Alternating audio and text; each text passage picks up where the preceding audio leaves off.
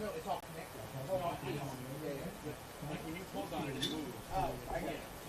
was just going to say, we have lots of South Africans in the town I just moved from. We followed grandchildren, but Laguna Beach. It's a kind of cliffy coastal town, and it's supposedly, I've never been to Cape. Some of it's Cape Town. But it's supposedly like I've heard that a lot.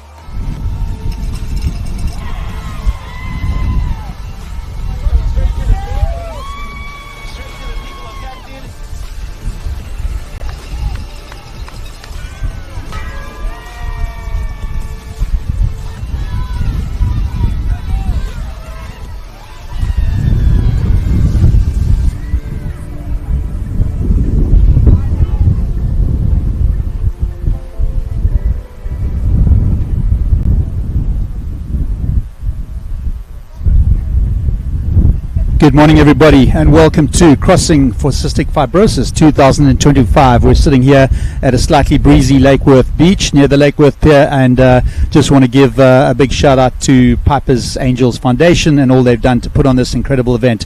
Sitting next to me is Kristen Thomas, and I'm going to allow her to just let us know who she is. Great. Well, this is exciting. I'm the newbie here. This is my first time at this event, but I have been hearing about it, the passion, the love, the persistence doing this amazing 80-mile crossing. I met Travis way back, actually at Surf Expos, when he first was getting this going and forming Piper's Angels Foundation. Have always threatened to come and do this, have never made it, but still would love to do that. But I'm a passionate paddler since 2010, race all the time, also really involved in lots of different organizations and trying to organize this sport, this activity that we love so much. And you, Kelly, what's your background? Well, my name is Kelly Hilton Green. I've been involved in the local paddle community for the last 9 or 10 years. I have taken on the paddle of the crossing twice, once as a 2-man team, once as a 4-man team, and I have to say that all those paddlers out there today are certainly feeling it. They've watched most likely a wonderful sunrise over the ocean, put in months and months of time into the preparation for this, not to mention all they're doing for food, etc., everything they need. But I've been paddling races. I got involved with cystic fibrosis with a student at my school. I work at the Pine School in Hobe Sound, and we had a young student who has cystic fibrosis and involved in some minor events supporting him. And one thing led to another. As I started paddling, I met Travis, and here we are a few years later. Yeah, amazing. You know, cystic fibrosis, such a horrible disease. And yet salt water and salt therapy are such a big part of it. So if you don't know, it's a really natural partnership between, being on the water and what's going on here. But Travis, of course, has a even closer to his heart reason, and that's his daughter Piper, who we've watched grow up through this event. Well, we feel like we're all part of the family here. I guess the paddling community in the United States, certainly South Florida. Everybody's met Travis down here, and certainly putting on something like this, an international race. Piper's an incredible kid. I think she's going into her senior year and is living a very fulfilling life. And I think is cheerleading, does some paddling with Dad as well. But again, it's that natural curing ability of the salt water. I think that they discovered in Australia first. It was helping cystic fibrosis warriors or patients, and that was helping them live a really incredible life. And so this has been one of those pushes for Travis. Yeah. I'll probably get back to some things that for those of you in this family are redundant, but this has grown into such a cultural event, everybody who's coming across has probably been over there since Thursday or Friday. All kinds of amazing activities happened over there, right? Trash pickups and rose ceremonies and I think they want to be part of the community and understanding that their impact on Bimini, certainly in the Bahamas, is also going to be a positive one. The trash pickups, the get together at Radio Beach, certainly the paddle art ceremony, the rose ceremony that they do out there is really a really moving ceremony honoring those that have sort of unfortunately succumbed to this disease. So again, we're here to give some advocacy, put some word out there about cystic fibrosis, and certainly a big thank you to all the sponsors and anybody that's helped out with this event. Celsius being one of our biggest sponsors, we certainly thank them. Nothing like a Celsius to help you get some pep in the morning, so I appreciate all that they've done. What about yourself, Kristen? You enjoy a Celsius in the morning? I haven't had one yet, but we appreciate them as the title sponsor for some years, and I guess involved even before that. Lucky to have them as part of this. I want to jump to the weather just because we had a little bit of a late start. I'm not from Florida, I'm from California, but I love that a deluge can come through for 10 minutes and everybody has to cover up everything and then it's over. And we're back to kind of a mixed sunny sky conditions. So new to this event, but what I'm seeing right now is an onshore breeze coming from the direction of that they're coming from. So this is pretty ideal if you know how to handle downwinding, right? I think they've had a great start to the morning. I think the wind wasn't too high last night as they got going. I'd imagine they would have got all the way to the Gulf Stream with fairly good conditions. It's an east-southeast wind, which certainly is onshore here, which will be pushing them from South Bimini directly towards Lake Worth Pier. We also want to thank the city of Lake Worth and the mayor for all of their support to this organization over the years. It's just a wonderful home for this event. But I know last year we did have somebody else helping out with our weather. We had Kate Wenzel, a local weather lady. She is paddling this year, so we look forward to getting her report on how the conditions I saw were. her name on that live feed. Well, right now we're going to jump down to the beach. We actually have two other commentators that you're going to meet right now. Greg and Victoria, to you.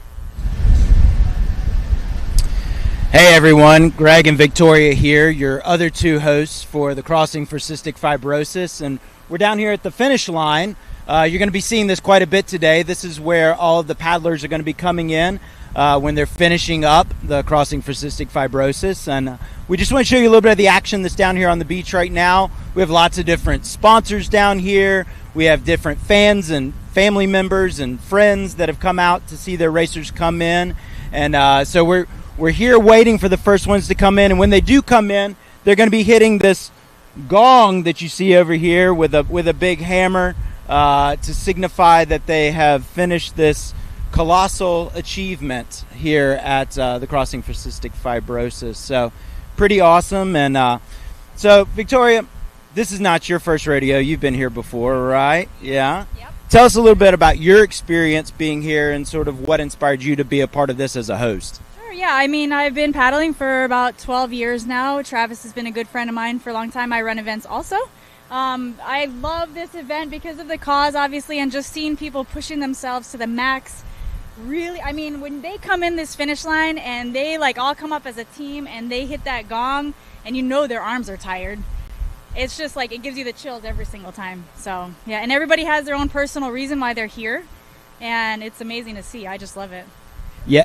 It's really cool. This is my second year hosting, and last year was, I'm sure they've already talked about it up at the tent, but last year was a little bit different with the delay that we had, and I think everybody was even more exhausted because they had to be tense for 24 hours wondering, are we going to go, aren't we going to go, what's going to happen? And people got to the beach and they truly were so exhausted, and you would suddenly see this like surge of energy that would hit them. They would realize, oh, I gotta use this hammer right now and hit this gong, and suddenly they would find like the will to pick that thing up and swing it as hard as they possibly could. And it was really cool. It made everybody a little misty-eyed every time somebody would come in. So it really is just a super neat way to finish a race, an event, whatever you want to call this. Some people are racing it, some people are doing it simply for the challenge, and some people are just doing it for the cause.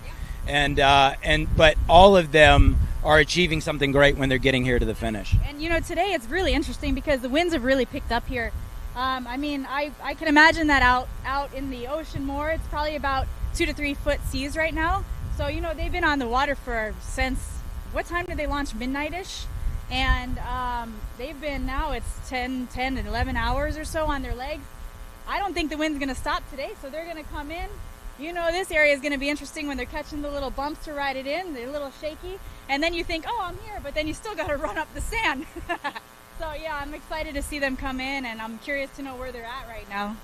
Yeah, it's super exciting, and we're going to be out here all day long. We're going to be kind of moving back and forth. Some of the four of us will be down here at the beach. Some of us will be sitting up at the commentator's desk throughout the day. But we're going to be giving you all the play-by-play on what's happening, everybody we're seeing coming in.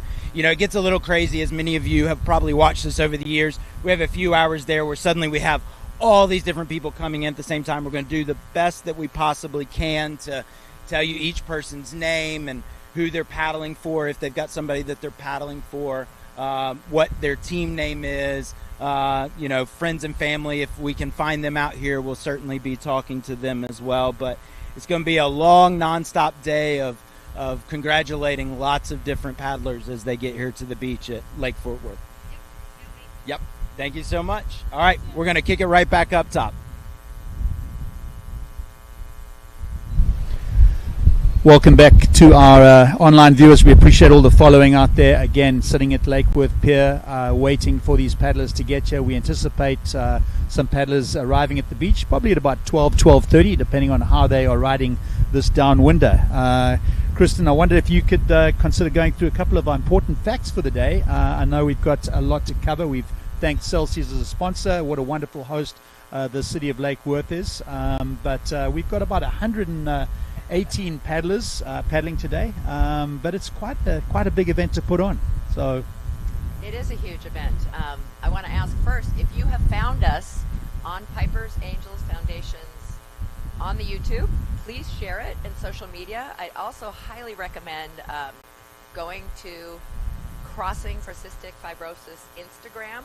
I was going through the posts from last night. It's just amazing what they go through. There's fireworks and the prayer circle, and the send off, and there's all kinds of really neat stuff that you can see people have posted and they've reshared.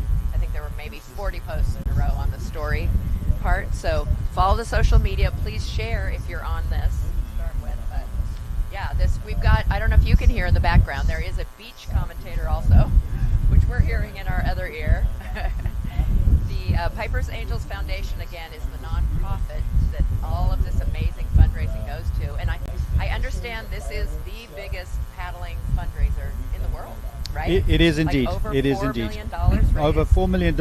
I think Travis and his crew started this in 2014, just as four buddies trying to do something to raise funds and awareness for those who have CF, and certainly Travis's daughter Piper. And since then, it's become a really big event, one of the biggest, certainly fundraising events, but also biggest international event across the paddling community. So we appreciate that. Again, just a big thank you to everyone involved. We've just had a bit of weather come through earlier. Things are looking sunny and breezy at the moment, but we hope that that this lasts for the duration of the day. Yeah. Lots of great facts about, like you said, this initiative and all that they have done. They call those participating crusaders, right?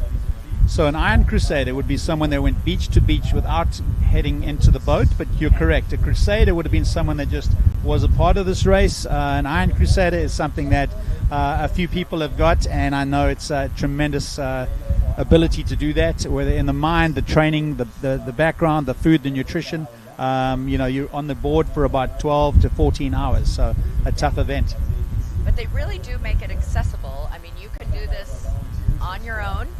You can do it as a team of 2, a team of 4. You can choose whether you're doing it recreationally or competitively. But I'm so excited. It'll probably still be a bit before we see people coming through the finish line, but there's a really neat sort of tradition that comes with along with crossing the finish line. And I know if they're a team, they try to get off the boat, I believe, and come in together. So they'll do it a number of different ways, and we look forward to watching them make that choice. We've had paddlers jump onto their own boards, come in together, or jump on one board, come in together, and cross that finish line. Certainly get a medical checkup, and then and hit that bell, which I think is such a big part of that. I think it's a incredibly emotional race, this, and you're doing this for others who are suffering, or other families who need some help, and that makes the why a lot easier in something like this. When you're out there facing heavy winds, high seas, all of it, you can dig deep to know that this is not just for yourself. Yeah, absolutely amazing. They are GPS live tracked, so besides being able to listen to us as we invite people to the finish line and get to interview them and talk to them, you can also track where people are. So that is at I think it's on the Piper's website. Angels Foundation that website, one's on the Crossing For Cystic Fibrosis. Yeah. Yeah. And you'll We'll find double that. check that, but it is wonderful to see where they are. I will, they do put people in order of place on there, but I'd say it's a little difficult to know exactly where they are until they reach the beach, because depending on the route you take, the Gulf Stream can push you further north. You think you're doing really well, then you have to come back in. But it's a wonderful event, and it's a great place to follow your loved ones where they are, where the teams are. They have very cute little icons of a little paddler. I noticed, even though a majority are stand-up paddle boarders, there's some prone paddle boarders in there. There's a kayak, at least one in there. again, they're flexible and want this to work for you if you want to be part of this really special event. I think they've done a great job of inviting any paddlecraft that want to be involved. I know during the time that I've been here, we've had an OC6 team complete the crossing, and that was a big undertaking just to get the OC6 across to the Bahamas. Casey McCulla is doing her prone this year, and I think a new mum has trained really hard, lives up fairly near to me, so I see her on the water. No matter what craft it is, she does an exceptional job. Yeah, and we might as well start talking about teams. So she's Against All Odds is the name of that team of 3. And so they have with them a young lady, Riley, who, if she finishes this, will be the first person with CF who has ever done the full crossing. And then Lindsay, who's also done this crossing in multiple ways, multiple times. She, together with Casey, have Aloha Athletics. The 3 of them are getting, the 2 of them are helping Riley get across. That's fantastic. That is such a great thing to do. I know that we've had a number of CF warriors that have been involved in this event. I'd be lying if I told you the exact number, but I do know that it's really special to see someone that has to battle to breathe, to really put themselves through the paces to get through such an event like this one. So we appreciate it. Amazing stuff. We're going to take a quick break right now, and we'll be back with all kinds of great stories and information. I've been a boat captain on the Crossing for Cystic Fibrosis for 8 years. It is the most unique event in the world. Why? Because of the people. The people and the stories and the survivors and the survivor families make this just the most overwhelmingly positive experience you could ever be involved in.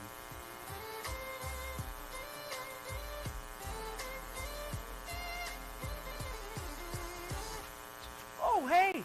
I didn't see you there. Welcome to our crib. I mean the Piper's Angels Foundation office. It's a new spot. Come on and check it out. Here's our parrot, Mr. B. The spirit of Jimmy Buffett lives on.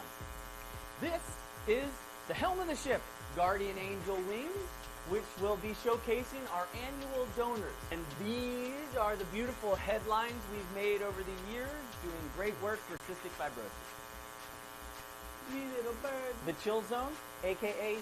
Future Podcast, a.k.a. Tea Time with Travis. I don't know if we have time. The Award Zone, the heart of the community awards. This one means a lot. A little Palo Santo to make the vibe nice. We've got Casey in Kieran's office. Shh. This is the quiet room where we take naps. I nap right over there. Tati and Kemper's office. And this is where the magic happens. The board quiver. The jewelry station, we got our hardware here. Solid brass. Who drank all the Celsius? Can we get more Celsius over here? You guys are still here? Come on. It's time to go. Peace out, Cribs. Get out of here. Did you know that indoor air can be up to 5 times more contaminated than outdoor air? Imagine if you were struggling to breathe with a lung disease like cystic fibrosis. Often people with CF are doing multiple breathing treatments every day to battle recurring lung infections. Don't they deserve to have a clean, safe home? That's why Piper's Angels Foundation was so excited to partner with Stanley Steamer South Florida and the Treasure Coast to provide clean air for healthier lungs. Stanley Steamer's top-of-the-line services go well beyond air duct cleaning. They clean the coils and motors where harmful bacteria, viruses, and allergens can live, and protect the entire air system with powerful treatments and new technologies designed to sustain a healthy indoor environment. As a family or a person with cystic fibrosis, clean air is really essential for peace of mind. If you're a CF family in the South Florida community and you'd like to benefit from this opportunity, we would love to hear from you. Piper's Angels Foundation, CF families empowering CF families. Inspire every breath.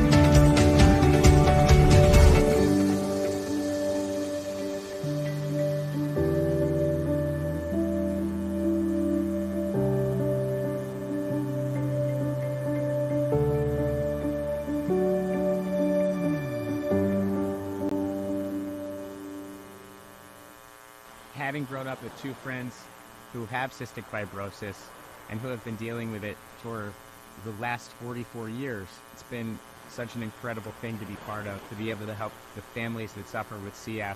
So Diamonte is so proud to be a sponsor of the Fibrous Angels Foundation, especially of the Crossing. Just seeing what these donations can do, what a difference it can make in the lives of the families as well as the patients affected with CF, and what it can bring to the community, whether it's education, whether it's events. So the Crossing's definitely impacted my life on a personal level. This will be my 4th crossing this year. It's definitely made me a healthier person, having done it a few times now, just knowing how much it gives back to the community and how much it impacts the lives of the patients and families with CF. It just makes me want to be part of it even more.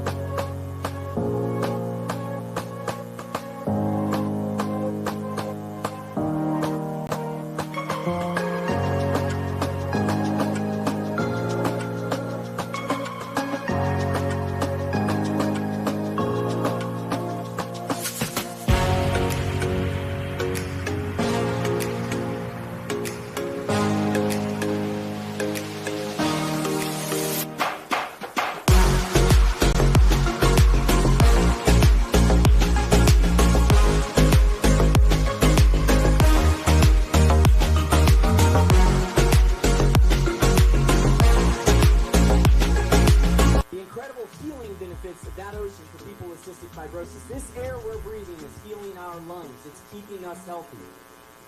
And that is what you're about to paddle across. Starting something that can have a massive impact and creating something bigger than yourself that can leave the world better than it is now for future generations. What I want you to remember, and I say this all the time, is the Crossing community. You are what has built this foundation into one of the most impactful grassroots organizations in the world for cystic fibrosis. We're able to get a bunch of people that are already passionate about helping others, helping the environment, and we wanted to get them out there to clean up plastic and also give back to Bimini and the Bahamas. Thank you for coming clean us up. Let's have a great rest of the event, yeah? I add buoy to my morning cup to round out my energy. These liquid ionic minerals balance out the caffeine and keep you grounded. They're unflavored and sugar and sweetener free. I also dose a few times throughout the day to keep my energy stable. I love how hydrated they make me feel. It's the easiest way to get your electrolytes and trace minerals in. Try them risk-free at justaddbuoy.com and add them to your drinking rituals. I've been a boat captain on the Cross. Good morning, everybody, and welcome back to our coverage of Crossing for Cystic Fibrosis 2025. This is an event that has obviously brought a huge amount of advocacy and support to CF families. The organization itself has raised over $4 million for families in need. One of those big parts of that is working as a community, and we have with us today, we have Samira Sand from Celsius, who's the trade show coordinator, and what a big part they're playing as our major sponsor this year. And I just want to ask, I guess, how did you get involved with the Crossing and perhaps Celsius, because it's a wonderful drink? Yeah, of course. Thank you for having me on. So my boss, Paul, he's been a big fan, and he's really good friends with Travis and Tatiana. So they've been involved with the event for, I think this is our 4th or 5th year doing the event. So we've been a part of it for years, and I'm new to the team, so this is my first year being a part of it, and everything that I've seen so far today is just amazing how it's all put together.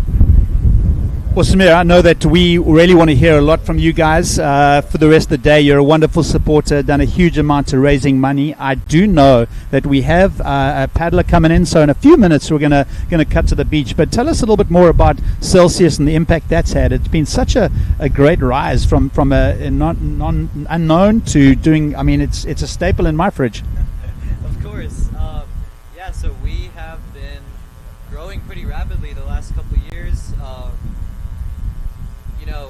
now having new flavors coming out every year, and it seems like the community loves them. We're just getting more and more love every year, and being in this area, having this local event right here, it's such a cool thing for our company to be able to give back to the community, you know, in something like our backyard right here in Lake Worth. So happy to be a part of it. All right, guys, I think we do have someone coming ashore. I think we're going to take a break and go to the beach. Thank you, Samira. We look forward to hearing more about you later in the day. Yeah, thank We'll keep talking for a few minutes as our paddler comes in. But if you can't hear, we have bells on the beach. We have someone getting across that line. I imagine she's extremely happy to hit sand and is just an impressive conquest of that ocean. I mean, bold in the face of fear is what they say. As we think about those with CF battling to breathe, doing that, you're going to battle to breathe out there. So are you into paddling at all, Samir? You know, I do like paddleboarding. I can't say I've ever competed in anything to this, you know, level before, but, you know, it's definitely a challenge that I would love to take on eventually. Maybe next year, maybe, you know, we'll see, but I do like paddleboarding. Well, we look forward to having you on the board. Come up and paddle with me anytime. I'm going to cut and take a break and head you down to Victoria Burgess on the beach.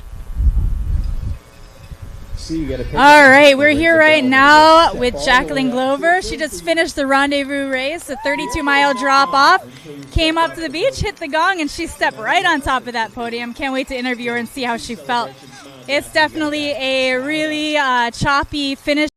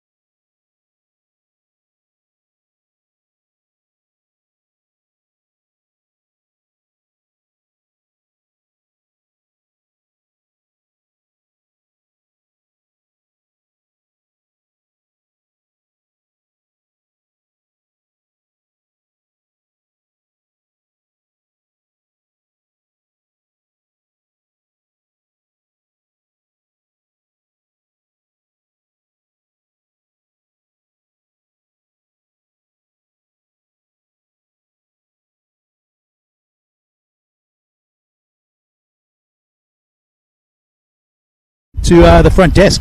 Thank you. It's good to be sitting up here. A little bit of shade. Everybody else is down there at the beach, enjoying a few more of our paddlers coming in right now. I think our paddlers coming in right now are mostly part of the, I would say, shorter race. Still a very impressive mileage, about 32 miles this morning for a rendezvous race. Greg, tell me about your history in certainly running type of events like this. Yeah, so I put on a few races that are long distance, similar to this. I've got a race here in Florida called Last Paddler Standing, which is a timed event that we actually have multiple people from the crossing that have participated in that over the years, as well as the longest race in the U.S., Great Alabama 650, which is a 10-day, 650-mile long race. So I get really excited about these long-distance paddle races and seeing people push themselves to the extreme. Greg, talk to me a little bit about one of your paddlers. I believe Lindsay finished the 650, I think, in first place this year. And would you like to give a plug for that race and how she did in that? Yeah, Lindsay Tilton, who's out there right now, is she has both been the first female sup finisher of Great Alabama 650, as well as she holds the loop record at Last Paddler Standing. So she is she's quite a beast. She's great. But we've had quite a few that have either done one or both of those races over the years, and but she holds those records right now. Greg, we're going to love to listen more about that in a few minutes. We're going to go back to Victoria at the beach for some interview work down there. Challenge under perfect conditions, a big challenge under these conditions. Bringing a all right, everybody, we are here. Michelle, we're here with Michelle. She crushed it. How are you feeling? How are you feeling? A little disappointed. The ocean and the weather just wasn't having it today. but we raised so much money and we get to help so many families. And the experience in Bimini with the paddle family, the crossing family, was incredible. As a first timer, I'm just so proud to be a part of this community. I am so proud of Piper's Angels Foundation and what they do. So all in all, it was a success, even though the ocean wasn't having our paddling today. So we win. Yeah, you win. You totally win. I mean, that is no joke out there. Like, how are your legs feeling? Well, it was 4 to 6 feet out there, and we had to get off the water because of weather, so we're really tired. Yeah, and I mean, your family's here. You said your nephew is here supporting you, and the cause, which is amazing. So awesome job. Are you going to be back next year? I'm not sure yet. That's a yes. That's always like a, why am I doing this? Why am I doing this? Okay. Super proud of you. Hey, I am paddling for Aubrey Rose and Mackenzie from the Water Community and just outside of Orlando. So you put rock on, girls. Effort. All these paddlers train super hard all year for this event. Whether you do 1 mile, 10 miles, 5 miles, 200 miles, you're out here for your friends, your loved ones. 8 months she trained for, and so thank you guys. That's great. Yeah, we've got some more paddlers coming in. She hit the gong. Did you get all your stuff? These beautiful trophies. Love them. She's waiting for her team to come in. They are about ready to finish. They're kind of coming in through the break right now. The waves are actually picking up, kind of. We're going to go ahead and greet them over here in the finish line with Kristen Thomas here. Here we go. Give us a little what's going on. I believe we have the Viking Valhalla team, right? That includes Travis. Yes. Antilla, he is one of our sponsors from Chicken Cock Whiskey. And then we also have Team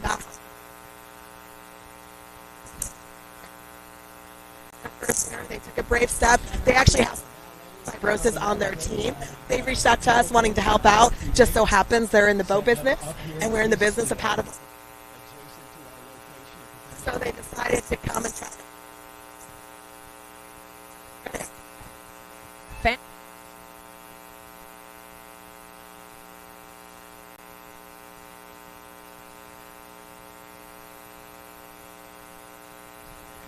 Travis Sweet, of course, is the founder of everything. This event, Piper's Foundation, named after his daughter. And I love Travis. I mean, he's been doing this for so many years. You know, when he first did it solo, and it's awesome to see him joining these teams and supporting the community in so many different ways as a leader. Just being out there and having his knowledge on the ocean to help these paddlers come in across the finish line is what a great experience for everybody all around.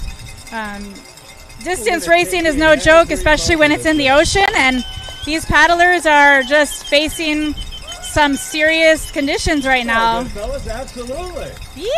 Welcome, beachside. All right. And they look definitely tired. All right.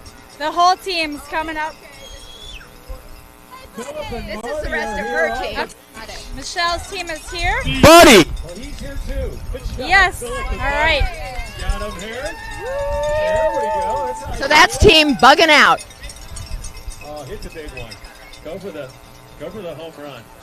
Oh yeah. I wonder how much that mallet weighs. It's all you, buddy. I mean, that thing looks like. How much does that mallet weigh, you think? I don't know, but that seems like the hardest thing to do to me when you're exhausted. Lift up a mallet. Later on, when everybody's out there even more hours, sometimes they drop it. Well done, guys. Yeah. Off to the podium, off to get sprayed.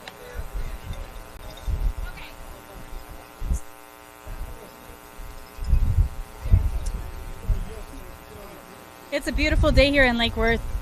The sun came out. It was a little bit rainy earlier, a little windy, creating some conditions. How did that feel? How was your experience out there?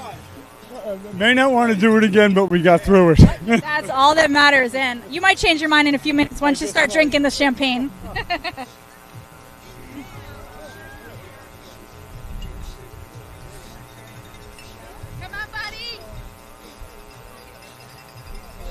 How's it going? How are you feeling? Awesome. Yeah? What was the most exciting part of your day today? Getting here. I love that. Getting here was the most exciting part. I think that's the most exciting part too. we are waiting for Buddy. He looks like he's having a good time with Team Buggin' out here, landing on the beach.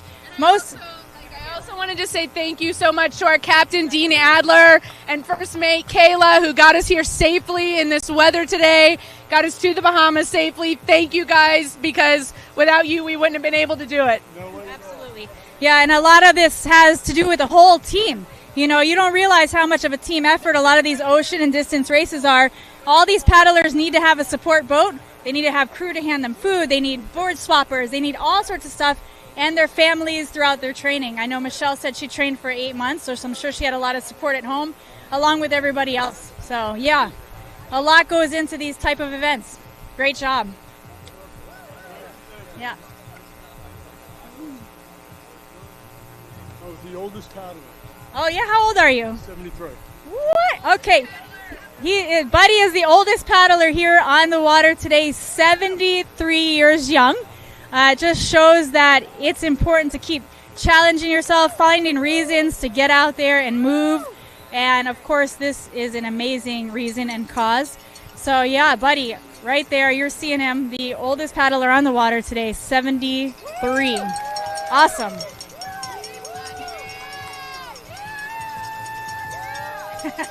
Looks like Michelle's about to get sprayed.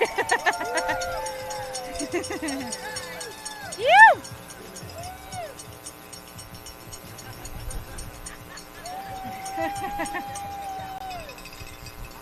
Awesome. I love seeing this.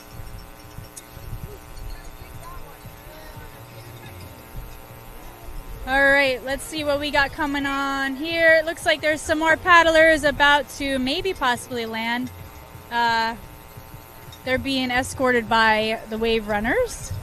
There's an awesome crew of wave runners, and you can see the boats out there that are kind of escorting people in. They're going to be going in and out all day long through these waves. Looks like it's about low tide-ish, so the waves are kind of breaking a little more on the sandbar right now. Later on in the day when the tide comes in, it might not be as difficult to get off the board, but it always makes for an interesting finish when you have tired legs and people trying to make it in. The spectators have to have some fun too, you know.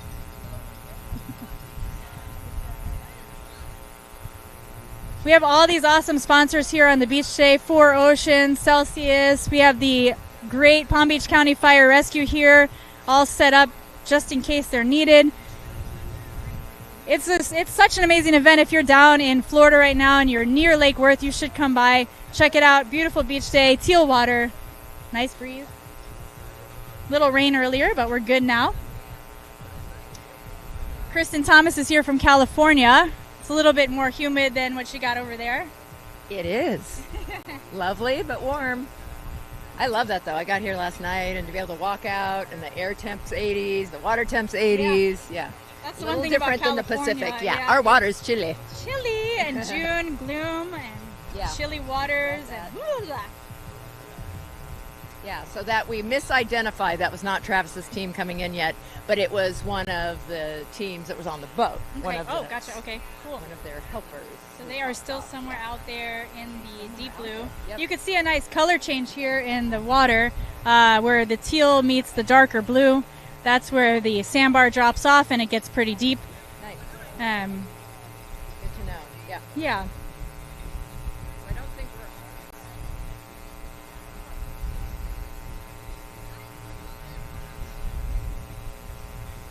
So if you look out in the ocean, there's a lot of whitecaps out there.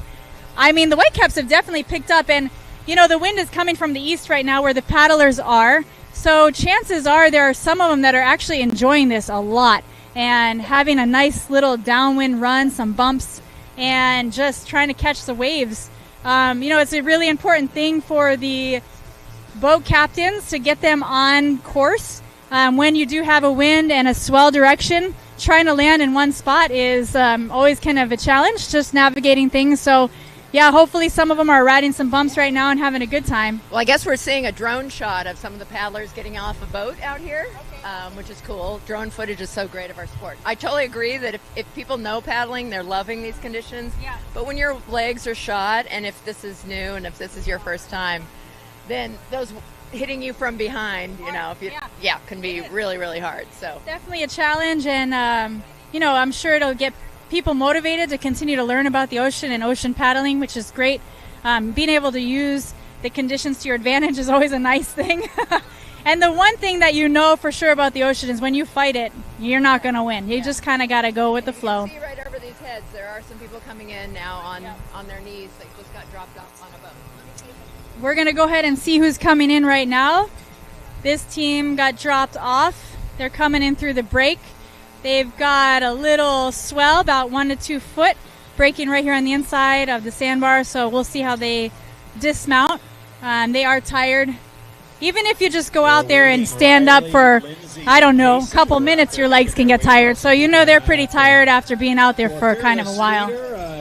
So here they come. Woo! Look at that. Booty slide. So it's a combined team. It's Viking Valhalla boats with Cosmic Creators. Cosmic Vikings are coming in now. This is the joint team we were talking about a little earlier. Looks like they got a tandem group coming in on the same board, and they're going to paddle in. Woo, they got a little bump. Look at that. All the way in. All the way off the board. Feeling probably pretty good in this heat. Getting a little nice dunk at the end.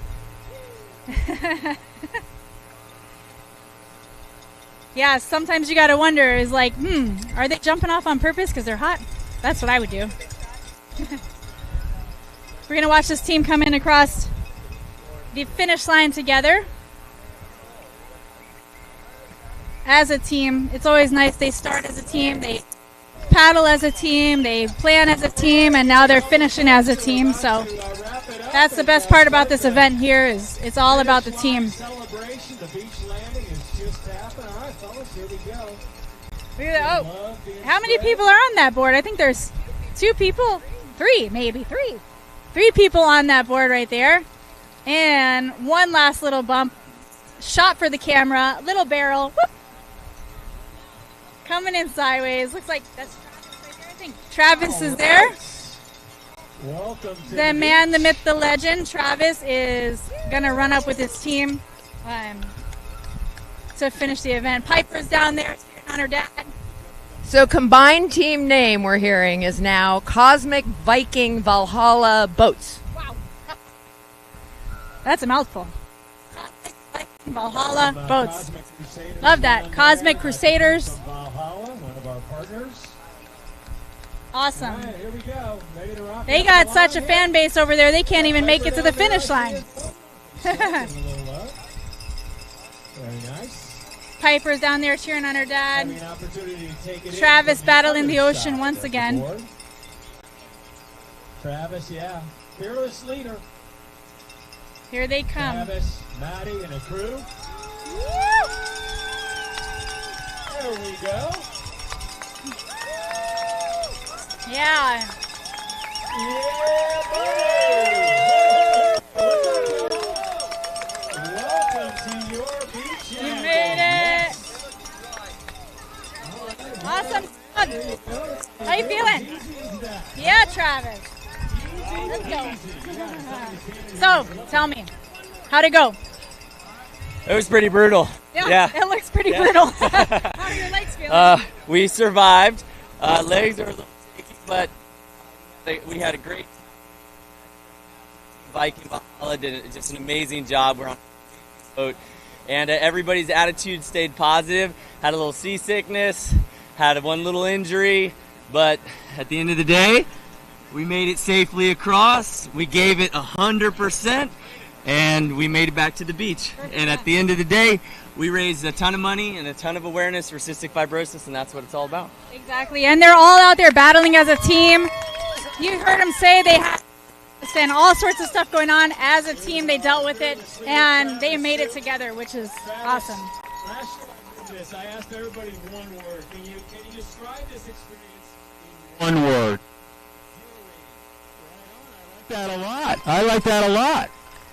We agree. Well done. Well done. Time to ring the bell, maybe. I don't think it's used enough, actually. Fearless leaders, fearless daughters here. I know. What is up? How are you doing? I know in previous years you've been a part of this. This year you get to be a part of it in a different way. Fun? Yeah, it's fun. I love being a cheerleader on the beach. Cheerleader on the beach, exactly. Were you able to go over to Bimini this time? Yeah, I was there the whole time. And what was the vibe over there? It was really nice. We got to go to the Sapona on Honeymoon Harbor, and it was really fun being with everyone. Were you the one who set off the fireworks last night to get all the paddling No, going? I flew back before the launch, unfortunately, but I did see it through video. You know, Piper, It's all about you, what your dad set up here. How does this make you feel? It makes me feel really grateful that everyone shows up for the CF community, and it's really not about me anymore. It's about the people who are still fighting. What more can you say than that? Well said. Well said. Awesome. Thank you very much. It's great to see you out here. All right, they are hitting away at the gong, is what we're calling it, the gong, with the heavier and heavier mallets. And woo! Oh, watch it go. So, that thing actually is really foam. Let's see, Travis. He's done this many times. Oh, he's getting for a running start. Oh, shoot. Woo! That was a big swing. Oh, yeah.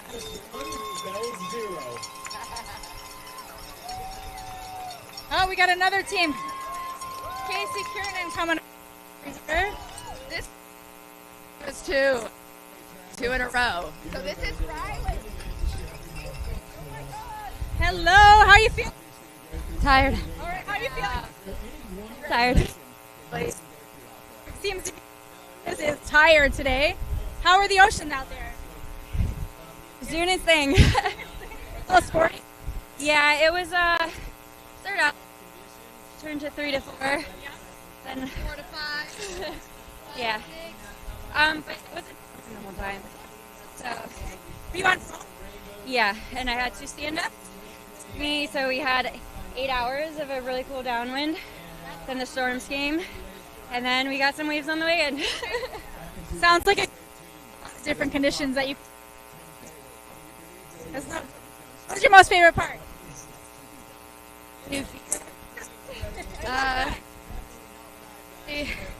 Watching my husband come up to me, say hi.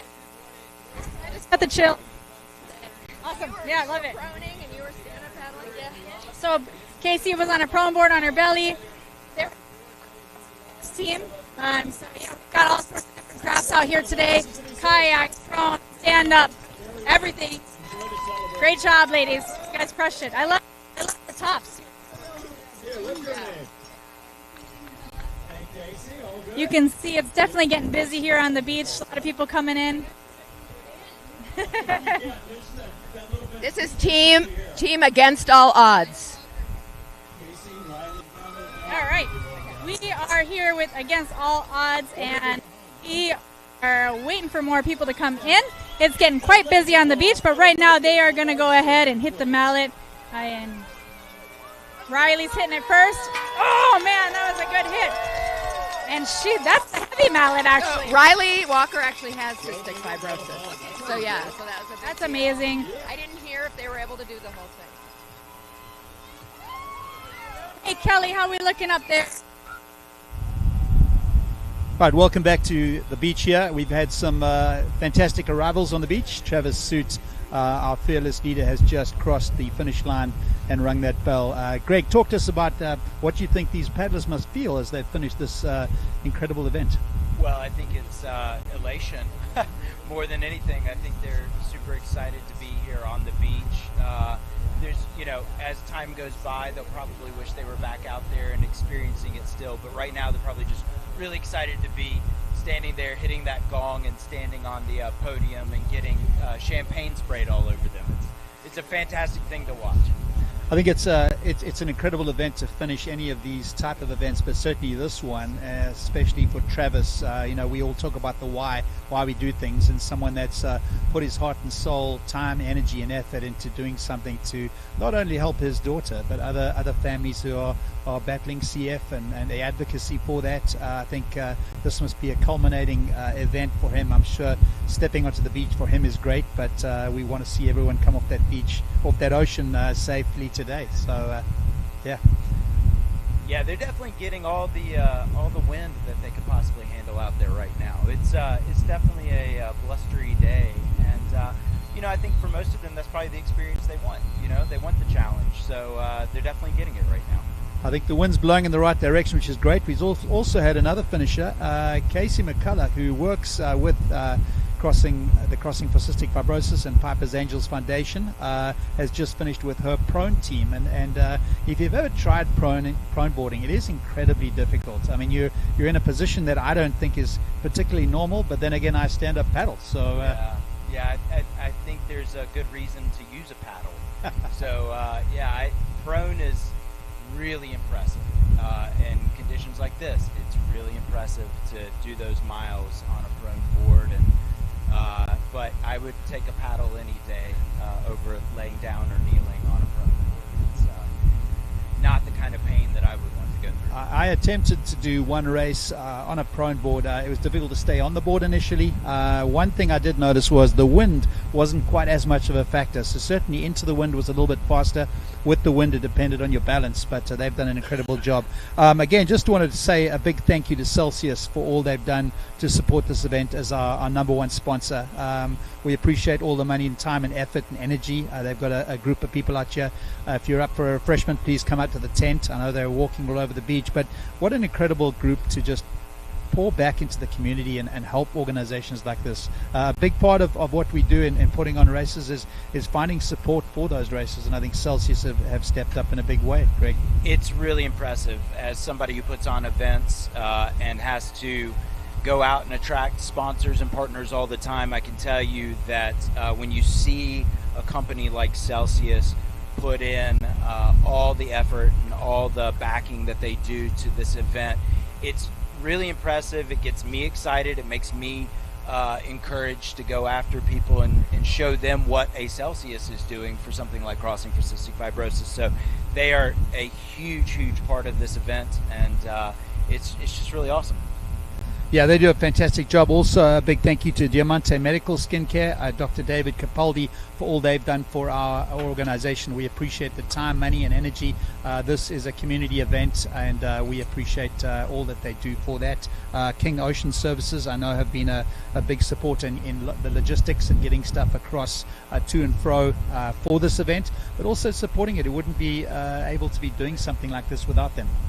Yeah, you have to understand there's very few races out there or events that are in multiple countries, and the logistics that are behind that, whether you've got 10 people or 500 people, is quite the endeavor. And so many of the things that you're not getting to see occurring behind the scenes are just well-oiled machines, and so many people are involved in that process of making sure that everybody can get to Bimini and then get back here to Lake Worth.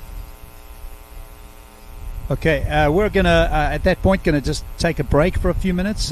Congratulations to all those paddlers finishing the crossing.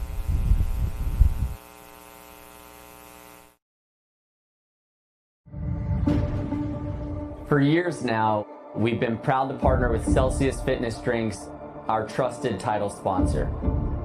Celsius Fitness Drinks are more than just a refreshing way to quench your thirst. They're a delicious and healthy way to fuel your active lifestyle with no sugar and no preservatives.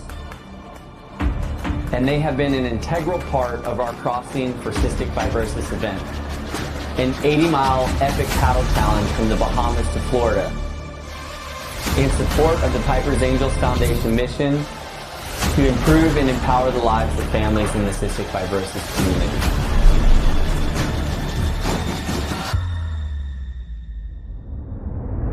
We couldn't have done it without Celsius, and we are so grateful for their unwavering support year after year. Whether we're out on the water or we're back on land, Celsius helps us stay hydrated, energized, and ready to take on any challenge.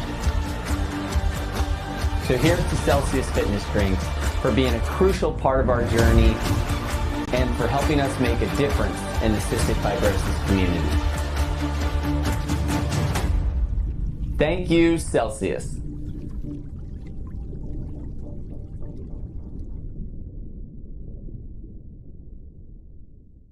If you've wondered what we mean when we say bioavailable, then this video is for you. My name is Kristen and I have a series called Hydration University where I teach you everything that I've learned about hydration.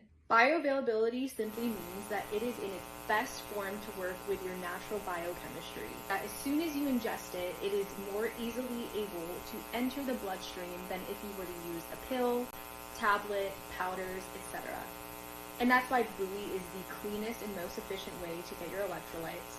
There's no sugars, no sweeteners, it is most bioavailable in its liquid form.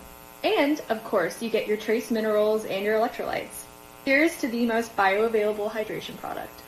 Starting something that can have a massive impact and creating something bigger than yourself that can leave the world better than it is now for future generations. We're able to get a bunch of people that are already passionate about helping others, helping the environment, and we wanted to get them out there to clean up plastic and also give back to Bimini in the Bahamas. Thank you for coming clean us up.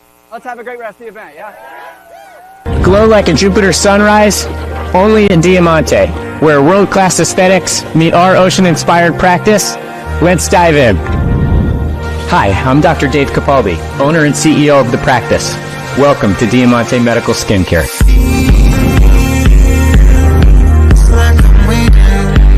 Feel your best from the inside out with our bespoke vitamin IV therapy.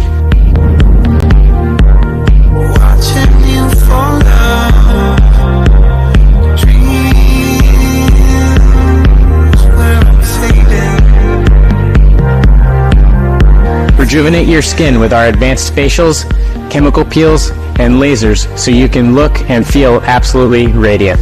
So free my mind, all the talking. This is the room where all the magic happens. This is where we do our profile balancing and we smooth away wrinkles and we reverse time for you to make you look and feel your absolute best.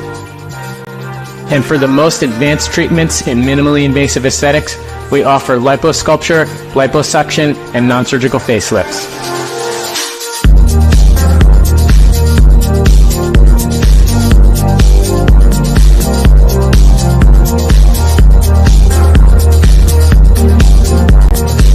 Feel youthful and energetic with personalized hormone therapy. We address fatigue, changes in weight, and we create a customized plan for your optimal hormone levels. During your consultation, we'll create a customized plan tailored to your specific needs, ensuring optimal hormone levels for both men and women. Book your private consultation today. You can call us at 561-270-4478. We can't wait to help create a more radiant you.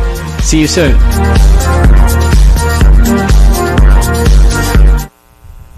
Welcome back to the Crossing for Cystic Fibrosis live broadcast here in Lake Worth, Florida. I'm joined now by Emily and Carly with Elite Infusion, and they're here to talk a little bit about their involvement with the Crossing for Cystic Fibrosis and really just your experience here today. So tell us a little bit about your business. Tell us a little bit about your what you're doing here for the Crossing. Yeah, so we're a completely mobile IV company. We are from Vero Beach all the way down to Fort Lauderdale and trying to expand across the whole state of Florida. We've only been a company for about a year and a half now. We started with the cystic fibrosis team last year. We did a lot of pre and post IVs for all the competitors, but this year we get to be here at the actual beach, and we do have a team that we sponsored. Team 80 Proof is the Elite Infusions team. That's fantastic. And for the Piper's Angels Foundation, we are doing 10% of the proceeds for the entire whole year goes to Piper's Angels. So not only today, but 10% for the whole next year is going to the foundation from all of our sales. That's awesome. That's awesome. So tell us a little bit about sort of the experience you've had the last few hours as we've been seeing some of these racers coming to the beach. Yeah, no, it's incredible. Carly and I were saying that neither of us could ever do what they're doing. I wouldn't last an hour on the water, much less 12 hours. Overnight. Yeah, so it's really crazy. We're both actually pediatric ER nurses, so we firsthand deal with cystic fibrosis, so it's crazy.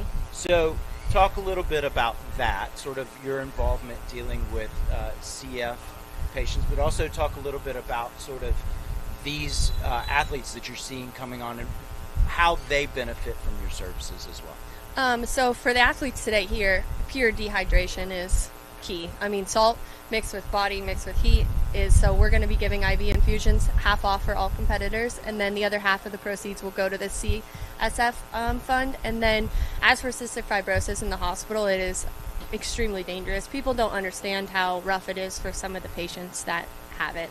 So it's a great foundation to be donating to. Yeah, and it's the whole reason we're here. It's Yeah. the entire reason we're here. I mean, you know, it's a great event that's being put on, but if you don't understand the reasoning behind it and these warriors that are dealing with CF and what on an they're everyday going through. basis, yeah. Yeah. And their families. Yeah. Talk a little bit about that. Sort of talk about the not just those that are dealing with it, but the family experience and sort of what you see as a result of that as well. Sure. So I mean, the families of the, you know, people who have cystic fibrosis, they have to be really careful about who they're exposed to, because they don't want to bring something home to them. Say a cold or flu could be like absolutely devastating for someone with cystic fibrosis. So they have to be just really cautious in their everyday life. And you don't think of that unless you're close to it. Right. It's one of those situations where it's not just impacting the person that has it, it's impacting everybody within their circle. And bringing awareness, as this event does, is pretty crucial. And having partners that are involved that have an actual, you know, involvement with it is really crucial to helping to get the word out, but also to showing, you know, your support of an event like this. Yeah, no, we're really excited to be here. We're glad we're here. We will also be doing IVs this week for any of the competitors at the same rate. So sometimes the adrenaline is still happening out there, and then they get home and they're like, we need help. So we'll be around. So we can't talk you into maybe doing this event yourself next year, maybe getting on a team. And we have a team out there, and they will be out there. Your recovery. You don't, you don't think that you could be convinced to go to? It's Bimini. It's the Bahamas. How I'll could go. you not want to? Yeah, I'll go on my own. I will not be out there in the middle of the night. Yeah, you know what? More power to them. I agree with you. Okay. Well, I appreciate you guys coming up here. We're going to kick it down to the beach right now because we've got some more finishers coming in. So thank you so for much. having us. Thank you. We have another one of the Rendezvous racers coming in. So these are the guys who got dropped 32 miles out. We love this outfit. Haven't seen anybody in a suit and tie. It looks like the jacket sleeves are cut off. Absolutely fantastic. Woo! Did we figure out a name for this gentleman? Oh, he's got a captain hat too. Great. Woo! Go, Jeremy. Just remind us who you are. Captain Wilmus. Captain Wilmus. Now, Captain, you know, I was saying before when I saw you coming in, come on, looking on the live stream. What's with the get up here? I mean, I thought this was kind of a casual gathering. Oh, financial planner, man. I show up. Quick question. This is your planner hammer. Yeah. How long were you thinking about that line Yeah. there? Come on now. 7 miles upwind. Pedal on the left. Captain, you know, I've been asking people all day too, and I did this last year. It was fun. Describe your experience in one word. That was tough. Tough. Tough? Tough is good. I've Good had word. exhilarating. I've Yeah. had wild. And Yeah. tough. Yeah. Good. Love the outfit, by the way. Woohoo! Yeah. You like that look. Edward Jones, Puppy Startups. I want to know if he had that on the whole time. Does your captain hammer. Very good. Beach for the Crossing for Cystic Fibrosis. But yeah. Yeah, he does have his captain hat on. Curious if he's been a captain the whole time. So, as you've noticed, crossing the finish line, hit the hammer. We've got a bunch of fantastic volunteers here collecting chips, right? They're timing. Actually, there's two different pieces of electronics. The GPS and then the timing chip. Then we, let them catch their breath a second, but hoping they get up on the podium and celebrate them again. Bottle of champagne. Got Casey McCulla giving him a big hug. Comparing notes. So yeah, definitely a lot of white caps out there. He mentioned a side wind, which I haven't heard. You know, I think more downwinding at the beginning, but they definitely had a storm. What hit us here at 10 o'clock probably hit them just a little bit before, a big downpour. Why we started a little bit late. Woohoo! All right. You've got your bottle of champagne. I was chugging a water first. From our sponsor, Aquafina. Here he goes. He's got his medal. He's got his champagne. And up to the podium. If you haven't signed on to social media yet, this is the backdrop behind here. Gives you all the complete names. The Crossing For Cystic Fibrosis and Piper's Angels Foundation is the YouTube that we're on right now, live. Woohoo!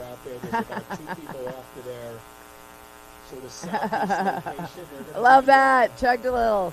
All right. Congratulations. You know what? Enough of that paddleboard. Let's just bring it on into au naturel.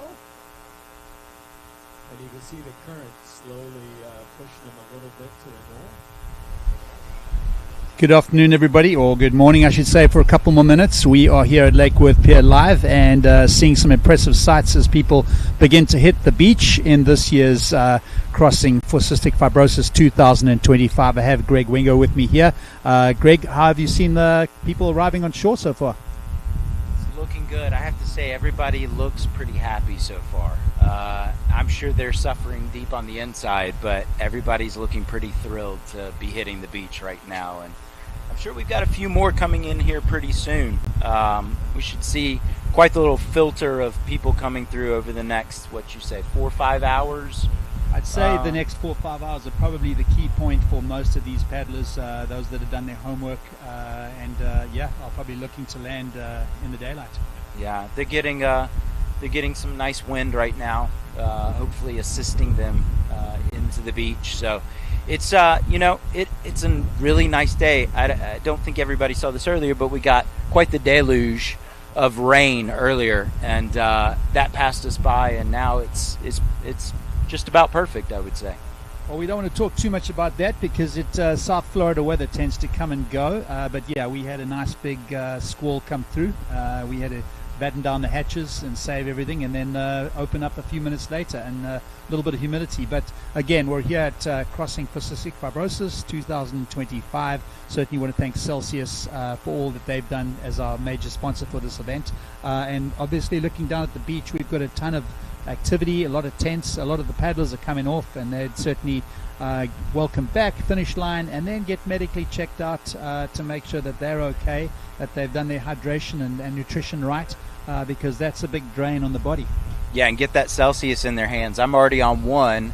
My goal is to hit 3 or 4 by the end of today, and I'm a quarter of the way there.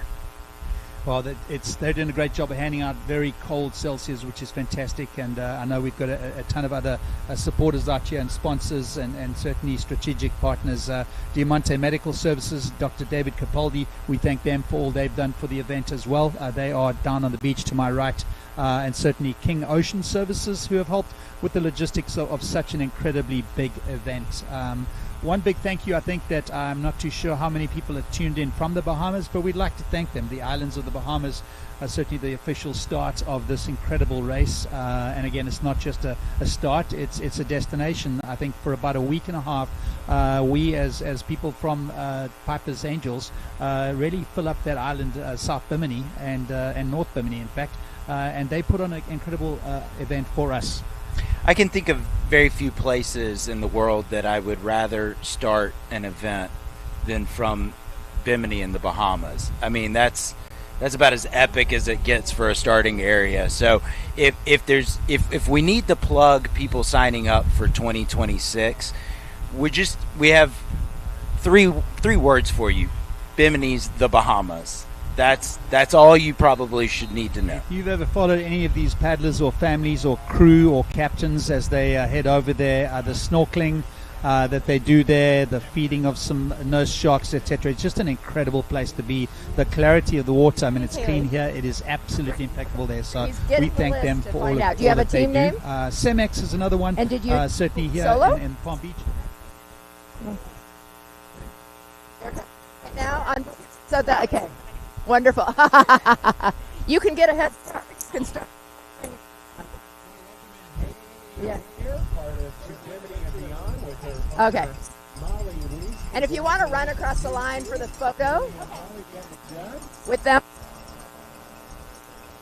here they are, a team of 3. They came across on boogie boards. Gotta love that. Recreational relay team of 3. Woohoo! Congratulations, ladies! Yeah! Go team! Boogie boarding at the end. How about that? Big smiles on their faces. I love that. All right. Rocky Mountain Rafts. Here, they got their kayaker as well, who was killing it out there in the water, let me tell you. Yeah.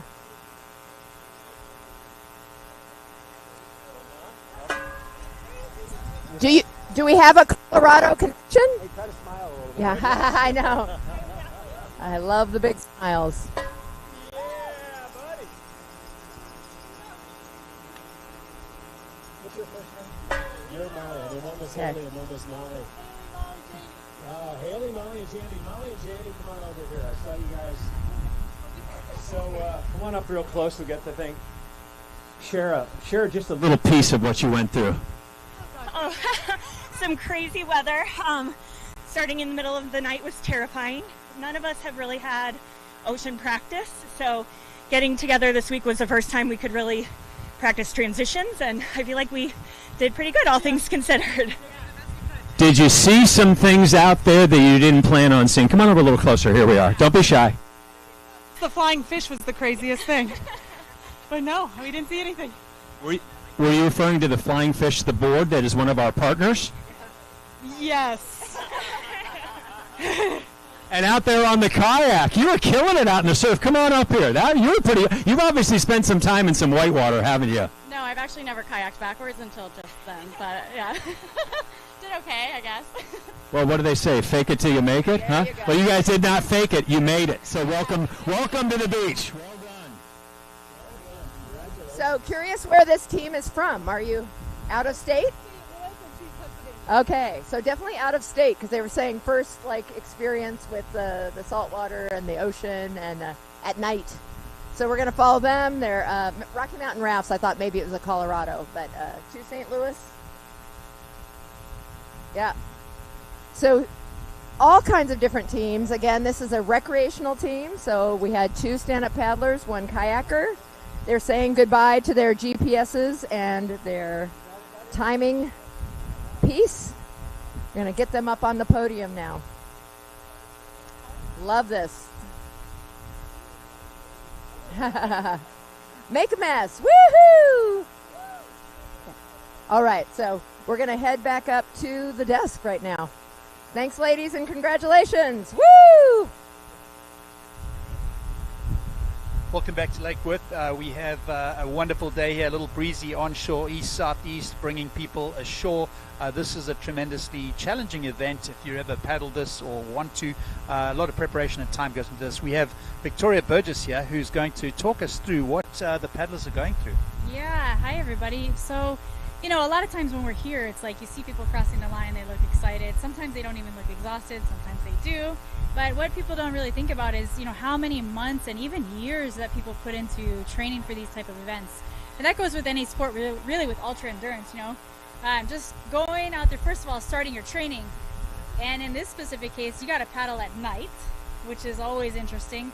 How do you see at night? And what I found from paddling at night is actually the lights actually make it harder to see the water. Have you paddled at night before? I have. Doing this event, we actually threw towels over all the instruments in the boat, so we couldn't see that. So we actually get darker to be able to get our eyes back to adjusted. Yeah, you would think, okay, maybe a little light on the water. No, when you are paddling at night, actually, your eyes get adjusted, and a lot of times if there's moonlight, it allows you to see a little reflection on the water. But when the choppy conditions like this, and I know that the paddlers were saying it started about 1 to 2 feet 2 to 3, and it's picking up even more at nighttime. It's really challenging to see what's going on, what direction are the waves coming.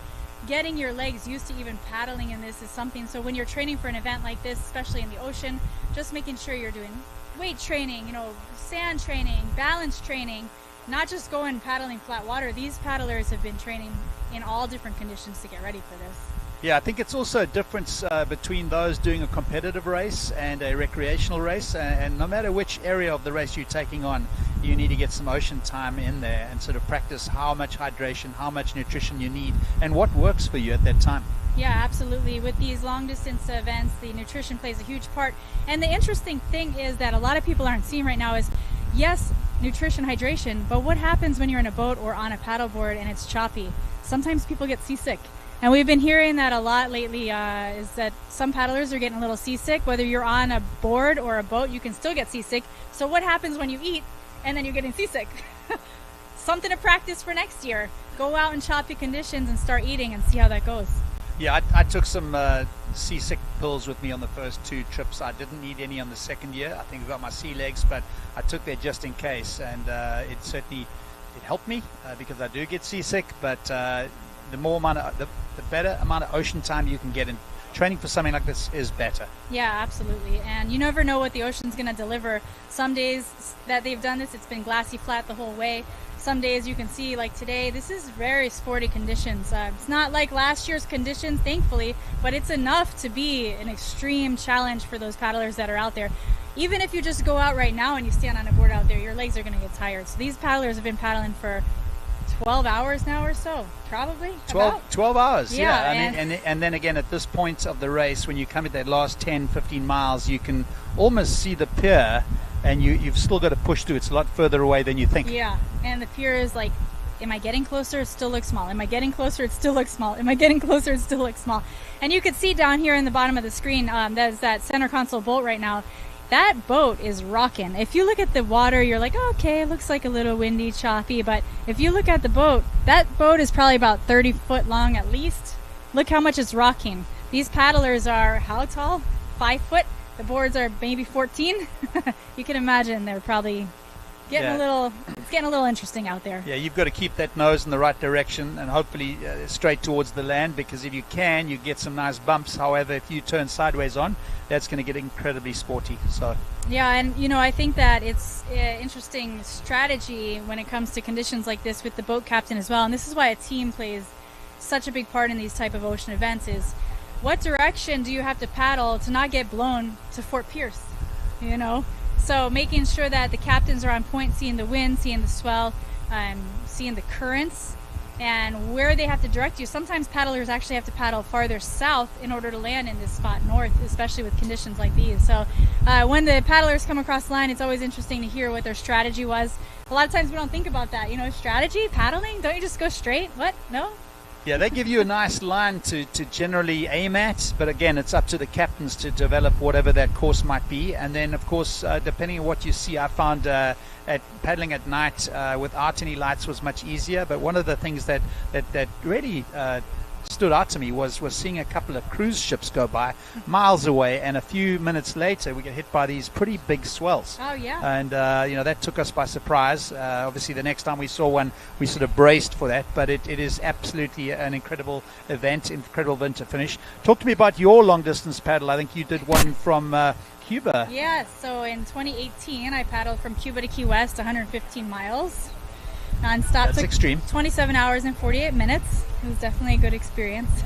How much training went into that, Victoria? I obviously trained for racing. I did Molokai to Oahu M2M beforehand, 2 years beforehand, so I was always constantly training, but it took about 6 to 8 months of specific training for the ultra endurance part, and a lot of eating training. I ate about 7,000 calories. That's one thing to really, these paddlers, like I said, you're battling like, I need to eat, but I don't want to puke with conditions like these. So what am I supposed to do? If you don't eat, you're going to get tired. If you eat, you might You know what I mean? So yeah, And definitely. Goo bars only go so far. I mean, you have a couple Yep. of those and you really start sort of taking on too much, and so you've got to change it. I found we put a bit of pasta, a little bit of chicken, salted chickens that we cooked the night before. They were good Yep. for us because you could eat nibble in small bits, Yeah. but really you were just, the hydration part was also a big one. You don't want to dehydrate out there or once you hit the beach. Exactly, yeah. I mean, I ate all sorts of things. Obviously, with an event like this, carbohydrates are your main source of fuel. So I was big on Oreos, PB&J. I tried pasta Alfredo. That was kind of messy. I had it all down my face. But yeah, just testing out different fuel sources is important. Putting hydration in your pack with electrolytes is important. And these paddlers are doing it now. So.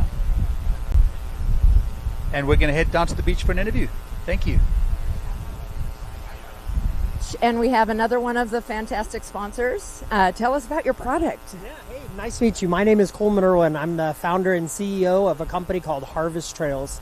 We're based out of West Virginia, or as we would say, Best Virginia. And so we work with local farms and orchards to source our fruit. We bring it back to our commercial kitchen. We triple wash everything, hand prep it all, put it into our freeze dryers, and then it takes about 3 to 4 days to pull all the water out, and then we package it up and ship it all over the U.S. This is freeze-dried strawberries. Sounds delicious. So what are some of your other types? Other things on our website, harvesttrailsco.com, and so we brought mango, and then we also brought some pineapple as well with us as well today. And so obviously I can't source local pineapple and mango in West Virginia, but the stuff that we can source, like our blueberries, black raspberries, strawberries, jalapenos, stuff like that, we source there locally and then bring it back to our kitchen where we prep it all and get it all packaged up and ready to ship out. Wonderful. It sounds delicious, sounds healthy. Yeah. Thank you for being sponsors. So it looks like a family business, maybe? Come on, all you guys, come on up. It's more fun. This is Sabrina. She's my director of business operations. This is Sabrina. Addie helps. Nice to meet you guys. And this is Addie. She helps run Hi. the production side. And your names? Hi, Hayden. And then my oldest son is Alex, and so he'll be the CEO. Hello. So, yeah, so we're based out of West Virginia, and we got the honor to help sponsor Riley Walker. And so that was who we were here to set up and sponsor and support, although we wanted to do all of, the folks. So this is our first time here. But, yeah, we got to be with Riley Walker, and we were so excited to be one of her sponsors. And so she's on our website, and so people could donate directly to her. We went out, and I went to businesses all over Maryland, Virginia, Pennsylvania, West Virginia, and we got put out our flyers that we made for to help raise money for her event. And anyway, we're just so excited to be part of this. I was an Army medic and an Army nurse, and so I got to work with kids with cystic fibrosis. So that's always like, what is the connection? You were familiar with the disease. Did you hear about Riley, or is she, Yeah, so my niece actually had connected us. They worked together, and so she sent me just cold out of the middle of nowhere, sends me this link for her documentary she's working on that's called Against All Odds. And so she sent it to me, and I immediately watched it and wrote back and was like, I want to sponsor this girl. And so she was like, well, she's my friend. And so I said, well, done. We're going to sponsor her. Oh, that's so special. And Riley came in, Riley Walker. She was in purple. 2 of her 3 team members came in. I understood there was a little seasickness, like heavy duty there for a couple of them. So one didn't, Lindsay, She did so well. I'm so proud of her. This is amazing. I believe it's the farthest a actual cystic fibrosis person has gone so far in this event. Yeah. Exactly. Yeah. So that was her goal, was to be the first one to do the whole thing. And so I'm so proud of her for this journey that she's been on. And it's really just an amazing thing. So thank you so much for being here. First year here, right? New sponsors. Woo! Nice. Appreciate it. Thank you. Thank you. Thanks. Good afternoon. Welcome back to the beach here at Lake Worth. We have with us Casey McCulla, who's just finished a prone crossing. Casey, I want to hear how that was. Well, on the beach, they asked me one word to describe it, and I said wild.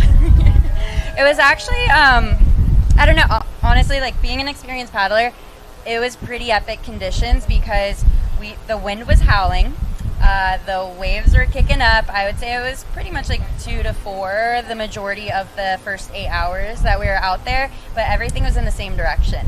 So if you like downwinding, today, like this was your event this morning, but there were storms out there and there was a lot of seasickness.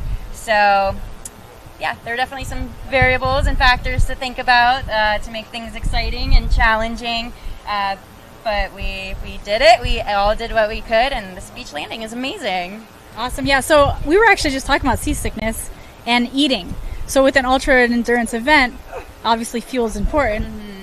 How do you feel like that affected your stomach? Do you feel like other people maybe, like, did you guys practice that? What's the thing? So when I prone paddled 2 years ago, I didn't eat enough. And then by the time the sun came up, I felt sick and I didn't want to eat. So I knew this year, eat as much as you can, like regular normal food to start with, and like the goose, the waffles, the gummy bears, all that, like save it for later. Don't load up on sugar. That's just going to make you more sick.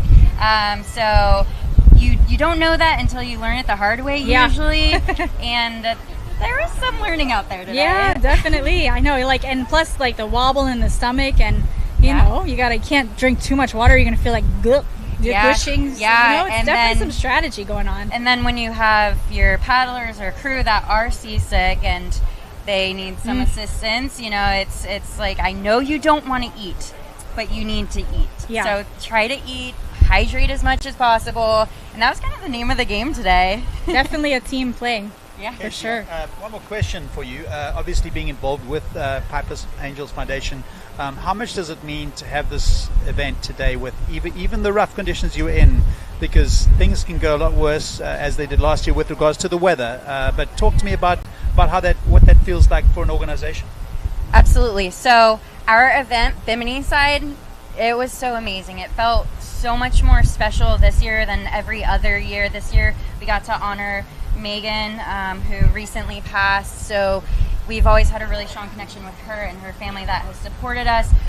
You know, we had quite a few CF paddlers, but a community of new individuals that were so excited about this event, that advocated so much, raised a lot of money, are understanding what Piper's Angels Foundation is really doing, and just so excited to come into this community, get to experience all the events there, all the fun.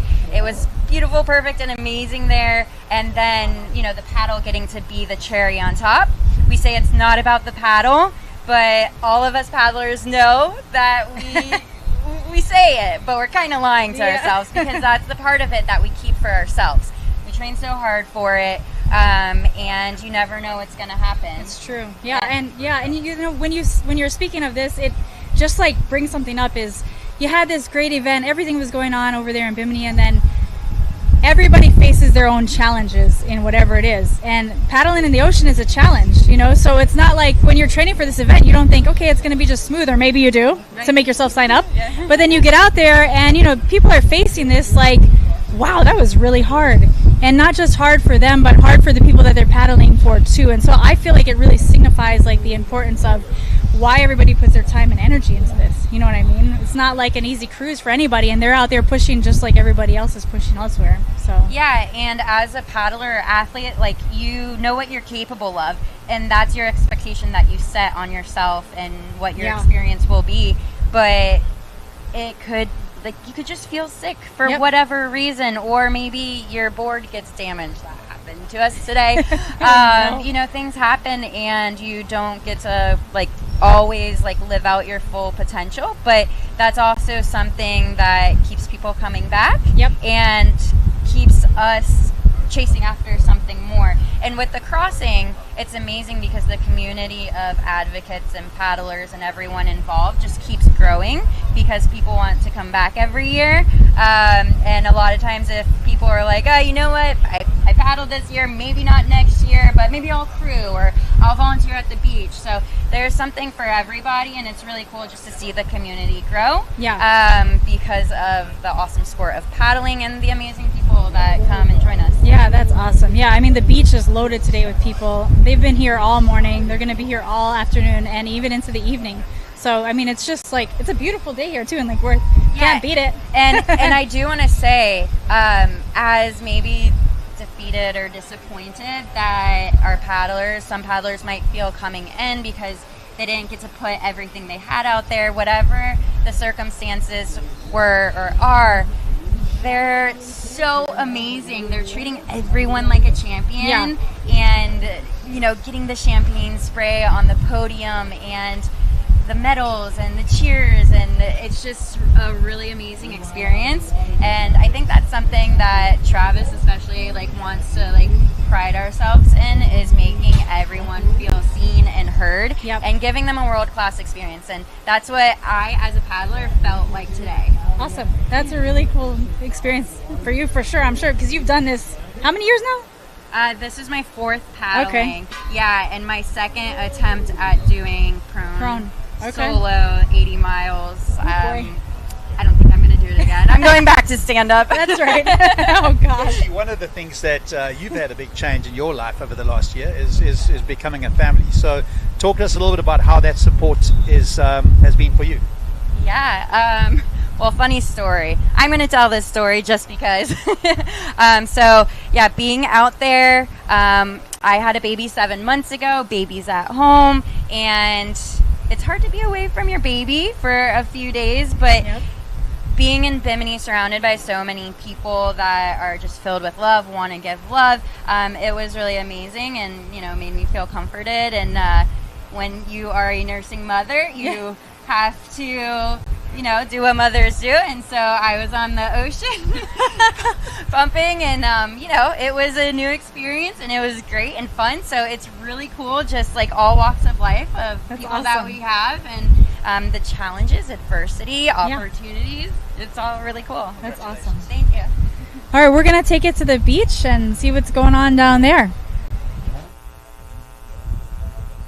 Hey, it's Greg back down here on the beach with Jennifer and John, Crossing for Cystic Fibrosis veterans and Last Paddler Standing veterans right here. So it worked out perfectly that I got to see you guys. So give us a little bit of what happened the last however many hours that you were out there. It's rough. We had a really bad storm that seemed to merge with another storm, and it just blew up, and downpours, lightning everywhere, so we had to get in the boat and then just haul back this way. Exactly what you signed up for. Exactly. This is worse than Last Paddler Standing, so yes. We had a pretty good plan going in, actually, I think. We were going to try to not stop until sunrise. I hadn't attempted that yet, and that was kind of our game plan going in. We, like, pretty much made it. Like, right when you could see the sky, like, warming up, and we were close, it just, like, the swell, the rain came in, so we had to cut it a little bit early. But honestly, I was stoked. I feel like we did a great job. Our pace was solid. We didn't take any breaks. Like, we were cruising. I felt so good in the beginning of it. Like, all things considered, the swell was nuts, the chop was nuts, and I was super proud of, like, how we did. Like, that was one of the best we ever had to a crossing. We saw lots of flying fish. One ended up in my board in the middle of the night, which freaked me the heck out. Came out, and then for the last couple of miles, we saw a bunch of turtles, but no other wildlife out there that we could see, but lots of flying fish. Well, good. Well, you guys go rest now. Enjoy the world, your and have a good time. That'll paint on you and everything. All right, good to see y'all. Yeah. All right. We have seen one come through here just a second ago, hitting the gaunt. More coming. Wow. Good afternoon and welcome back to Lake Worth Pier live here for Crossing for Cystic Fibrosis 2025. We've had some fantastic beach landings. The wind seems to be picking up a little bit, still blowing in the correct direction for those paddlers depending on where they are, but they will have a tailwind that'll push them towards the beach, and we hope that that they're being safe out there. I'm sure they are with all the captains and crew around them. Victoria, tell us about what they felt like coming off the ocean as you chatted to them a few minutes ago. When I was down there earlier, their legs are tired, they're wobbly, they're kind of, they got this little bump coming in, they're trying to surf in. It's a challenge. I know they're all feeling pretty tired. This year there's 118 paddlers and 280 participants, including captains and crew, family and friends. That's a lot of tired legs out there. It's a lot of tired legs. I think overall they've raised about $4 million, over $4 million since the crossing began in 2014. I know that their goal, I think, is $500,000 this year. I know we're well past the $400,000 mark. I'll find that out later in the day for you. But again, just a huge support from the community, Celsius, For Ocean, Diamonte Medical Skincare, Dr. Capaldi down there. We appreciate all their support, and certainly Lake Worth, the community at Lake Worth, and the city council that have allowed us to keep this as our home. Yeah, and this year there's just every year actually, there's like a multitude of people out there paddling. This year there's 19 people with cystic fibrosis participating as paddlers. One man was the oldest man, 73 years old. So you can see there's such a huge range of paddlers out there going out, giving it their all, having fun on the ocean. Even though they may say they are not doing it again, I bet you they will. So, all right. We're going to go ahead and toss it down to the sand once again. We got a lot of paddlers coming in. And a break.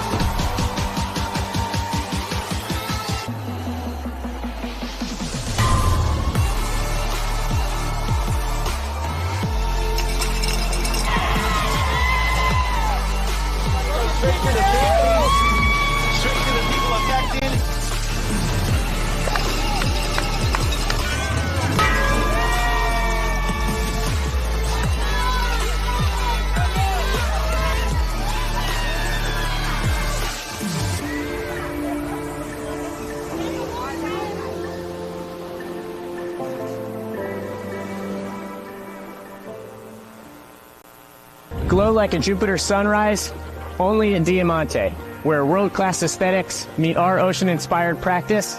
Let's dive in. Hi, I'm Dr. Dave Capaldi, owner and CEO of The Practice. Welcome to Diamonte Medical Skincare.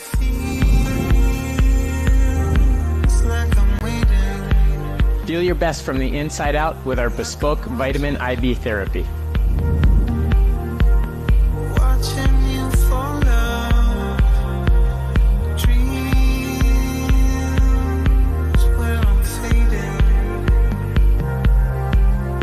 Rejuvenate your skin with our advanced facials, chemical peels, and lasers so you can look and feel absolutely radiant. So free now. All the talking. This is the room where all the magic happens. This is where we do our profile balancing and we smooth away wrinkles and we reverse time for you to make you look and feel your absolute best. And for the most advanced treatments in minimally invasive aesthetics, we offer liposculpture, liposuction, and non-surgical facelifts.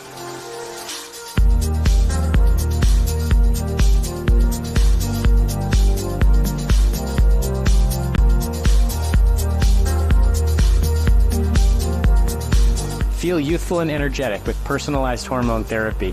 We address fatigue, changes in weight, and we create a customized plan for your optimal hormone levels. During your consultation, we'll create a customized plan tailored to your specific needs, ensuring optimal hormone levels for both men and women. Book your private consultation today. You can call us at 561-270-4478. We can't wait to help create a more radiant you. See you soon.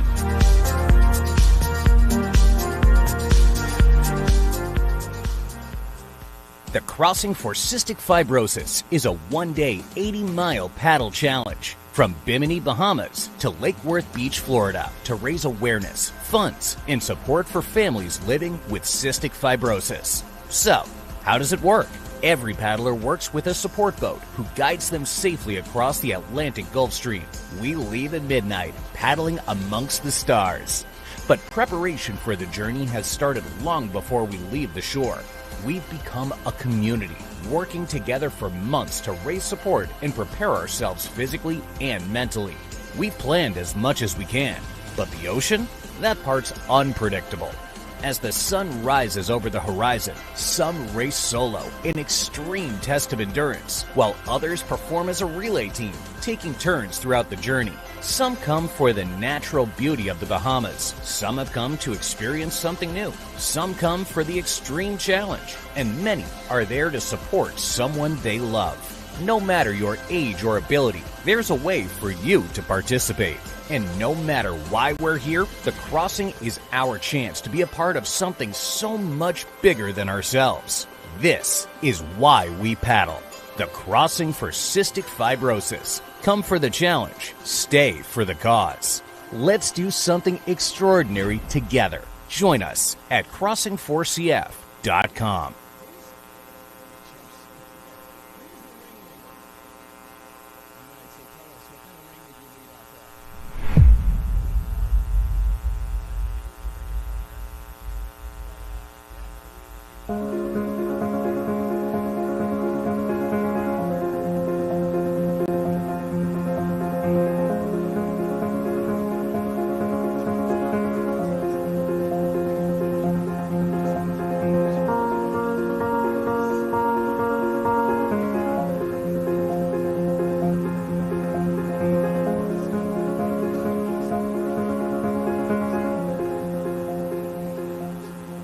Hi, Charles Giddens of Sea Royal Lines. We are a proud sponsor of Harvard Angels for Cystic Fibrosis, and I want to welcome everybody sailing or paddling from the Bahamas, Bimini, to Lake Worth Pier. And I wish you well and a safe journey.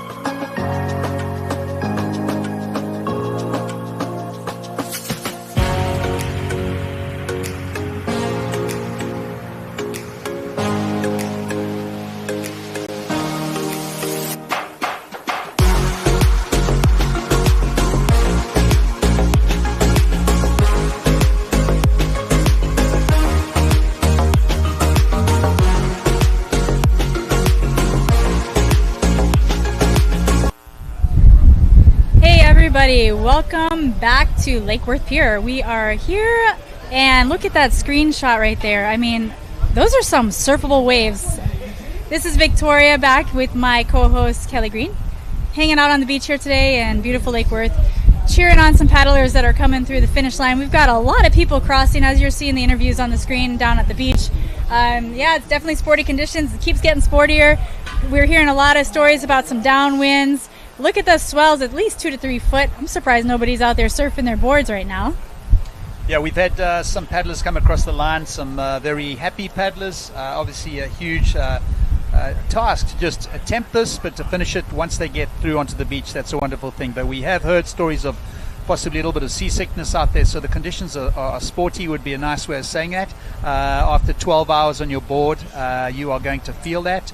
And that's what these athletes are doing, doing something bold in the face of fear, really thinking about all those who are battling cystic fibrosis, battling to breathe. We have 19 CF warriors out there doing this event as well, and it must be an incredible undertaking for them, let alone the average person. Yeah, absolutely. And you know, the waves right now, thankfully, actually are coming from behind the downwind. It is challenging though, because when you're in conditions where you can't necessarily see what's coming from behind you, you have to kind of look ahead of you to see what to expect from behind. So it's a lot better than a headwind though, I'd have to say, wouldn't you?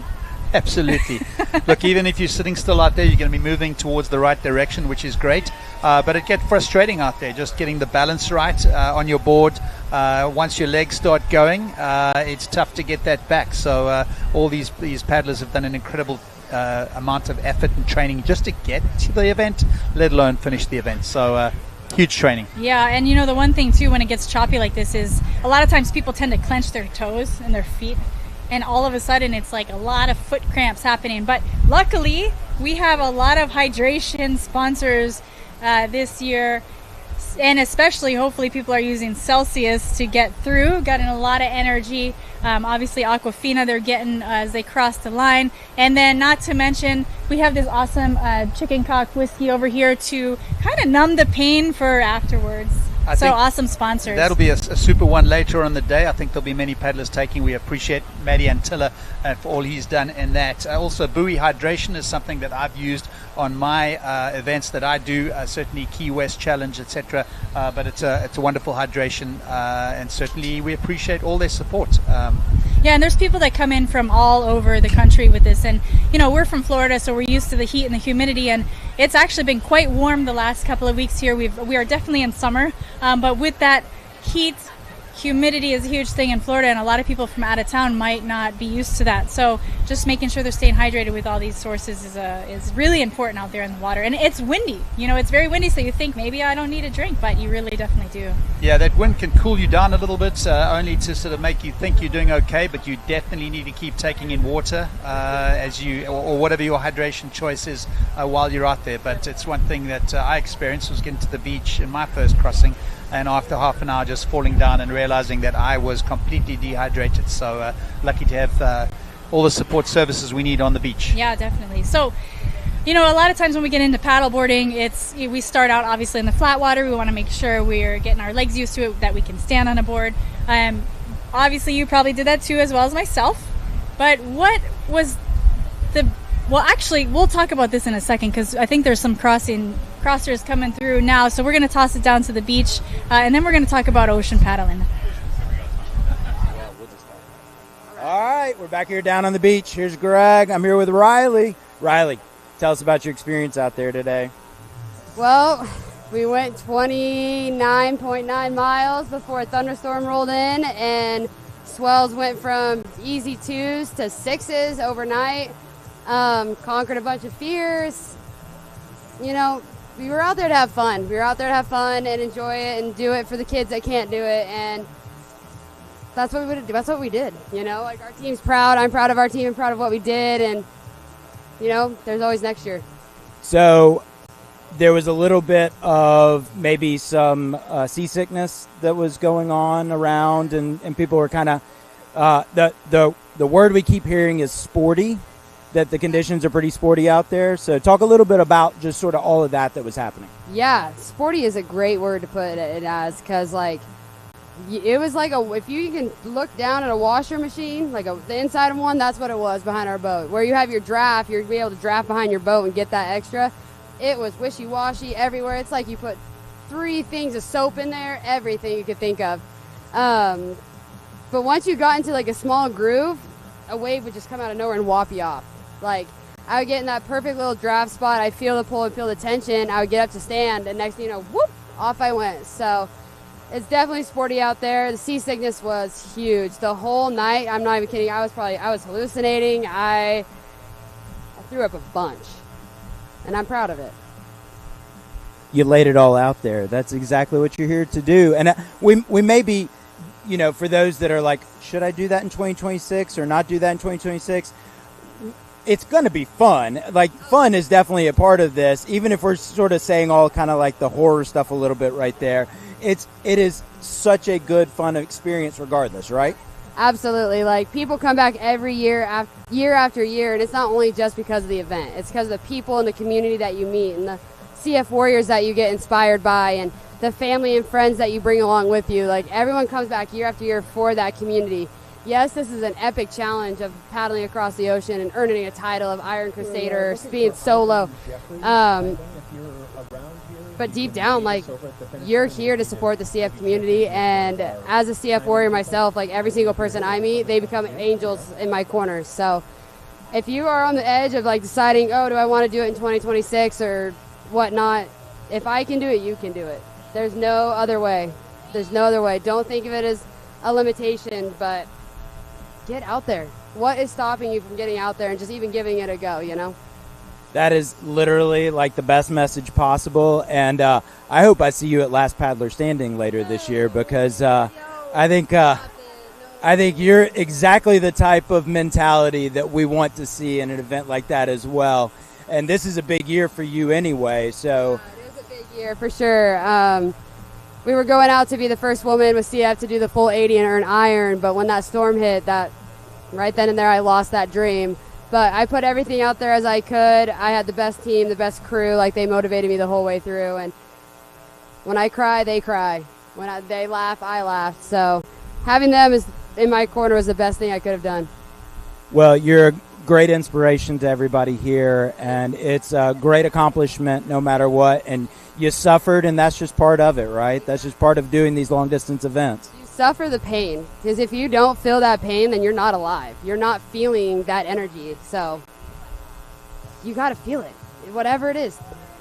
Well, good job, congratulations, and we'll see you more today, I'm sure. Absolutely. Thanks, guys. Have a good night. Welcome back to the desk. We just heard from Riley down on the beach with Matt, who's one of our CF warriors after paddling prone in those conditions. If you haven't seen the conditions out now, they are about 2 to 3 feet. I don't know what the wind speed is, but it's pretty high. Some whitecaps out there. Again, we're here at Crossing For Cystic Fibrosis 2025 at Lake Worth Pier. And again, want to thank Lake Worth for all they've done to enable us this to be our home landing spot. We want to thank the Bahama Islands, certainly South Bimini, for allowing us to be out there for better than a week, more than a week in terms of getting everything ready. But I've got Victoria Burgess with me here, renowned paddler, long and short distances. Victoria, what are you seeing on the beach at the moment? Well, on the beach, I'm seeing a lot of sand, but I'm seeing this thing right now coming in here, a paddler in the ocean with these awesome looking swells right now. They, look at this, get you, paddle. As you can see, the swells are coming from behind, and it's actually helping propel that paddler forward. Yes, it is hard to stand and balance with those conditions, but they're getting a little boost from the ocean as a nice little welcome ride in, a nice little cruise. Probably going about, I would say, 4 more feet extra per stroke than they normally would if they didn't have that nice swell. I would say that their legs probably feel a little bit more tired now that they have that swell too, but it's kind of a nice little feeling, plus getting a little wet at the end before the beach run up. These people have been there since, I think, Thursday. Crews, friends, and paddlers. This is not just a crossing one-day event. This is a whole long weekend event. And it's really cool, some of the stuff that they do over in Bimini. They do some sunset bonfires. They get to have a little bit of fun with the stingrays and the shipwrecks and stuff. But they also do beach cleanups. Just spend a lot of time together as family and friends supporting this cause. So they've been over there for a few days now, and now they're coming to celebrate the finish, which is awesome.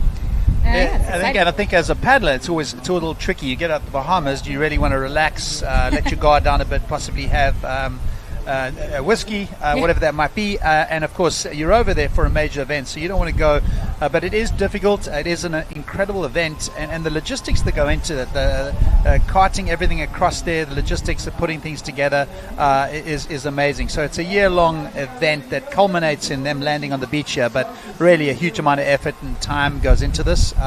Certainly Piper's Angels Foundation does an incredible amount, not only for these paddlers, but for the community and those battling with CF, those families, those patients, and again, 19 of those paddlers today are paddling with CF, and this must be an inspiration for them as well. Sure, and I love seeing, on the screen right now, everybody smiling as they're crossing the finish line, and everybody's smile has a different story behind it, Obviously the initial, hey, I feel great that I finished smile, but they have all their own whys on why they're doing this, and that smile signifies that, which is, I love to see that personally. Well, it's a big moment when they hit that beach. I know that the exhilaration of finishing such an event, but also just knowing that you can kind of relax your shoulders and legs for a while, but even walking up that sand is a big thing to do. So I know we're getting a few landing right now that are going to be walking up and and hitting that gong, hitting that bell, which is a huge part of this event, culminating all that effort and energy that's gone into that. So we are seeing some swells out there. I know that we'll most likely have a few people surfing in later, but their legs are tired. It's got to be very tired. Yeah, I mean, you can see the buoys moving, you can see the boats rocking. You see the sargassum or the seaweed out there. So that's one thing too as a paddler is, you know, you got the currents, you got the winds, you got the swell, and then the last thing you sometimes think about is the seaweed. And as a paddler, we do not want to get that seaweed on our fins because it creates drag, and the last thing we want to do is be dragged backwards when we're trying to go forward. So kind of dodging that, and right now it's scattered, as you can see on the screen. It's kind of all over the place, and sometimes you never even know if you got some stuck on your fin. You're like, wait a minute, why am I going so slow? You think you're just getting tired. Meanwhile, it's like this huge clump of seaweed on your fin. And for those of you watching from home, it does, or anywhere in the world that matters, it actually looks, it always looks a little calmer when you sort of pan out. But when you get down to ocean level here, there certainly is a fair bit of chop and wind. I do want to say a little bit something about Chicken Cock Whiskey. Our founder, Maddie Antilla, who is paddling today, paddled with me about 5 or 6 years ago. So we look forward to having Maddie on and appreciate him supporting this event, as with all of our other sponsors and corporate partners. Celsius has been a huge support for this event. And again, it's a community helping a community, not just Piper's Angels Foundation helping those in CF, but it's putting on events like this for the general public, and I think making a name for itself, but also raising money for those families that need it. Yeah, absolutely. And just finding that why, like I said earlier, the oldest paddler out here is 73 years old, and that's amazing. I hope when I'm even just 63 I can be paddling still, but finding that why and being able to move your body in ways, whichever ways that you can, doesn't matter if it's on the ocean or on the land, just keep moving. That's what's really important. Keep moving as long as you can. Well, and the training for such an event, if you've done it right, is sort of 6 months or so, not only on your board in rough conditions, but in the weight room, going for runs, just building up that mental approach to be able to take something on so tough. I think it's often it's mind over matter, it's boldness in the face of fear, all those things, whatever you call it, you can see it in the grit as these paddlers cross that line. Yeah, and you know, the mental aspect is a huge component of these kind of events. Especially when you're out there in the middle of the ocean at night and you can't see it much and you're struggling, you're like, why did I do this?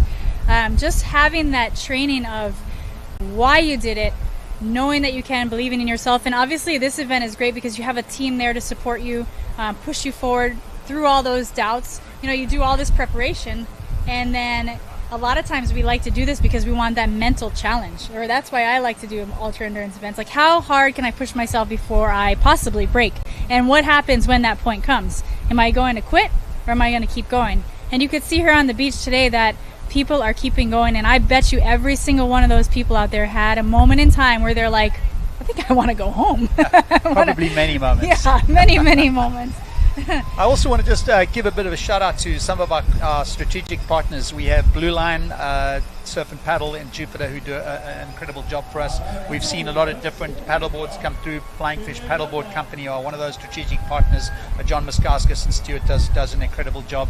Black Project in paddles and fins do an incredible amount for our community. I see a lot of those out there, and we'll keep going through all of these strategic partners. FP&L as a sponsor has done a tremendous amount to keep this moving forward, and certainly supplying everything that we need. I mean, we have tremendously notoriously bad weather here in Florida, and FP&L do a great job of not only getting our lights back on when those big storms come, but just keeping them going all year round. I mean, living here without electricity would be tricky. Air conditioning is something that flows 24/7 in my home. But again, here we are at the finishing of Crossing For Cystic Fibrosis 2025, and having a really good time on the beach.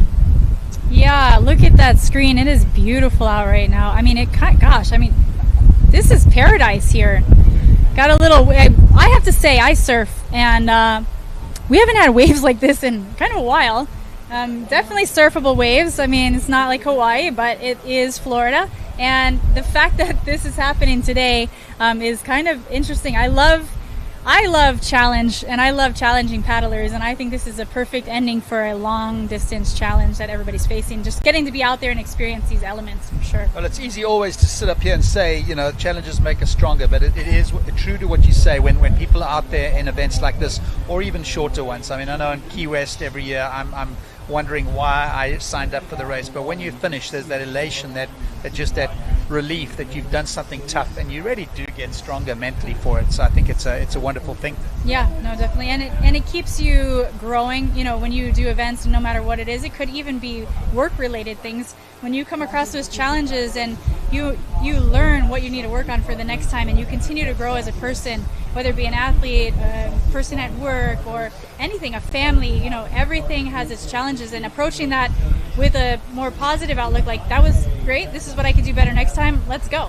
I think that kind of days like today definitely bring that out too. Look at that boat rocking on the screen. I mean, I don't want to be on that boat right now. That is a lot of rock on that boat, and we certainly appreciate what those paddlers have gone through for the last about 13 hours or so since they left Bimini. But if you're looking at that shot, that's a lot of chop to get through, and I'm sure they're very happy to start hearing those bells on the beach as they get closer and closer.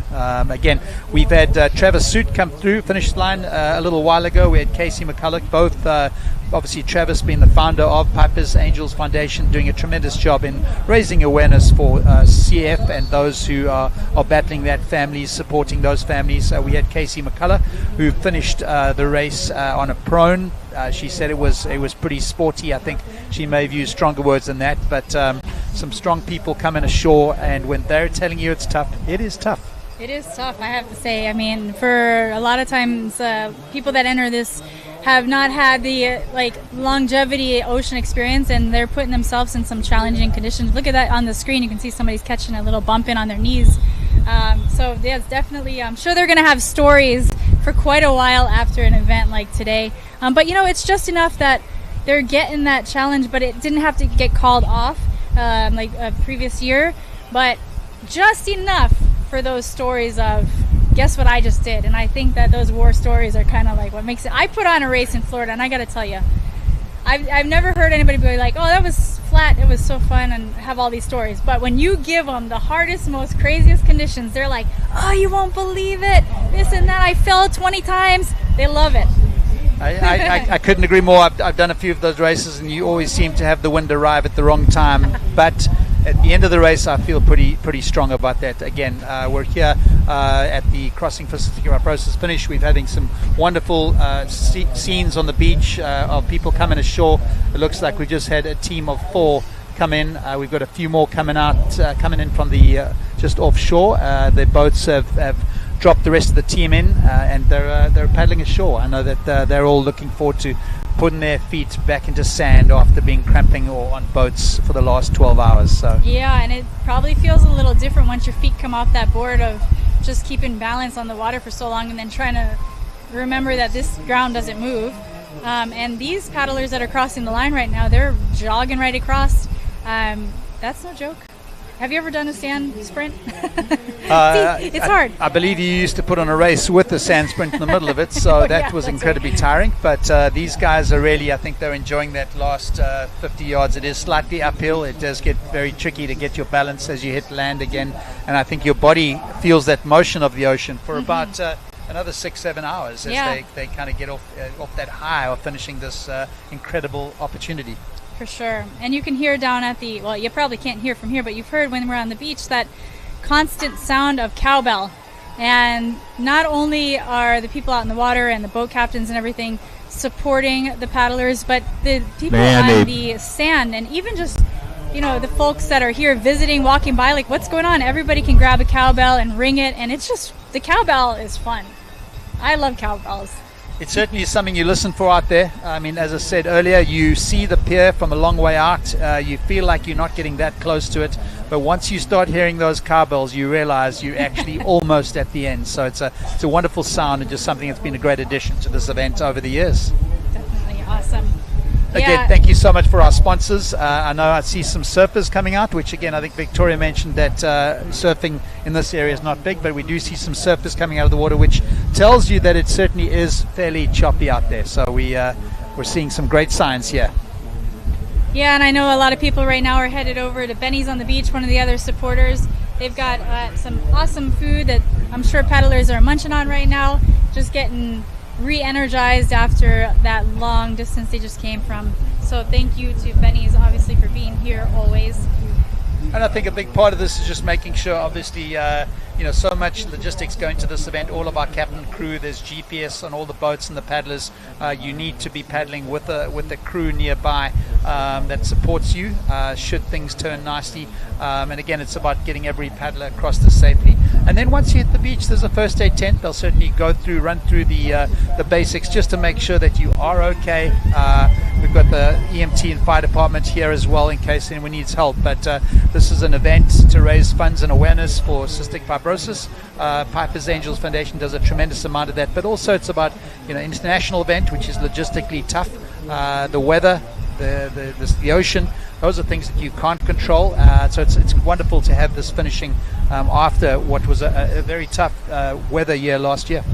Yeah, and so earlier we were kind of talking about starting paddling. So anybody who wants to start paddling, obviously we try to start on flat water. But what, Kelly, was something that made you want to start venturing out into the ocean as a paddler when you first started? It's funny. I started off with a short race, which is the one in Jensen Beach, which I'm putting on in August. As my first race, flat water. I absolutely fell apart. Didn't know what I was doing, but it was that challenge that pushed me further. I had some friends a few weeks later. They were doing Key West. I thought that was way out of my league. And again, it took me a year to sign up for that. And once I'd done Key West, I thought, well, maybe there's a jumping off point for other races. And shortly after that, signed up for the Crossing. So it was almost that, what's the unknown? What's the challenge? What haven't I done? It's one thing saying, okay, this is what I can do. But I'm like, what have I not done? And I think that's been part of it. So once I did that, I realized I could last in the ocean. It was tough. It was hard. It was tiring, but really well worth it at the end of it. So that's awesome. Yeah, and the one thing to think about too is if you're hesitant to sign up for anything in the ocean and you're a new paddler, is the equipment matters. If you're on a board and you're falling off a lot, how wide is it? How much volume does it have? There's a lot of things to think about. And people don't just get on the board and be able to stand up. It takes time and time on the water. So don't give up, because you definitely can get out there in the ocean no matter what the conditions are. We've all started in flat water, and you can see today there is paddlers that are professional to brand new paddlers that are running it now, and they just went out there in some really super challenging ocean conditions. So if you ever hesitate, don't. And if you fall in the water, it's water. It feels great. Look, I think we all talk about the board and the paddle, but the leash and your PFD are two of the things that I always like to have on when I'm in the ocean. No matter what the conditions, they can change in minutes, and you want to be attached to that life raft, which is your board. And falling is part of the game. It's part of getting better at certainly paddling and anything in life. But it's an incredible sport, and so happy to have found not only a great sport, but a wonderful group of people, I think, that are happy to help each other out and step up. I know, Vic, we've worked together on a couple of different things, but it's a really good, healthy, happy group of people. Yeah, definitely. I mean, the paddling community is awesome around the world. If you're a paddler, and it doesn't matter, stand up, sit down, prone paddling, once you get into the community, you basically can go anywhere in the world and say, hey, I'm here, I'm a paddler. Does anybody have a board? Does anybody have, a couch? And the paddling community is so amazing. They'll be like, here, where do you need it? I'll drop it off. Come sleep at my house. Let's go for dinner. It's awesome. We've got Kristen Thomas, who's going to be joining us, or has joined us, and is one of our commentators today, also from USA SUP, and an avid paddler and race organizer. And it's just wonderful to be able to meet these people from different parts of the world. I know Adam Tischler, one of the USA SUP founders, who lives up in the Seattle area, makes many trips down here, and all he does is put in a call, and he's got a board and a paddle. Awesome, yeah.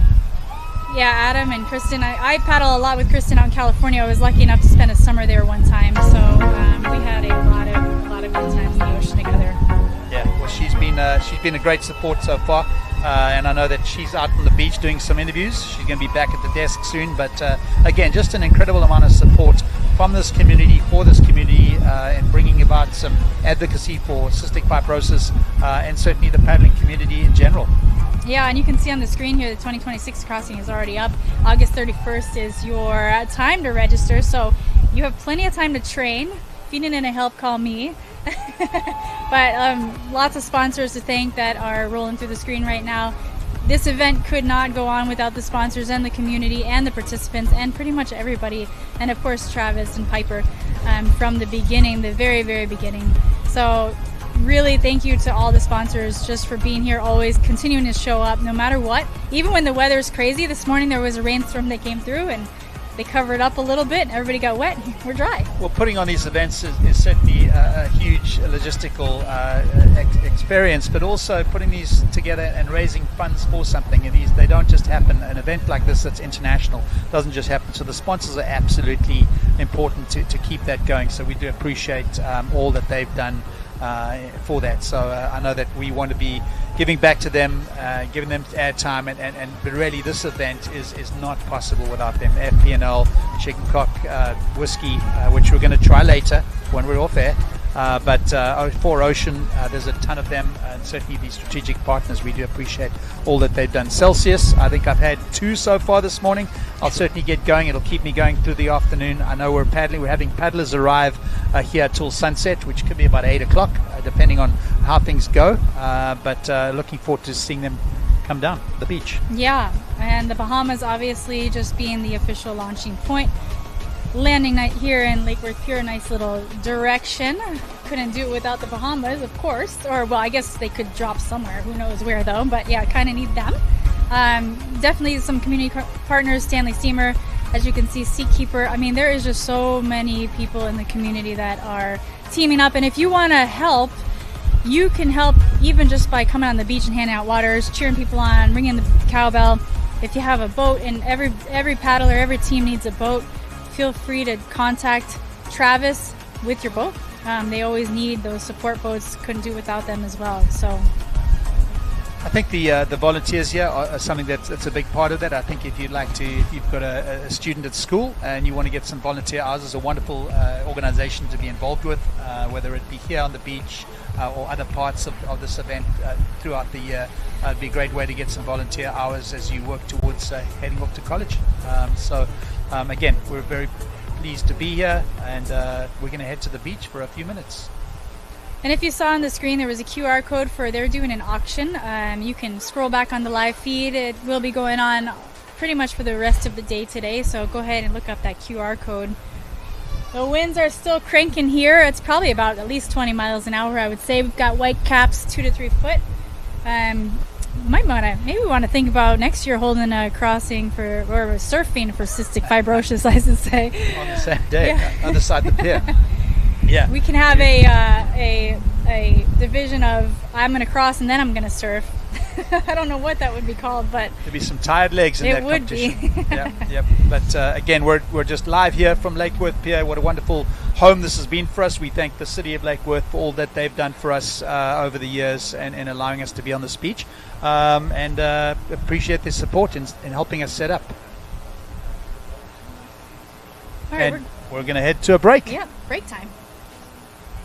If you have POTS or chronic illness like NTHRG mutation, I made these rescue drops for you. And if you're not absolutely loving it, like if you don't notice a valid difference in your life, like the thousands of people in the chronic illness community have with our original best-selling hydration drops, then keep the bottles and keep your money. It all started with a mom whose daughter was recently diagnosed with POTS, and she left our 6th review on Amazon. And she used to take 6 liters of Smart Water with her to high school, but with Buoy, she cut it down to 1, and along with it, her fainting episodes. Since, I've learned so much about the chronic illness community, and even though these have helped thousands of people in there, I know there's a part of the audience that needs more, and that's why we made Buoy's Rescue Drops. It's 6 times stronger than our original formula, no sugars, no sweeteners, flavors, additives, ocean harvested electrolytes, 300 milligrams of sodium per serving, not made in a lab, 87 ionic trace minerals, and a 3 times more bioavailable form factor than the powders, plus 100% microplastic free. And if you have the MTHRG mutation, no B vitamins, so you don't have to worry about toxicity. As always, if you have a chronic illness and you're using Buoy to manage it, you can get our new Rescue Drops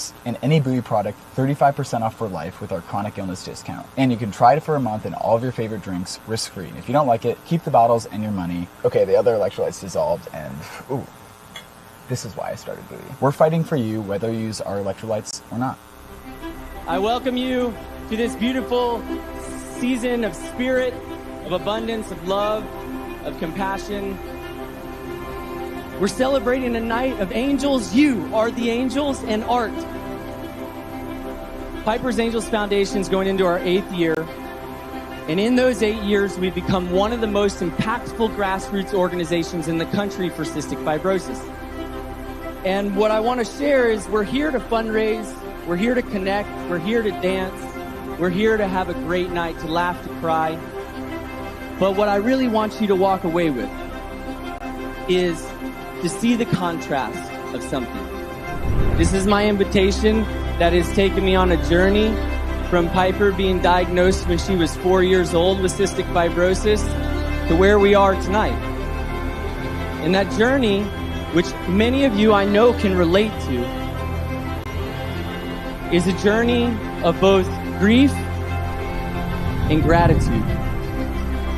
We all have faced that tough road of tremendous adversity in your life. And that tough road, it leads us somewhere. And for us tonight, it led us right here. What cystic fibrosis has taught me is the deeper we have a relationship to that grief, to the heartbreak of what a diagnosis like CF can bring, it teaches us so much about the opposite, about why we're here to celebrate this gift of life. Life is short, and it's shorter for some than others. So, the invitation and what we have to cherish in this moment is to celebrate together.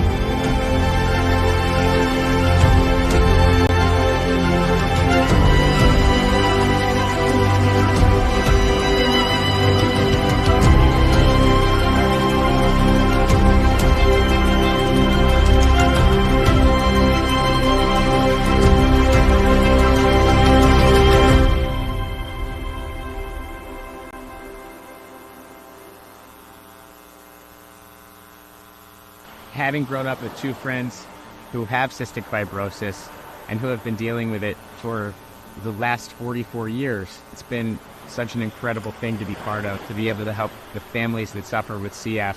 So Diamonte is so proud to be a sponsor of the Piper's Angels Foundation, especially of the Crossing. Just seeing what these donations can do, what a difference it can make in the lives of the families as well as the patients affected with CF, and what it can bring to the community, whether it's education, whether it's events. So the Crossing's definitely impacted my life on a personal level. This will be my 4th crossing this year. It's definitely made me a healthier person. Having done it a few times now, just knowing how much it gives back to the community and how much it impacts the lives of the patients and families with CF, it just makes me want to be part of it even more.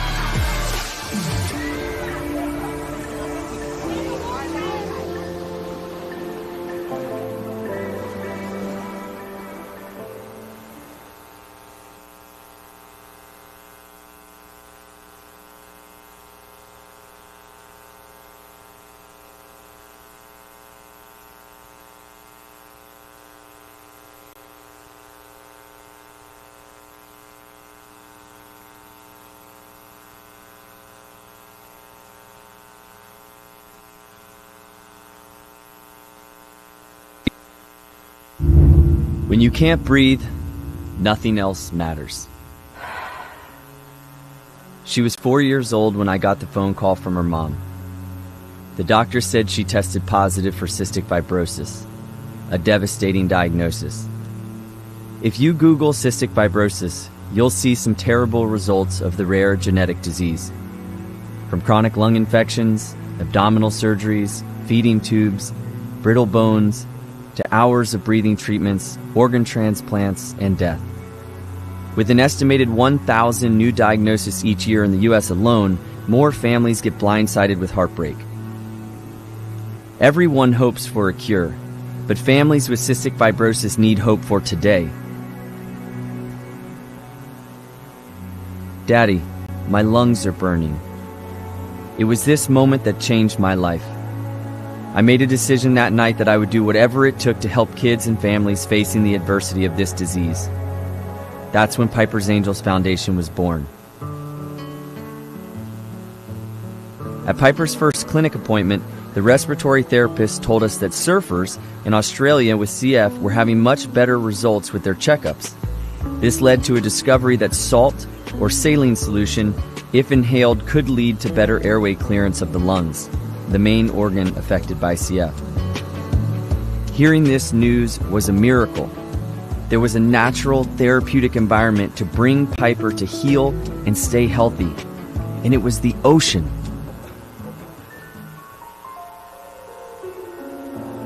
It was an idea that sparked a movement. A world-class challenge to paddle the Gulf Stream from the Bahamas to Florida in an effort to spread awareness for CF. This movement grew into an incredible community, and it was this event and community that created our organization.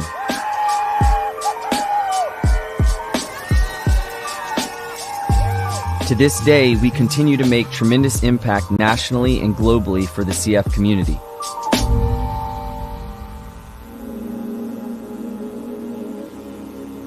I never wanted Piper's life to be defined by CF. I wanted her to be able to define her life on her own terms, no matter how long she lived. In a rare disease community, a small organization can make a huge impact, and we are doing just that. Our innovative programs bring relief and empowerment to hundreds of families each year, such as grants for urgent financial assistance, peer-to-peer support, coaching for mental health and improving lung function, and scholarships for life-enhancing activities. There are tens of thousands of CF families across the world. Most of these families do not have access to basic resources. Just imagine if the only difference between your child living and dying was where you lived. We have an opportunity to bridge the gap and build a pipeline of resources to CF families in every country. To these families, hope is everything. That's what our organization represents, a glimmer of hope. We are a CF family, empowering CF families, and we will continue to fight for every breath. We believe every person with CF deserves to have the best chance to live their most empowered life possible. The promise, the prayer, the opportunity, and the gift of this foundation is that the voice of these families will be heard. Inspire every breath. We are Piper's Angels Foundation.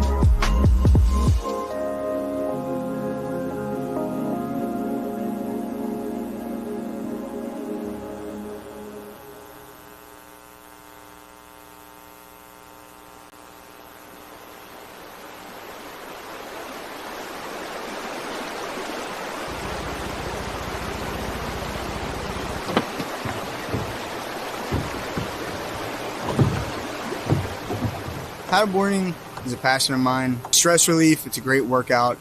A lot of the time I find myself, sitting on the board after a long paddle, just reflecting on life, what I'm doing, why I'm doing it. There's really nothing like it. It's me against the water. My name is Farney. I'm a low voltage production supervisor at Power Design. and I am a competitor in the Crossing for Cystic Fibrosis, paddleboarding 82 miles from Bimini, Bahamas to Lake Worth, Florida.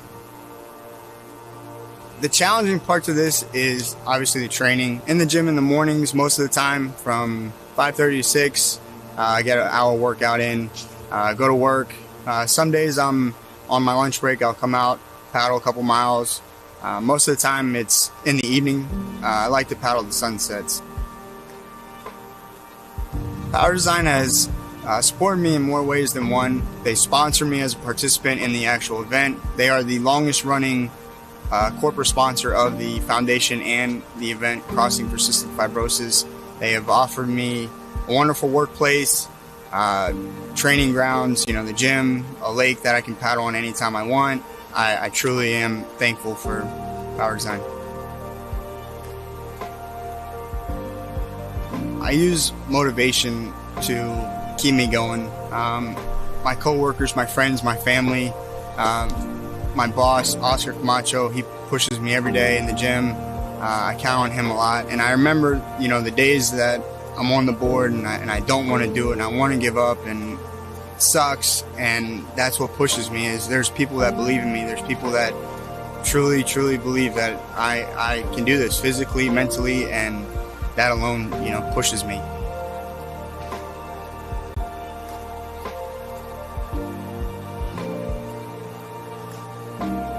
So the day of the beach landing, it is probably the most emotional thing I've ever been a part of.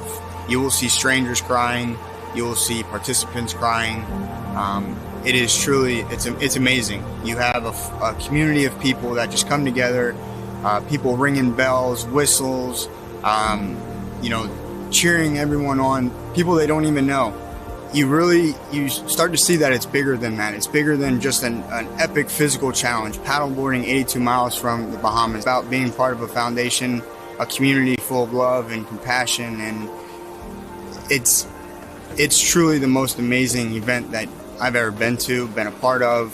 The people are absolutely amazing, just hearts of gold. And to me, I was raised to always give back and to be bigger than you.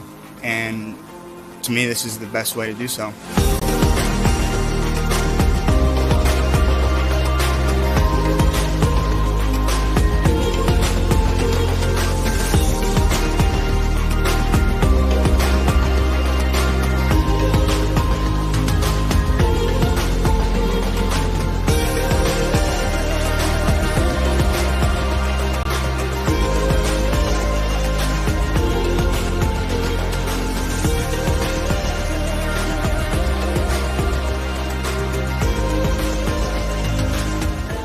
You want to quit so many times.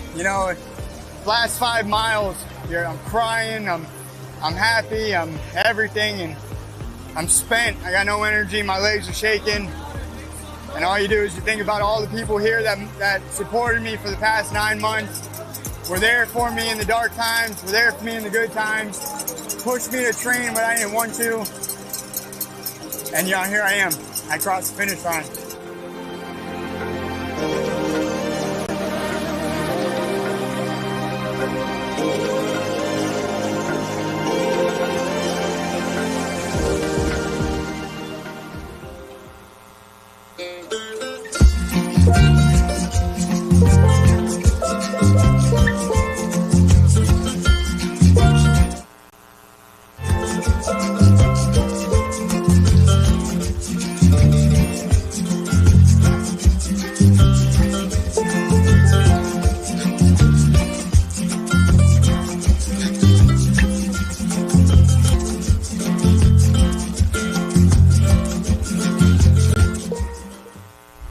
All right, welcome back. Greg here with you, and I'm with Jack and Melinda from 4Ocean Foundation, one of our sponsors here at Crossing for Cystic Fibrosis. And I'm going to kind of let you guys jump right in and talk about your involvement both with cystic fibrosis, your involvement with cleanups in the ocean in general, everything that you're doing. So take it away, Jack. Greg, thank you so much. Well, first of all, my name's Jack. This is Melinda.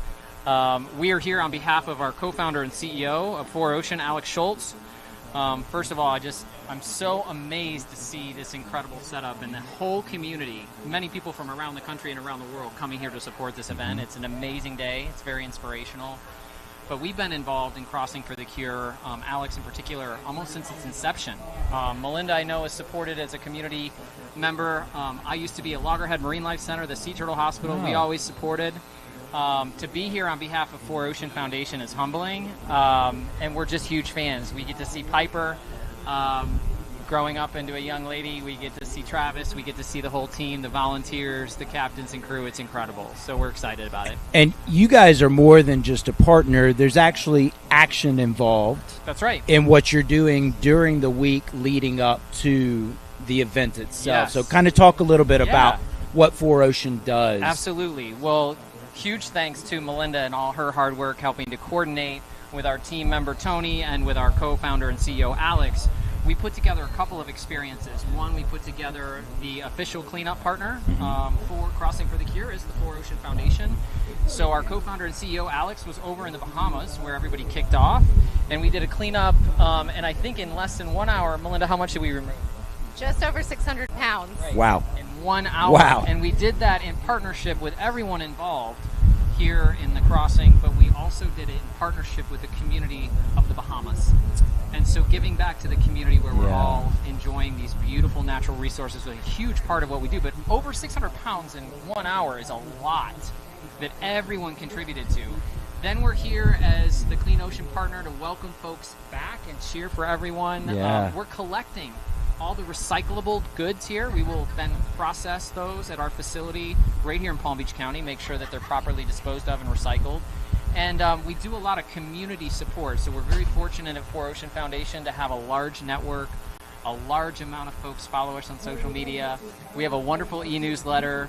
I'm going to do a shout out, fourocean.org. You can sign up for that. Good. And so we support the Crossing and Piper's Angels. And let me, for folks that may not understand another key intersection here, this is really important. And this is, Melinda and I are huge advocates of a healthy ocean equals a healthy planet. A lot of people who are going through the CF journey are encouraged by their healthcare professionals to go to the salt air, breathe in the clean, beautiful ocean salt air, that it will help in some instances. And so, you know, Travis and Alex talked for so long about, like, well, you know, we're in the business of a clean and healthy ocean. We need a clean and healthy ocean for everything, for every living being on this planet, but especially for our folks going through a CF journey. So there's this really beautiful intersection between Piper's, between Crossing, and Four Ocean Foundation of a healthy ocean equals a healthy human. And so for us, we're humbled to be a part of it. This is an absolute beloved community event. It's a treasure, I think, at this point. And listen, we're here to do what we can to support this great cause. What a great mission. That's really awesome. A, what you do just all year long, but B, the value that it brings not only to this event but to, you know, CF warriors all over, understanding that they're being told to go to the ocean and breathe it in, and you're there making sure that it's protected and safe for them to be able to breathe in. So that's really awesome. So let's talk a little bit about, you've been to this event before, yes, obviously. Yeah. Talk a little bit about what it's like just seeing these different paddlers, racers, all different types of athletes, what they're going through in the 80 miles or less that it's taking them to get here to the beach. I'm going to give this one to Melinda, because I think we both have some great perspectives there. I know, we were just talking about this. I mean, just being here in person and on approach, seeing all the flags and seeing the community members here, supporting these teams that have really trained for many, many months, if not years, to do this challenge. Seeing their families welcome them at the finish line, seeing them come in. The entire beach is cheering them on. There's bells that are ringing. And so Jack and I being here on the ocean and seeing this is just a really good reminder of how the ocean, just cleaning up the beach is fun and celebratory, but doing it for specific, you know, extraordinary missions like this is really, really powerful. So we're so excited to be here, and just thank you for having us on so we can talk about what we do as well. Oh, definitely. You know, it's a joy for me to be here and be a part of this event. I put on events in other areas as well, and it's the energy that exists within this event is second to none. People are just 100%. there's a giving that occurs within this of people to other people that you just don't see pretty much in any other event that I've been a part of. And so, it's really inspiring just on my end to see that. And we were talking about it earlier. It's so neat to see partners that are attached to this event, like you guys.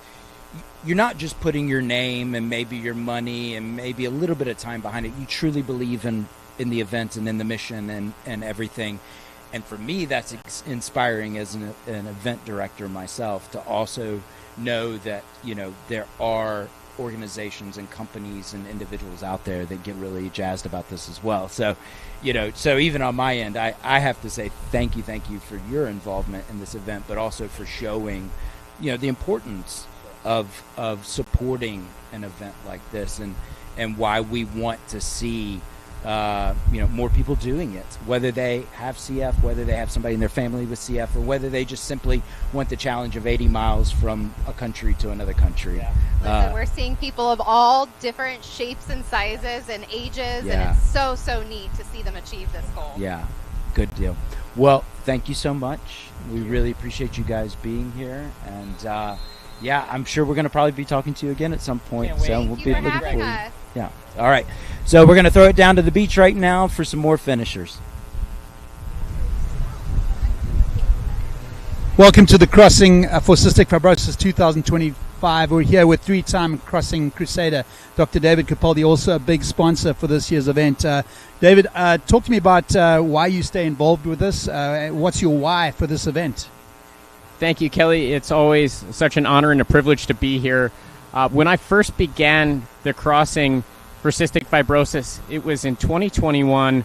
A neighbor of mine, his name is Joe Lawless, he recommended that we go out there on the paddleboard and get out there and participate in this great event. And it was such an amazing, humbling experience for me that I started training pretty much every day from that point for the next year and the next year and the next year. And it's just been such an incredible thing to be a part of. What really got me involved with the cystic fibrosis community initially is growing up with two friends with cystic fibrosis back in South Jersey, both of whom are my age. They're mid-40s. They're still alive. They have had lung transplants as well. And thirdly, as a physician, just knowing some of the newer medications out there, like Trikafta, knowing how important it is for the community and for the families and being able to help provide, it's just really such a special thing for me to be a part of. Thank you so much, David. Gavin, I've got a question for you. How many more times are you going to want to see Dad cross the line? And then a second question, when are you going to paddle this as well? I'm probably going to see him cross the finish line 5 more times.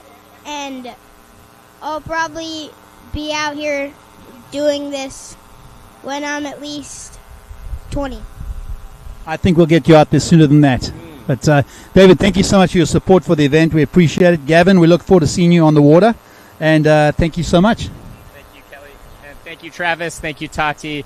Thank you, Cystic Fibrosis, Piper's Angels team. We're really grateful for you. Over and out.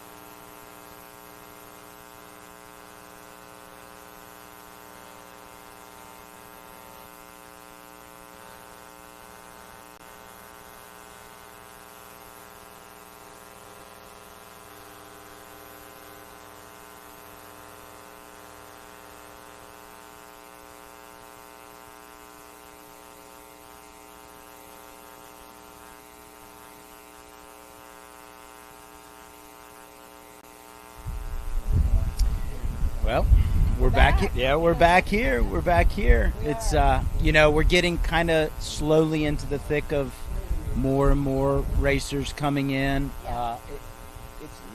It's looking a little, maybe a little. Again, we're going back to the word sporty. Sporty's been the word of the day. But it's looking like we've got a little bit of white capping going on and some clouds coming in. So I imagine those that are in the middle of the pack right now are really feeling it a little bit. Yeah, as we talked about earlier, if you really have done a lot of time in this ocean, this specific area especially, maybe you're downwinding, maybe you're able to really take advantage of this.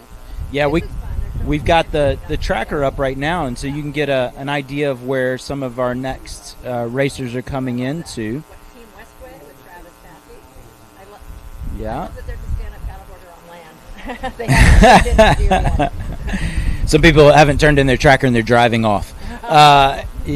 So you can see. So if you're not familiar, Bimini is pretty far south of here, south and east of here, and so they ride in the currents. So they onshore breeze. Yeah. So they've got a bit of a push behind them when they're coming up to Lake Worth, and so exactly as we see the tracker map being pulled down right there, you'll see that there's more and more racers that are a little bit south of us and are moving up our way. And you can also see the boats. So they have support crews that are following along, making sure that everybody is safe and sound on the way. And so each of them have a captain. Yeah, absolutely. Talk about really taking a village to put this all together. And we've got an amazing team right across from us that is putting this on. So many volunteers, but on the boat, those teams that are both captaining and helping out their teams, especially with the relay people and having to get on and off, and make decisions. We heard about the lightning strike and having to some people. I shouldn't giggle because that's one of my that's the fear more than sharks. Wow. Lightning, because water collects electricity. I just don't want to. I like really scary things in my races, so I'm not against some of the creatures out there or the weather or anything like that. But last paddler standing, it's the alligator. Well, same with Great Alabama 650. But I think that again, that's one of the neat things that makes this so interesting is I think there's probably a few people that are out there that are very used to being on open water, paddling and training on this open water. But what's really impressive is we have a lot of people that are probably out there that don't get this experience very often. I think most of them probably don't paddle open water at night. Yeah. So, I mean, it's even more impressive what they've been dealing with. That team of ladies from, I think 2 out of 3 were from St. Louis. Yeah. They're not open ocean. No. They just did Super. 80-mile crossing from another country back to the US. Super impressive. And so I think that's something that we want to continue to kind of talk about as well. We're here for a very specific mission, and it's really important to talk about everything that Piper's Angel Foundation does. But it's also kind of important to talk about the people and what they're experiencing out there, and just the athletic endeavor that's occurring right now to get here to the beach. And it's pretty awesome. Absolutely amazing. It takes a lot of heart, but it takes resilience in a whole lot of different ways. Our good friend Paolo just wrote a book about the That's Quit right. Monkey. He said he got that from me. I'm not sure where I found it, but that voice in your head was talking to a lot of the people out there today that tells you, I'm in pain, or don't do it. So you've got to. How do you manage it? How do you fight it? Right. Fight it off? And I think that's you bring up a great point. These competitors out there have these safety boats essentially that are following right next to them. They're mentally, it's challenging not to say, I think I'll just get on the boat. This is getting hard. I think I just want to stay on the boat and not do this anymore. And, it's really impressive. And so now we're going to kick it down to Kelly at the beach so that we can see some more competitors.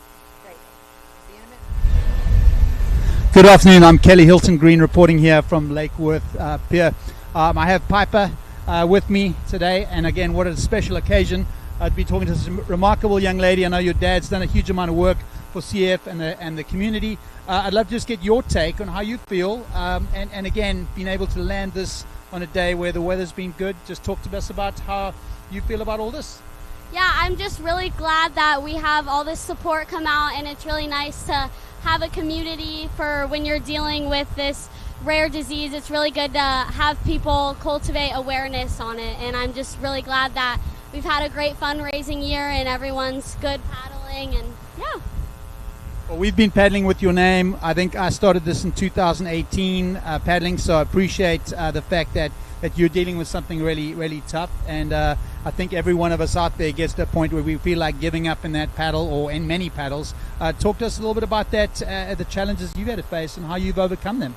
Yeah, so I had lots of hospitalizations when I was younger. I had a feeding tube, treatments every day, multiple lung functions, but I started on Trikafta when I was 12 years old, and I've been doing great since then. I've only been in the hospital once since then, and my lung function is really strong right now, so I'm just really grateful to live in this country where I have access to those life-saving medications.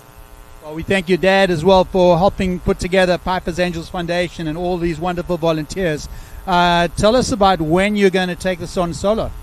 Yeah, so I'm planning to do the crossing paddle next year, but I think we're just going to do a family team, probably just when I'm a little bit older and I have more time to train, but I'm definitely going to attempt to do it solo one year. Now, Piper, you're going to be a senior? Okay, so what are your plans for the next year after that? Yeah, so I'm just going to be applying to colleges right now, and I want to go into nursing for my future and maybe cheer in college. So those are my plans as of right now. Papa, we wish you good luck for next year, and we are thankful that we can do all this for you and other members of the CF family. So thank you so much. Thank you guys for coming out and everyone who supports this cause. Over and out. That's awesome. Yeah, that's so cool. Piper is such a neat girl. Just it's really, really awesome to see sort of where this has gone from the early years to today, and her involvement, both being an inspiration, but also physically taking part in the event as well. And it's just really cool to see what she and Travis and the whole family and everybody else around has created here. Really special. Yeah. So let's talk about some of the people that support the Crossing for Cystic Fibrosis. Yeah, there are a lot. I don't know if you've seen this. We have a massive binder here worth of partners that are helping out in a variety of different ways to support this organization and event. Abaco Polarized, which is definitely one of the trusted and stylish partners involved with the Crossing for Cystic Fibrosis. They became a featured stretch goal partner in 2023. And then in 2024 and 2025, they launched a give back campaign to Piper's Angels Foundation. And so they are, sunglasses. I think that's probably pretty obvious. I probably should have said that at the top there, but they're sunglasses, and they are really awesome, as well as Benny's on the Beach. Benny's on the Beach. They're a longtime legacy supporter of the Crossing for Cystic Fibrosis. They're deeply rooted in the local community here in Lake Worth Beach. Let me make sure I put this in there. A huge thank you to Dylan Tipton. Behind every great landing is a great leader, and Dylan Tipton has been that for us year after year. So we definitely want to get that in there. Thank you, Dylan Tipton.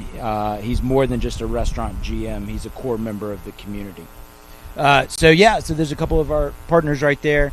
And again, I think when we were talking to Four Ocean Foundation right before this, we were talking about, not only are the partners for Crossing for Cystic Fibrosis putting their name or their, maybe their money behind the event, but they're also putting themselves and finding reasons and ways to be active partners in supporting it. Yeah. I'm looking at one of our new sponsors, MVW Nutritional Supplements. Oh, we're going to take it back down to the beach. It's getting active down there, so let's take it down there to Kelly. Good afternoon. I'm Kelly Hilton Green here at the Lake Worth Pier at the finish line for the Crossing for Cystic Fibrosis 2025. We have some amazing support, wonderful sponsors, and I have Tony here from Hampton Water. I'd love to ask how you got involved with the crossing. We have been a long-time partner with Benny's on the Beach. Dylan championed the thought of us being involved, got me in touch with the powers that be, with the Crossings group. Hampton Water Rosé has been very cause-driven ever since our inception. Our founders, John Bon Jovi and his son Jesse, have always been into the whole give back movement. We've got charities going forward with Ocean Blue, with cleaning the oceans, breast cancer awareness, Veterans Day, all through the end of the year. So, an amazing and a very important cause like cystic fibrosis cure was incredibly important and meant a lot to us. So, it was just tell me where and when we got to be there, and we were here. And it's our first year, and it certainly won't be our last. It's been a great, great blessing, and we're very fortunate to be able to be part of something that can give back to cystic fibrosis. Thanks, Tony. This CF community, the paddling community in South Florida, is so giving, and I think it's that intertwinedness, that linkedness that keeps us getting stronger and stronger. So the support that you're given helps this event, helps those with CF. What is your notion of how this event's gone today? Are you going to be paddling it anytime soon? I'm not really built for paddling, as you can see. I mean, I'm more the kind of guy that's going to sit at Benny's and have a nice lunch and order a glass of Hampton Water Rosé. By the way, everything that all the Hampton Water Rosé, and they've made a special Frosé cocktail with Hampton Water at both Benny's locations. All proceeds go to Cystic Fibrosis Foundation. So, like I said, it's just been a great honor and a great pleasure and a great privilege to be here to play some small part and be part of this incredible experience. And we can't wait to grow and grow with this whole group. Tony, thank you so much. We look forward to having a nice one of those iced Hampton Water Rosés later in the day, but we do appreciate all of your support for this event. Thank you. Thank you so much. Have a great day. Looks like Kelly's having all the fun down there. Yeah. I mean, it's fun up here. Don't get me wrong, it's fun up here, but but Kelly is having a good time. Let's chat a little bit more about some of the different partners that have been supporting this event. Blue Line Paddle Company, actually on my hat right here. Blue Line has been a supporter for a long time. They even have a team 80 Proof, that are in the race this year. Jeremy Bain. Yeah. Is his fiance on your team? I'm not sure. That's a good question. But yeah, he's team manager of that team. So very active and well-known store that has stand-up paddling as well as other paddle stores in the oceans, and they put on a Tuesday night race series that's super popular. Yeah, and that's in addition to all the different partners that have a variety of different industries, we do have some paddleboard specific partners that are involved with this. Black Project, which is one of the most well-known paddle companies out there, and fins as well. They are involved with this, as well as Flying Fish. Flying Fish is probably the board that everybody in Florida knows about, and is becoming. Yeah, John Miscalcus has really created quite the brand. He's had world-class athletes on his roster in recent years. We're seeing his American-made boards appear in a lot of races not in America. Yeah, so it's pretty awesome to see what he's been able to do. We also have Bogart boards. Bogart's another Florida-based board company, and we've got. I think we saw the team Bogart was maybe 6 or 7 people that are riding on Bogart boards in this. Jennifer McGow, who's out there right now, I know she's a big Bogart board rider as well. And so it's cool to see these Florida-based board companies, putting their support behind an event like this. It's just as critical as any of the other partners who are taking part within the race as well. You want to show a healthy sport. Yes. You need to have the backing of those that are in the industry. Yeah, and you were mentioning how much they're tied sometimes into the organization. This new one that I started to talk about, MVW nutritional supplements, actually studies specific cystic fibrosis types of supplements and are really like analyzing what nutritional supplements would work best with what they're raising money for and awareness for through the foundations and everything that they're doing here. So they're new sponsors this year. This is the first time, 2025. They probably have a tent on the beach. I know you. Oh, there you go. That drone shot really gives a little better shot of so many different tents down on the beach. We're the big white tent in the back. We can't wave. Yeah. Because we're festive in the tent. But I mean, I think, while we're getting a really cool view of what this beach landing looks like, what you're seeing, the setup and everything right there, that's all done by Game On Race Events. Game On does the timing and logistics for everything with the Crossing for Cystic Fibrosis.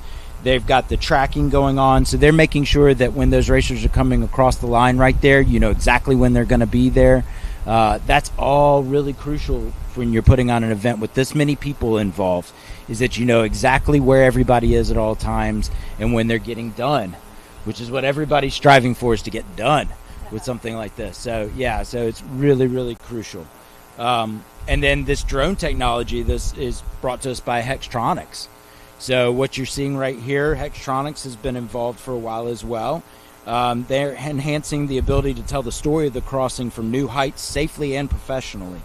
They're a South Florida-based company with a passion for tech-driven social good. So they fit in perfectly with the social good that we have going on here at the Crossing for Cystic Fibrosis. What a shot. Look at those waves right there. That's really, that's an amazing shot right there.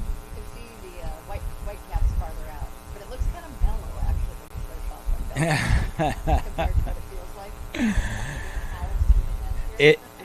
Trust us, it's tougher than it looks, everyone. But what a beautiful shot of Lake Worth. What a great beach. It's really, really a beautiful place, and what a fantastic spot to finish up an event. But yeah, now we're seeing more shots of the finish line. I will say it looks like maybe we've got a little bit of weather that's passing, going towards the north right there. So hopefully it avoided most of our racers. Yeah, I think we're just taking on the wind from that as at most. But you can see those flags moving out there, so you know that they've got a little bit of a tailwind probably bringing them into the beach right now. And I think we're seeing that some of the closer racers are within 4 to 5 miles of the finish now. So they're getting here. They're getting here. We're guessing that these are the folks who really are doing the entire thing. A lot of people had to, because of lightning, because of different reasons, the whole season. Yeah. All right. Well, let's take it down to Kelly and capture some people down on the beach. Good afternoon. This is Kelly Hilton Green here at the Lake Worth Beach. We're at the end of the Crossing for Cystic Fibrosis 2025. These events don't just happen, a huge amount of logistics, an incredible amount of sponsorship, and it's a community. We appreciate all those sponsors. With me is Jenna Emerson from Cemex, and I'd love to just hear what your thoughts are of this event and how you got involved. Yeah, so we actually have a paddler out there. He's our plant manager of our Riviera Beach location. This was his crazy idea to kind of do the 80 miles. And so, of course, when he mentioned it, I said, well, we're going to support you. And we're, a construction company, building materials all over the globe. And so we have a big reach. So we were able to pull in vendors that also help support, and they get their placement on the paddle. And so there's a whole team. Obviously, he has his family, but he also has his Cemex family that we're out there supporting. Such a great cause. And anytime you get involved and you learn more about causes like cystic fibrosis, you can't not want to be involved. So, and we're pleased to be here, and we're waiting on them. Waiting on them all. Because we just heard there's 83 still out there. So, but that's why we do it. We love to be involved, and when you have someone like a plant manager like a Matt who dives in, you have to say yes. I think it's also awesome that a company like yours is going to support people like that. I think that's what makes people want to work for great companies, what people want to make good companies like that. And it makes the world go on. It honestly does. It's not just about the dollar at the end of the day. It's about people. I think I got involved with this. I had a kid at school. I'm a school principal. And I had a kid at school with cystic fibrosis still there, and got involved with little events for him. And then finally I met Piper and Travis through through paddling, and now I'm involved in this, and I enjoy every minute of it. But so thank you so much for all you guys have done. No, thank you for being here as well. And this is my first year, and we'll probably be back. This is incredible. So We look forward to having a team from Samex in next year. yeah, we'll see about that. Jenna, I see you on a paddleboard next year. I can see it. Yeah. Thank you so much for your support. It really means a lot. Yes, thank you. Appreciate that. Take care. Great, welcome back. We know live feeds, people come in and out, so if you're joining us for the first time, we are at the Crossing for Cystic Fibrosis. You should follow all their social media, along with the nonprofit associated with that, Hyper's Angels Foundation, and that's where we are live right now on YouTube, Hyper's Angels Foundation YouTube. Please share with your friends if you're online, because sometimes it's tricky to find all of that. Hey, somebody just went by with a Last Paddler Standing shirt. Well, that's exciting. Yes, that is exciting. But Kelly's doing a good job. It's kind of funny for us because we're not sure what he's saying, but we see him laughing on the beach. He's doing a good job with interviews while we have this lull. But amazing cause, amazing event. Grew from Travis, his daughter finding out when she was very young that she had cystic fibrosis. Yeah, I think, and I guess this is probably a good time for us to just kind of, like you said, recap a little bit about why we're here. There's a couple of reasons. Obviously, one is our, connection to the Crossing for Cystic Fibrosis in terms of it being an event, obviously, and so there's people that are here to test themselves. But also, we have people that are here simply for, the cystic fibrosis side of it as well. They're not so much interested in the athletic endeavor, but they're here to support the exposure and education of that. Yeah, absolutely. I was looking for the page in here. We actually have a whole list of folks with cystic fibrosis who are here, and some are participating, and some, as you said, are just here supporting this wonderful event and organization. Yeah, we want to be clear. Obviously, we are definitely here for the cause, but we have a lot of people that this is what they train for. They train to go 80 miles from Bimini in the Bahamas back to Lake Worth, and so that's an exciting thing. As two people who are in what we would call the sup racing industry, we recognize that that's a far distance, and so what we're going to do now is we're going to send it back to Kelly so that he can talk a little bit more about what's happening down there at the beach. Go Cal. Right, good afternoon. This is Kelly down on the beach at Lake Worth Pier, and we are at the end, the finish line for Crossing for Cystic Fibrosis. I have with me Matthew, who's one of our lifeguards on duty in charge of the beach, and we've had a rough start to the day at about 9:45. We had a big squall come in. Matthew, talk to me a little bit about what you've seen on the beach today, what you think's going to happen this afternoon, and why it's kind of cool to be here. Yeah, we got some a little bit of rough conditions out today, flying a red flag and keeping the swimmers in close. It's definitely chopped up and whipped up from yesterday's conditions, and just making sure everyone stays safe. It was a great event. We love helping out the cystic fibrosis community and doing everything we can to help support this great cause. Well, Lake Worth, the city of Lake Worth has been a huge supporter. We love to have our home here. How have conditions got throughout the day? I see it getting a little dark out there. What are you suspecting for the afternoon? Yeah, still some passing thunderstorms, I believe. Hopefully no lightning or anything, but it's definitely chopped up the surf enough to make it a little rough for the paddlers and way rougher for the swimmers. So we got our hands full for everything we got going on, but we're keep it real. A little advice for everyone out there: if you're watching, make sure you swim at a guarded beach, especially here in Florida with all the rip currents we've had. So we appreciate all your support and everything you're doing for keeping us safe today. Absolutely. And anytime you come to a lifeguard beach, please stop by the lifeguard tower and check on condition boards and see if there's anything else you're not really sure about. And we're more than happy to talk to everybody. Stay safe and have fun. I'd imagine in Florida we get a lot of visitors from all over the world, and of course they won't know what those local conditions are, so that's a vital, important part of that beach visit. So Absolutely. Listen, Matthew, thank you so much. We appreciate your time today. Thank you so much for keeping us all safe, and we look forward to seeing you on the beach all afternoon. Absolutely. See you next year, man. All right, we're back. And we're back. We're back. Kelly's really on it at the beach. Right when we get into like deep diving into endurance, paddle racing, and everything, Kelly's got somebody else to talk to. So, let's talk endurance. Yeah, let's do it. So let's talk about that for a second, which is the endurance racing, endurance paddling side of this. It's a growing sport. Yeah. It's a growing sport. And it's such an interesting segment to me because it really draws different types of people in. But we really have different types of races. I mean, you yourself are a race director for Last Paddler Standing, which is a very interesting format, the ultra backyard running thing transformed to the water, which you're now expanding. You just had one in the UK.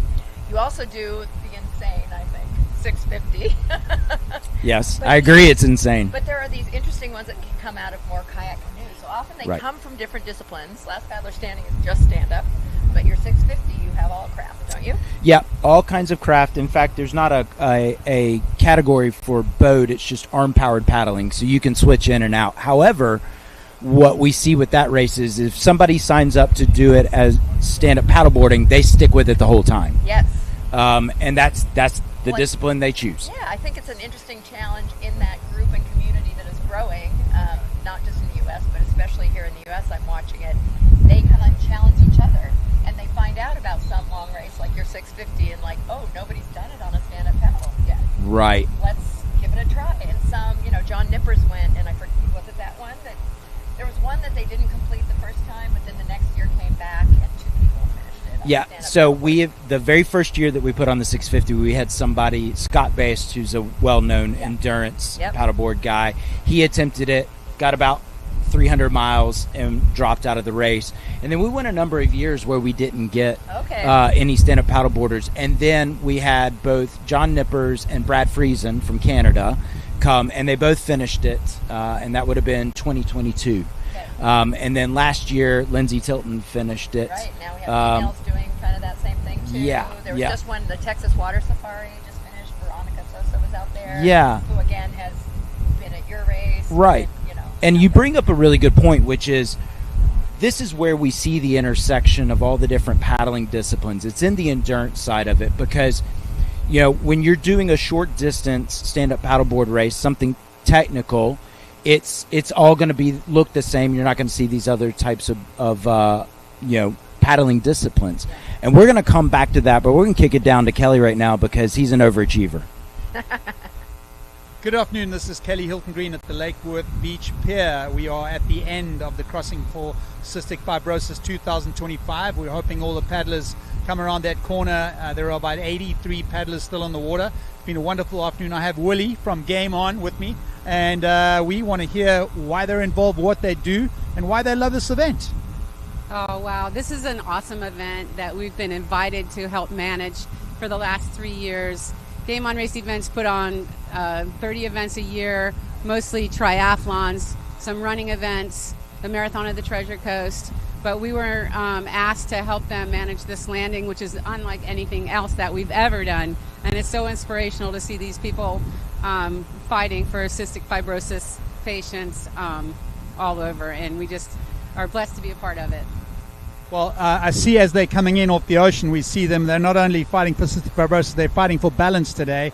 With the weather coming in, we do have a squall coming in. Is there anything else you'd like to give us before we get under the cover?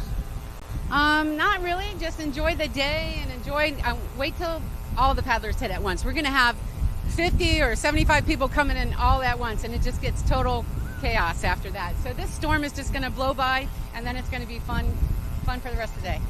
Thank you so much. We appreciate your support. Right. Thank you. I appreciate you. We're going to have to go to a break.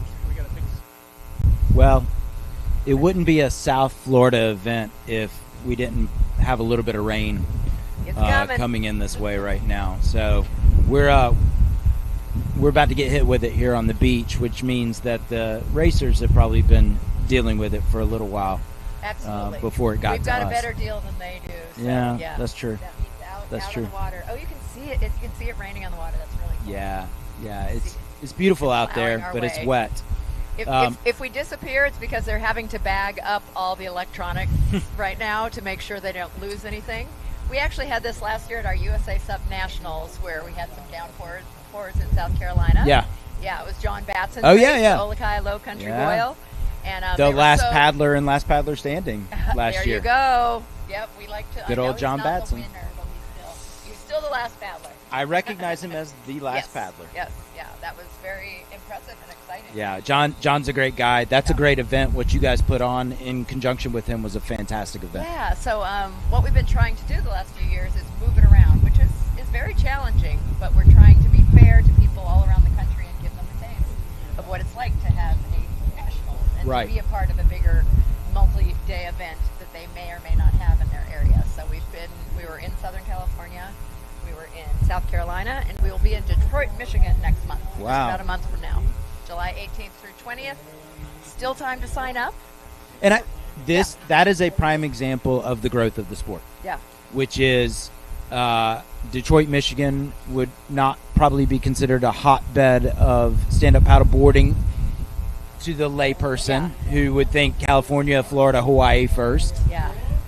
But it is. It's everywhere. And it There's a has body of moved water. around. Yeah, and actually it's in different forms. It was called Owabi before, out and around Belle Isle. Okay. But different people have had it, but there's a race around this Belle Isle in the river, which is the border between U.S. and Canada. I have never been to Detroit. I'm excited. That is But, we were exciting. just talking about endurance paddling. There's the other end that we're seeing more of, which are sprint and tech races. Yes. So just another, instead of what I have, for a decade and a half, it's been a 10K is like what almost every race is somewhere around there. Right. Not specifically a 10K, but it's a race around that. And maybe they offer a shorter distance as an entry type of race. So that's what we kind of focused on this year, trying to have regional races and rankings for that. But, I hear the bell ringing. We've got a team coming in the middle of the rainstorm. That's wonderful. And that means Kelly's probably going to take over in a moment. But we're excited to offer all different, and that's exciting about the growth. I do think we're growing again in stand-up paddling. It's funny, in the U.S. seems quiet, and yet I wish I could give you exact numbers. We're working on our half year. We have recorded thousands of paddlers already who have been in a race. Right. Just our regional race series itself is almost up to 50 races for the first half of the year around Wow. the country. That's great. And people will say nothing's happening in the U.S. It's like, well, nothing's bright and shiny. You and I were talking about prize money and people coming. Some of the things that are sort of valued and are big in Europe right now aren't happening here necessarily. But things go, transfer in waves. And the early days, we were talking about that too. The early adopters who often moved on to whatever the new hot thing is, which might be foil. It's not for everybody. It's not as accessible, but foiling and winging and all that, it's fantastic. I have nothing against it. But that and other things. Well, and we're a big country. It's hard if you live on the West Coast to get to do an East Coast race and vice versa. And we were chatting about this earlier as well. Races in Europe can attract 15 countries worth of people to come do those races, and they drive. Exactly. They don't have to deal with the logistics of getting aboard on a plane. Yeah. So which is a wonderful thing. I may feel a little bit jealous, but in fact we're very happy that it's booming in Europe. It's a great thing, and I think what we might be tasked with doing as event people in the U.S. is, in addition to trying to get more Americans to come out and do their local race or their regional race, we do need to go and promote ourselves to those that are part of Paddle UK, that are those in France and Spain, some of these other hotbed areas that have racers, whether they're doing the sprints and the technical races or the long distance events. We want to encourage them to come do our events over here. I'm bullish. I think that the sport is healthy. I think it's simply that we have to pivot a little bit in how we talk about the sport and get people into it. Yes. But I wouldn't be in this business doing this if I didn't think it was a good business to be But in. it really does help. What you did with Last Paddler Standing, you brought people from other countries right off the bat. Something really unique and different. They want to be told where, because again, so I'm saying, there's hundreds of races in the U.S., but people who are going to travel here, well, so tell me which one to go to. Right. Tell me which state, you know, make it a good destination area where maybe I can bring my family and make it a vacation too. So, because there is such a range of paddlers, but also at the very top end, they'd like to know. We did sort of, I would say a decade ago, we had kind of a big three, and people internationally went to Battle of the Paddle in Southern California, the Gorge up in Oregon on the border of Washington State, which is a downwinder, and then Carolina Cup. Those were kind of, they had a place and a time. Right. In fact, the timing kind of, especially like Carolina Cup, kind of kicked off the season. Then you went over to Europe and followed well, circuits. And you bring up one of those classic races in Carolina Cup that, you know, I'm of the belief that Carolina Cup should be like Key West Paddle Classic. It should be somebody else stepping in and going, well, we can make this happen again. We might have to change a little bit how we do it to make it work out financially. But Key West Paddle Classic showed us that when a race is coming to its end because its event director decides they want to do that, the community says, no, please, we got to find a way to keep this going. That's a healthy community. You know, that's a healthy sport if the people are saying, we can't allow this event to disappear. And though I'm not going anywhere with my events anytime soon, they're going to stay around for as many years as people will continue to do them. I would hope as well that an event like mine, if somebody ever wanted to pick up the mantle, if I wanted to stop, it's because the sport, it's important to people. And so, you know, this is an area where, yes, there are more people that are on a board in Florida than a lot of other states now, and therefore that helps an event like the Key West race. But I do believe that those core ones could always come back. The Carolina Cups, which is there's tons of people that are not even in this discipline of the sport that know Carolina Cup. You know, it's an important event, and there's people doing this event that have done Carolina Cup. There's people on this beach right now. We just saw a well-known person on this beach right now that has, you know, done Carolina Cup a lot of times and won it. So, you know, these events can come back. New ones can continue to grow, and it's gonna. But it takes this style of energy to seep out into other events as well. And so this always, when I come to this, it gets me really jazzed because I'm like, this is the energy that gets you excited and makes you want to go put it on an event because people love being at it. And that's just from the event side. We obviously know the cause side of it as well. And as you so well know, it takes so much to put on an event. You have to have passion, but it has to be sustainable too. Yes. And I think that was part of an issue early on, is that there was so much love and passion that it wasn't always something that was sustainable. But they make it. I mean, Travis and what he's built here, you have to have sponsors. You do have to charge a reasonable fee. We have very inexpensive races for part of the year in Southern California because they're sponsored by outrigger clubs. The team like pitches in and makes the lunch, and they already have the venue and they already have safety. But if you do not have that, it costs quite a bit of money to do those basic things, to do permits and everything. So I hope there will be a balance. I mean, we want race directors who love their racers and meet their needs, but we also, you guys who participate, thank your race director. If you have criticism, don't be about it. Well, and I would add, when the pandemic hit, if you bought a board, if you're one of those people that bought an inflatable board during the pandemic, if you don't see an event out there that caters to you getting that inflatable board into that event or race or whatever it is, either create it yourself or encourage somebody to create something like that. Ask that event. If they knew shoot me an email. Yeah, if they know you're out there, they will want to do that. There are so many people that own a board, whether you're competitive or not, that should be out there and participating. And we're going to kick it back down to Kelly now so they can talk to one of those competitors. Woohoo!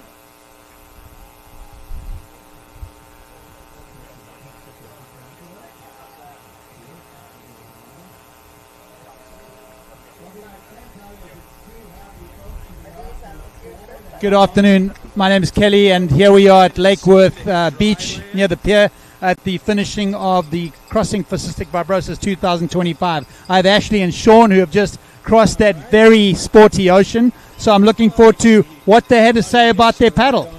It was an amazing paddle. Probably the hardest thing I've ever done in my life. Yeah, it was definitely up there with hardest things I've ever done. It was extremely challenging, especially with the weather conditions out there. Spent most of my time on my butt or on my knees. That's what happens in rolly conditions, I guess. Any chance of doing this again? Maybe. It's a little too soon to tell. Let me finish the rest of this bottle, and then we'll talk. Ask me next week. How was it meeting your captain for the first time? So, He was a very nice guy. It was a little nerve-wracking, but we got to practice for a couple hours, drafting behind the boat, and it worked out. Yeah, He was awesome. where are you guys from? Boynton, right here. Yep. Yeah, same thing in Boynton Beach.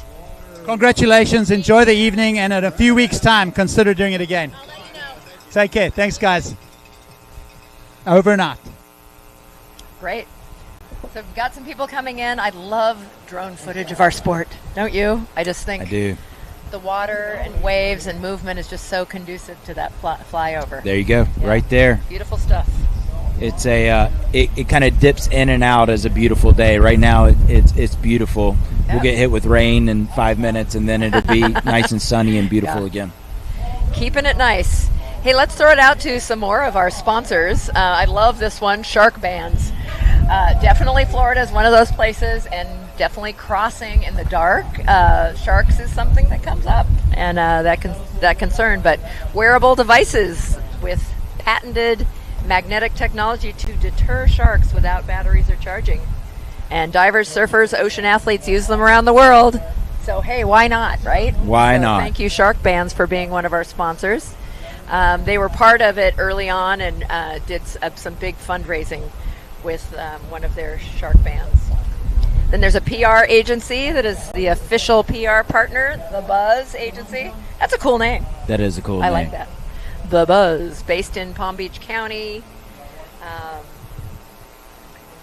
They're giving their mission the muscle that it deserves, so they help out with what's going on. I mean, I feel like maybe Victoria and Kelly probably kicked to this one earlier, but I mean, Chicken Cock Whiskey, it's here on the table with us right now. There you go. What a name. What a name, Chicken Cock Whiskey. She said they were mumbling it, so. I have no problems, flat out saying it. I think it's a beautiful bottle. Okay, look at the name, Riotous Blonde. Yeah. Woohoo! That's awesome. That's awesome. If I wasn't turning gray, I could call myself that. Can I still? I'm a Riotous Blonde. Yeah. We might have to have a shot of this. I think there's an open bottle moving around up here somewhere. If you notice that everybody's kind of getting a little slurry with their language, you might know why with the Chicken Cock Whiskey that's around. But they're another one of the proud supporters, as well as Florida Power and Light. They are one of the major supporters of this. They power over 5 million customer accounts across Florida, and so they're powering us right now. We've got lights on right now, thanks to them, as well as the Marine Industries Association of Palm Beach County. They're another one of the important partners of this event, and so we thank them for helping us with this crossing of the ocean, for creating lasting impact in the area as well. So lots and lots of great partners helping out in a variety of different ways at an event that is a year-long undertaking, and it really is. I can speak to putting on events that take all year long to put on.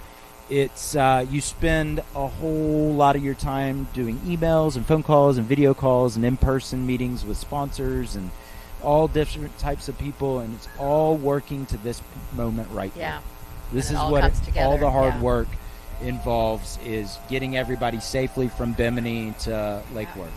And so fun that we get to come in, on this. It's the end of it. It's all day, but it's still the end. That they were over there in Bimini and in the Bahamas having all kinds of, Piper's, we talked about cystic fibrosis, but they have a lot of other things. The stewardship of the ocean, conservation, a lot of things that they work towards. So their message really ties a lot of just wonderful themes together. And they do really all the hard special work, and then we come in day of. And we lucky us. We make it nice and easy, and we're gonna kick it on down to the beach where it's going on nice and easy there as well. A break.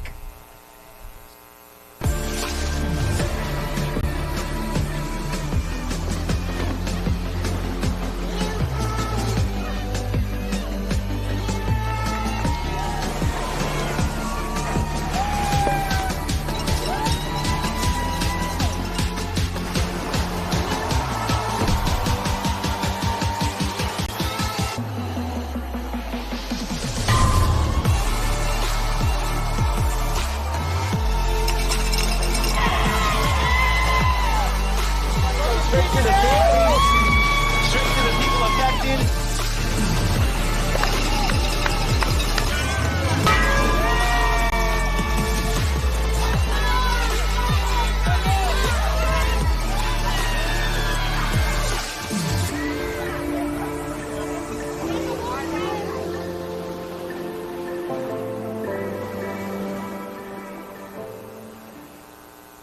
Glow like a Jupiter sunrise, only in Diamonte, where world-class aesthetics meet our ocean-inspired practice.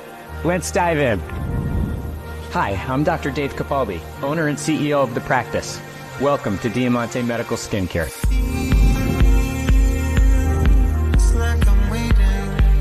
Feel your best from the inside out with our bespoke vitamin IV therapy.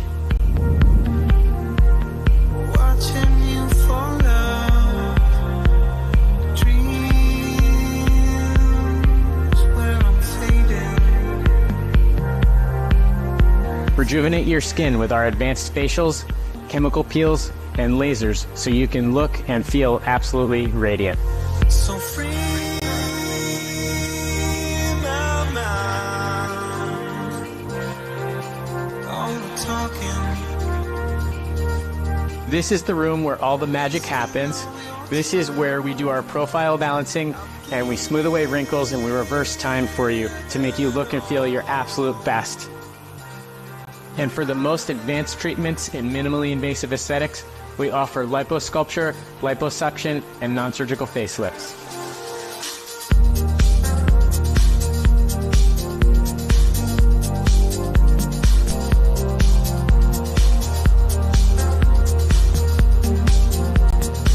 Feel youthful and energetic with personalized hormone therapy. We address fatigue, changes in weight, and we create a customized plan for your optimal hormone levels.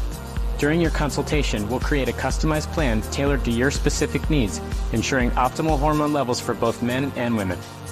Book your private consultation today. You can call us at 561-270-4478. We can't wait to help create a more radiant you. See you soon.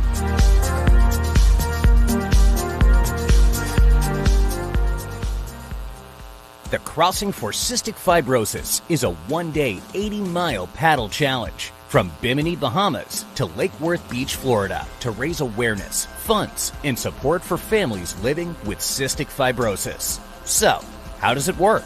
Every paddler works with a support boat who guides them safely across the Atlantic Gulf Stream. We leave at midnight, paddling amongst the stars. But preparation for the journey has started long before we leave the shore.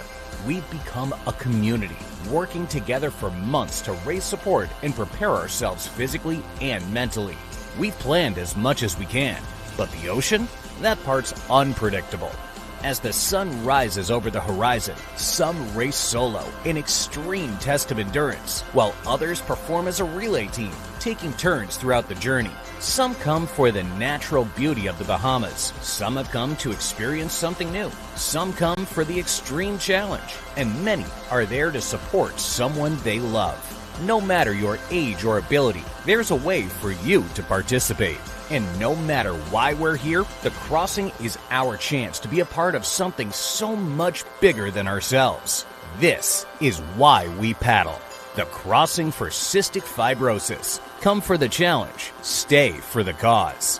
Let's do something extraordinary together. Join us at crossingforcf.com.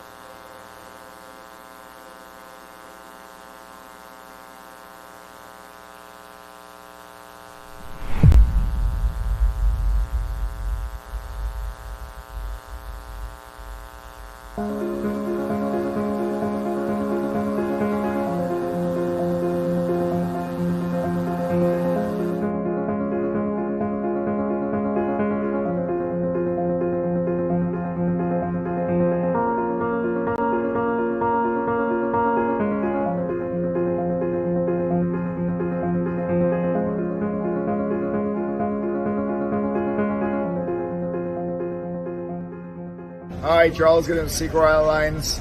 We are a proud sponsor of Pirates Angels for Cystic Fibrosis, and I want to welcome everybody sailing or paddling from the Bahamas, Bimini, to Lake Worth Pier. And I wish you well and a safe journey.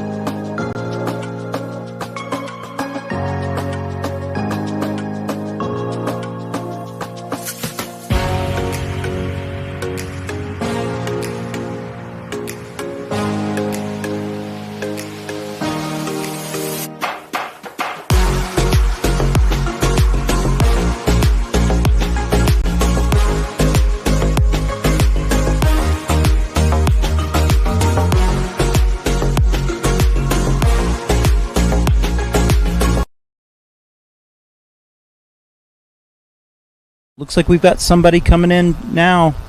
These drone shots have been just incredible today. We're getting a really good view. We're saying that they are deceiving.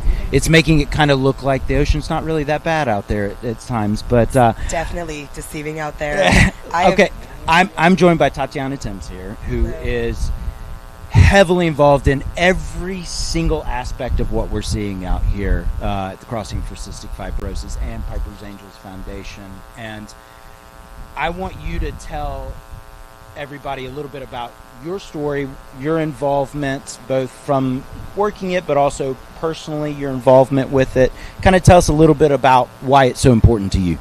Absolutely, thank you. So my name is Tatiana Timms. I'm the Director of Communications and Partnerships for Piper's Angels Foundation. I got started back.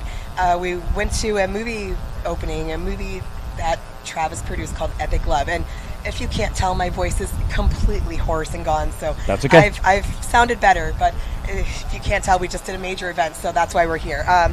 We saw Epic Love, and Sean and I, my husband, decided we could do this event because his sister actually is the reason that we got involved. She has cystic fibrosis, and we were doing the walks for the CF Foundation. So when we met Travis, we decided, well, this is just too incredible not to get involved in.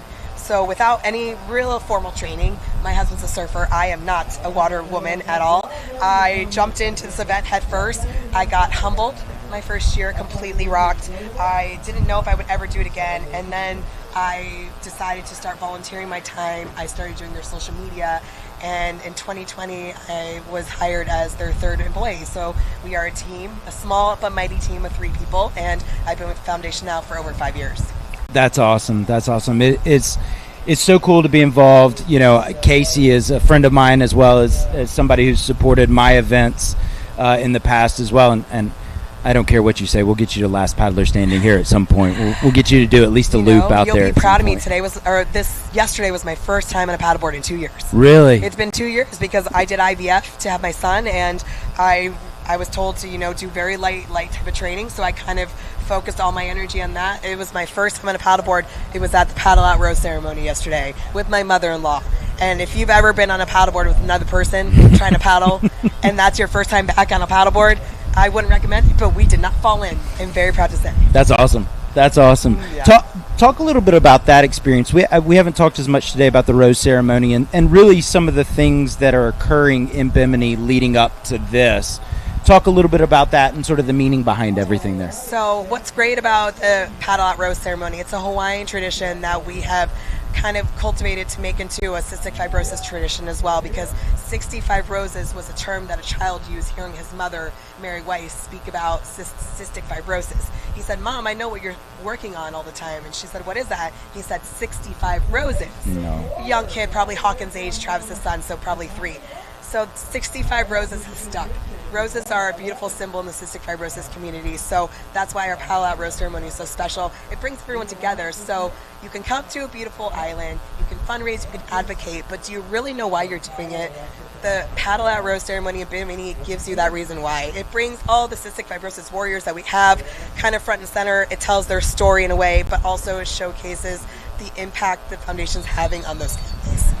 Yeah, and it's really cool. If you haven't, if you're not following the social media accounts, you should be. But you can always go back and look at some photos and videos on Instagram, Facebook, things like that that show that ceremony. And it always blows my mind because you seeing everybody going out there for the ceremony, and I'm thinking, okay, I'm doing the math in my head. I'm like, they got to be on their boards at midnight here in just a little while.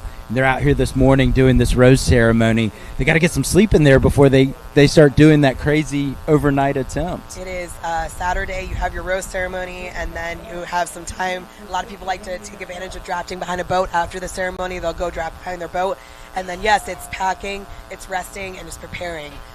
People are recommended to rest. I know, and I've heard, I've experienced it myself, it's very hard to calm the nerves before that beach launch. Yeah. It's a lot of fun. There's a lot of adrenaline. It's a lot of excitement, but there's also a lot of nerves for sure. And for those of you that might be new to this, last year was a challenge for everybody because you were delayed by a day.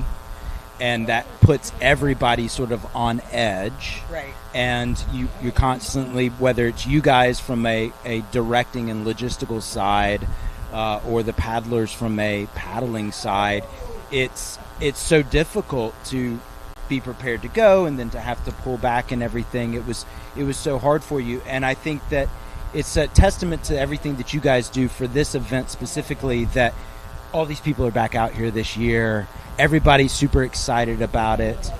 The word is spreading throughout the paddling community. It's not just your CF community, but I hear people in my world that are only in the paddling side of it. They know about this event. Their minds are blown that it's 80 miles of open water that people are doing. And so, you guys are just doing such a great job from a communication standpoint. And even when you're having to weather the difficulties of things like last year, it's clear that you've got great plans in place to be able to make sure that everything goes off, even with a hitch, goes off well. And my kudos to you as an event organizer. I understand how hard that is to do something like that. Thank you. Yes, it's a production of love. It's a year-long production that we work on tirelessly, the three of us. But it also has a lot to do with the people who support us. We have a lot of volunteers out here today. We could not do this without the volunteers, without the lead volunteers who are helping direct the other people who show up and say, hey, I want to help. So really, yes, we do an amazing job as event directors. Safety is number one priority. We're so grateful people do want to come back, but I think it really is a testament that everybody else supports us. Yeah. We do it, but they come. And if we didn't have people show up, we wouldn't have an event. Yeah. We could set this all up and it would be empty and it wouldn't be anything to talk about. But the fact that people keep showing up, I think, speaks volumes on the remarkability of the event, that there's something unique here, something different, that we can postpone and even alter the event to modify it, right? Because last year that's what we had to do. We had a contingency plan in place. It may not have been perfectly clear to the public. We had one ourselves. This year it's much more forward-facing. It's on our website. We've been very vocal about saying check the contingency plan. Make sure you have a day buffer between before and after. But the fact that people came back after last year is showing that there's something here and it's not going away. You can't take it away from a pandemic. You can't take it away from weather. There's really nothing you can do to take away the wow factor of this event, because it's changing lives. It really is. And people come for the challenge and they stay for the cause. Well, and people take this event personally. It seems to be in people's soul a little bit more than just it being an event itself, obviously, with the cause. And it's personal for you. Right. It's something that goes very deep. And so talk a little bit about sort of how it's been these last few months from a personal standpoint as it relates to the Piper's Angels Foundation, the cause, and everything that you've been dealing with. Thank you. So the cause is very personal to all of us. Travis started the foundation because Piper was diagnosed with cystic fibrosis, which is why we're called the Piper's Angels Foundation.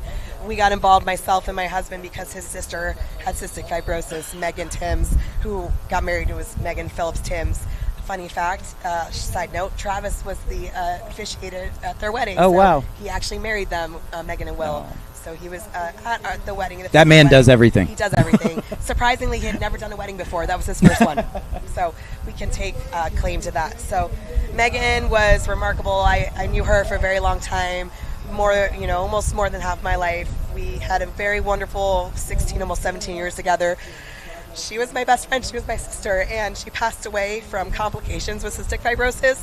There are over 2,000 genetic variations of this disease.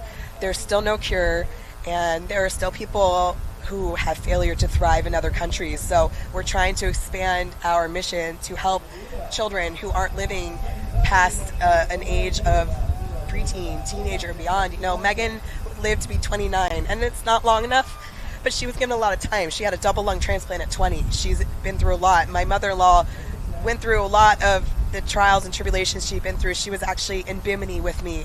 Most of Megan's family was, her mom, her aunt, her husband. My husband was supposed to come, her brother and her godson, but they were sick. So, her brother-in-law and sister-in-law. It was a beautiful, family-friendly event where everyone was able to come together, hear Megan's story, and we really love to showcase the why behind the paddle, because the paddle is beautiful and remarkable, but there's a reality behind it that people may not see, behind the fun, behind the paddle, behind the training, behind asking for fundraising, which can be very awkward and uncomfortable. There's a reason behind that, and that reason is those children in hospital beds who aren't able to do this. Right. And that's why we do it. Right, and that's why you wear purple as well, right? Right. The cystic fibrosis color internationally is purple, and Megan's favorite color was purple, so we've embraced that. My new favorite color is purple. It's just been really a wild ride to have somebody you love so much not physically be here, but still be so present in so many ways. Yeah. I mean, she was here this entire weekend with us, with everybody on their paddle, and Megan Strong was the mantra they gave her in 2019 when she was going through her issues with cancer, through her double lung transplant, and we reused the Megan Strong mantra this year again, and it'll be the mantra I'll carry with me forever. Well, I can tell you as somebody who is throughout the year on the periphery of this event and everything, I felt like I knew who she was all the way to today. And you can really feel it in everything that you guys have been doing all week long, the way you've honored her life leading up to today. And I'm sure that she's going to be around in this event and in the feeling of the event for years and years to come. Thank you. We want to be able to showcase as many stories as we can, and obviously we're barely scratching the surface, but the goal is to hopefully amplify these voices, to get them heard so that other people know there's something out there that they can help out with. It can be done in a fun way. You don't have to go to a hospital room, because technically we don't even do that. Cystic fibrosis patients, they were the first social distancers. They're actually very unique where they can't actually be around each other to relate to each other. So that's an extra layer of challenge that people with CF face. So our foundation, we don't fundraise for a cure, but we fundraise for everything else in between. So if they want to have hope for tomorrow, we're the ones who try to give them hope for today with mental health programs, with breathing programs, with financial help, with scholarships to get into saltwater and into sport activities to help them breathe better. So we're just really fortunate. We had a foundation, a young man who's actually on the screen right now, Jacob Vendetti. He's actually paddling on 30% lung function. Oh my gosh. He is fundraising for his double lung transplant. He lives in North Carolina. His foundation is called the Live Fearlessly Foundation, and he wanted to come out here and prove that he could do it. Amazing. So he was out there prone paddling on his belly with his arms with 30% lung function. So Jacob is just a wonderful example of one of the voices that we try to show and amplify, because it's just so important to hear everybody's story. What a beautiful moment right there. That's amazing. That's endurance and perseverance right there, all wrapped into one. Well, listen, thank you for coming up here and not only talking about what you do with the foundation and with the events and everything, but also your own personal story. And I know that's hard, but we definitely appreciate it. And I think it's really important for people to hear this and to see the even greater why of why all of us are here for this fantastic event. And so I thank you for letting me be a part of it. So, but now we're going to toss it down to Kelly at the beach, where he's having a ton of fun.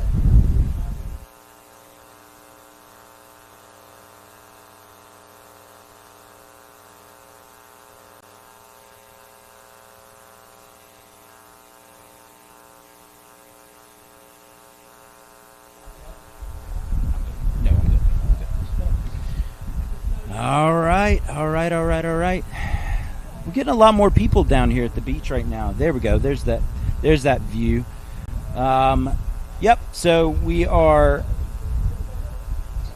What time is it now? 2:33 in the afternoon. This is going to be a time period where we are going to start to see more and more racers coming into the beach. I'm just looking out here. We've got a couple of boats out there. So the nice thing is when you see those boats out there in the water, that's indicating that a racer or multiple racers are coming in for the finish. Those boats are out there as safety boats that have done the 80 or so miles from Bimini to the beach here at Lake Worth. And so It's a good sign that we've got some people that are coming into the finish. It is beautiful out there right now. Oh, there we go. There's a finisher right there. Yeah, we just got to see him. That's amazing. 30% lung capacity to be able to do what he did out there is incredible. And everybody's getting a champagne shower today. You can see that nonstop. All those people in the yellow shirts, those are our volunteers out there. And like Tati said, this event doesn't happen without people volunteering their time, energy, love towards this event. So let's take it back down to Kelly at the beach right now. Great race, huh? Yeah.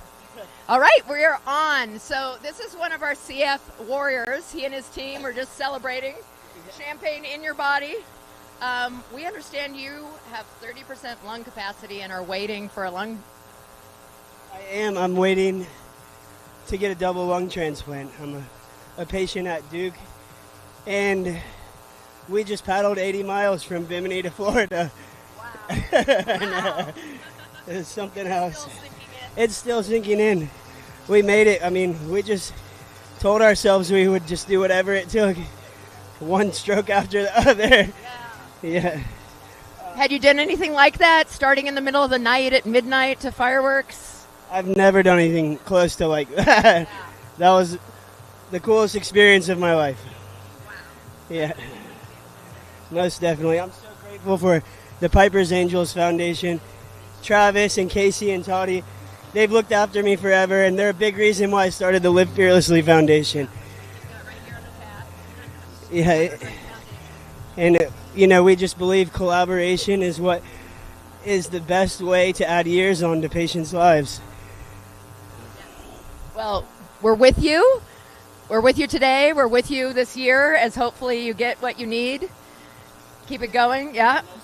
But today is about celebrating. You did it. Congratulations. You got to live in the moment sometimes, and we'll take care of all of that in the near future. Yeah. Wow. We've got some amazing people here. Yes, yes. So, Kelly, the running joke up here while you were down on the beach was that every time Kristen and I got into like a topic, we'd hear in our ear, oh, got to send it down to Kelly. He's got somebody else to talk to. So you got a lot of people on camera down there for the last hour or so.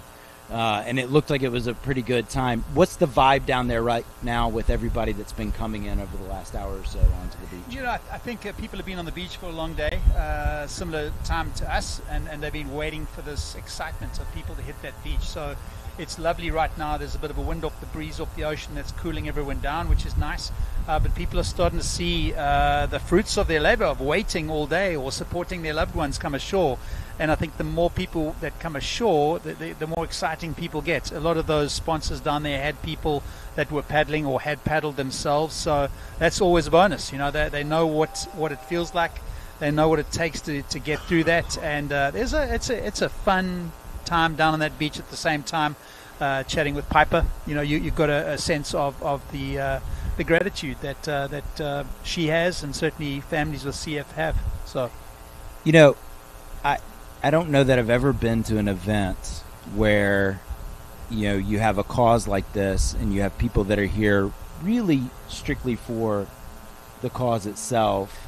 And then on the other side of that, you have, not to say that this person's not here for the cause, but you have Seychelles down there on the beach, probably the most famous female stand-up paddleboarder in the world is down here supporting this event as well. So you have such an interesting range of people that want to be a part of this, to put their love into this event, to put their support into this event. It's really fascinating. Like, I'm in awe of what everybody that's attached to this event has done. You hit the nail on the head. I think it doesn't matter why. There are a lot of people that are involved for right reasons and different reasons, but it's interesting when you get someone like Seychelles, world champion, coming here supporting people coming off the water. I mean, and I think that speaks to the community, the paddle community we belong to. We're always happy at a race. I'll stand there and wait for the last person to come in. Sometimes that last person is me. but it's good that you feel just part of it, and I think that's definitely something that the Crossing for Cystic Fibrosis has done really well at. So I would highly encourage you, if you're watching this broadcast and you're thinking about getting involved with this for next year, whether that's giving money, whether that's coming here to the beach landing in person, whether that's paddling, you really should really consider being a part of this atmosphere, because it's an energy that's really hard to compare to anything else. It's something that I'm super fortunate to be able to be a part of, and so I love it. I think everybody should sign up for this every year. Even if you don't want to do the 80 miles, you now have a shorter option, which is pretty cool as well. Yeah, you have relay options. The relay option, I think it's getting involved, and whether it's CF or just giving back to your community, I think is you get some sort of internal joy out of that, and I think it's something that we all overlook. It's either a race for some or it's fundraising, but you do all of that. You're giving back to people that really need it, and it honestly makes you wake up the next morning feeling much better about where you are. Yeah. So yeah, a lot of joy on the beach, a lot of happiness, a lot of tears of joy, a lot of tired people that are not sure they're going to paddle it today, but I imagine in a few days they'll feel better about it, as you do after an incredible paddle like this. Yeah, we were talking a little bit earlier. 80 miles of open water is a real endurance feat. It is extremely difficult, and in my racing background and in my race directing background, I often found that the hardest part of racing was the nighttime. And so to think that they're all starting at midnight. Yeah. And actually their preparation is starting well before midnight. So they're sitting around in the dark in Bimini, or getting everything together in the dark in Bimini, and then they're starting at midnight and they're paddling for probably 6 hours, 5 hours in the dark on the open water. It's a mental challenge just to get here to Lake Worth, and we're seeing scores and scores of them coming in throughout the day. We were just talking a minute ago. Yeah, every time you see a boat out there, start to crane your head and look and see who's coming in right now, who's endured this crossing all the way from the Bahamas. I tell you what, that wait, as you alluded to, that what happens before the crossing starts is quite amazing. You're all together as a team in your condo or room at about 9 o'clock. That team has to all jump on a boat and then head out and get into the lineup, and the paddler is left on the beach for about an hour and a half to 2 hours with other paddlers, and that's when the truth begins to set in, and you realize that, okay, you've got to launch into this dark ocean with very little light, and you wonder then, have I trained enough? Why am I doing this? And of course you go back to those whys, you try to stay calm, but that race, and obviously there's hours and hours and months of preparation, but those few hours before the race is tough, very tough. In the trail running world, there's races very often where you'll do a race and it'll be, let's say, a 20-mile loop for 100 miles, and you're going by your car every 20 miles. And the hardest thing about a race like that is not getting in your car. And yet this event, for 80 miles, you got a boat right there next to you, right in front of you, and not getting on the boat, staying on your board if you're doing this solo all the way in. That's so mentally challenging to see an opportunity to stop it. It's what makes so many of these people out here right now so impressive. Oh, I think that internal character and grit of not getting in your car at those times and not getting on the boat, and also planning ahead. I think I spoke to a paddler last week and I said, look, you make sure that every hour you stop and take a snack and a break. And she was like, well, I think I'll be good for the first 2 hours. And I, again, having done it before, and again, having battled and hurt and all that, but if you do those stops and plan them, you're better off to succeed at the end. And so it's a really long race. I mean, I'm sure in those 100 milers, same sort of thing. You miss a refreshment or a hydration thing, and you are going to hurt, and possibly not finish. So it's quite an event, and it's wonderful to see so many people. I see Jeremy Vane's just about to come in, local staple in the paddling community down here in Jupiter with Blue Line, and really is he started a Tuesday evening race at 20 people. Now we have about 60 to 70 people every Tuesday, which is fantastic. So I'm sure he's going to come ashore with his with Shelby, and but they've all done a lot of work for this. So. Yeah, it's a lot of work. You're exactly right. Nutrition, hydration, if you are not on top of those things, will be the thing that take you out in events like this. And it can be really deceptive to start in the cool temperature at midnight without the sun on you and to think, I need to hydrate right now. Yeah. That's something that oftentimes is difficult for people to remember. Is you need to pre-hydrate and nutrition before you do an event like this. So all right, we'll take this to a break. Yep.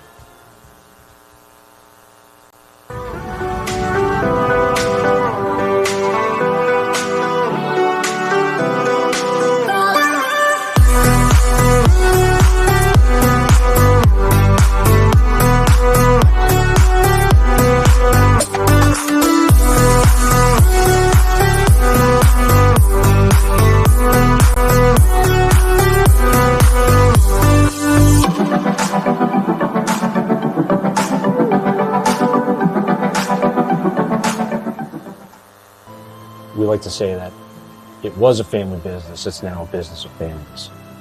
Quality of equipment and all that is great, but relationships is what drives the Diaz family. I always know that I'm dealing with people that will always have my best interest at heart. Clients absolutely depend on me, so much so that they all have my cell phone number and they know they can call me any time of day. I always pick up. You have the benefit of buying the best equipment in the world and having a local representation that really takes care of the customer. Been working for this company a very long time. Love this company, and I'll probably be working here till I die. And without a doubt, I would highly recommend MedLab. Not only would I recommend them, I constantly recommend them to my friends in the business. I'm always asking the question, what's the next chapter? What does the future bring for us? Where we're enhancing lives, using cutting-edge technology, and doing everything that we can to improve our community. I add buoy to my morning cup to round out my energy. These liquid ionic minerals balance out the caffeine and keep you grounded. They're unflavored and sugar and sweetener free. I also dose a few times throughout the day to keep my energy stable. I love how hydrated they make me feel. It's the easiest way to get your electrolytes and trace minerals in. Try them risk-free at justaddbuoy.com and add them to your drinking rituals. Did you know that indoor air can be up to 5 times more contaminated than outdoor air? Imagine if you were struggling to breathe with a lung disease like cystic fibrosis. Often people with CF are doing multiple breathing treatments every day to battle recurring lung infections. Don't they deserve to have a clean, safe home? That's why Piper's Angels Foundation was so excited to partner with Stanley Steamer South Florida and the Treasure Coast to provide clean air for healthier lungs. Stanley Steamer's top-of-the-line services go well beyond air duct cleaning. They clean the coils and motors where harmful bacteria, viruses, and allergens can live, and protect the entire air system with powerful treatments and new technologies designed to sustain a healthy indoor environment. As a family or a person with cystic fibrosis, clean air is really essential for peace of mind. If you're a CF family in the South Florida community and you'd like to benefit from this opportunity, we would love to hear from you. Piper's Angels Foundation, CF families empowering CF families. Inspire every breath.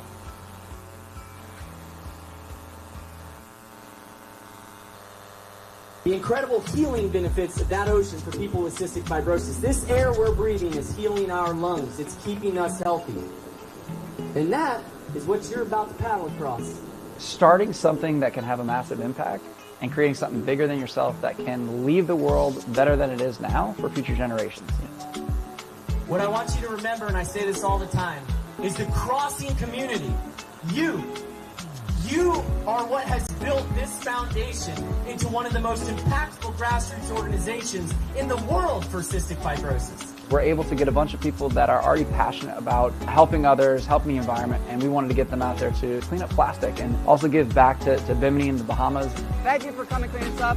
Let's have a great rest of the event, yeah?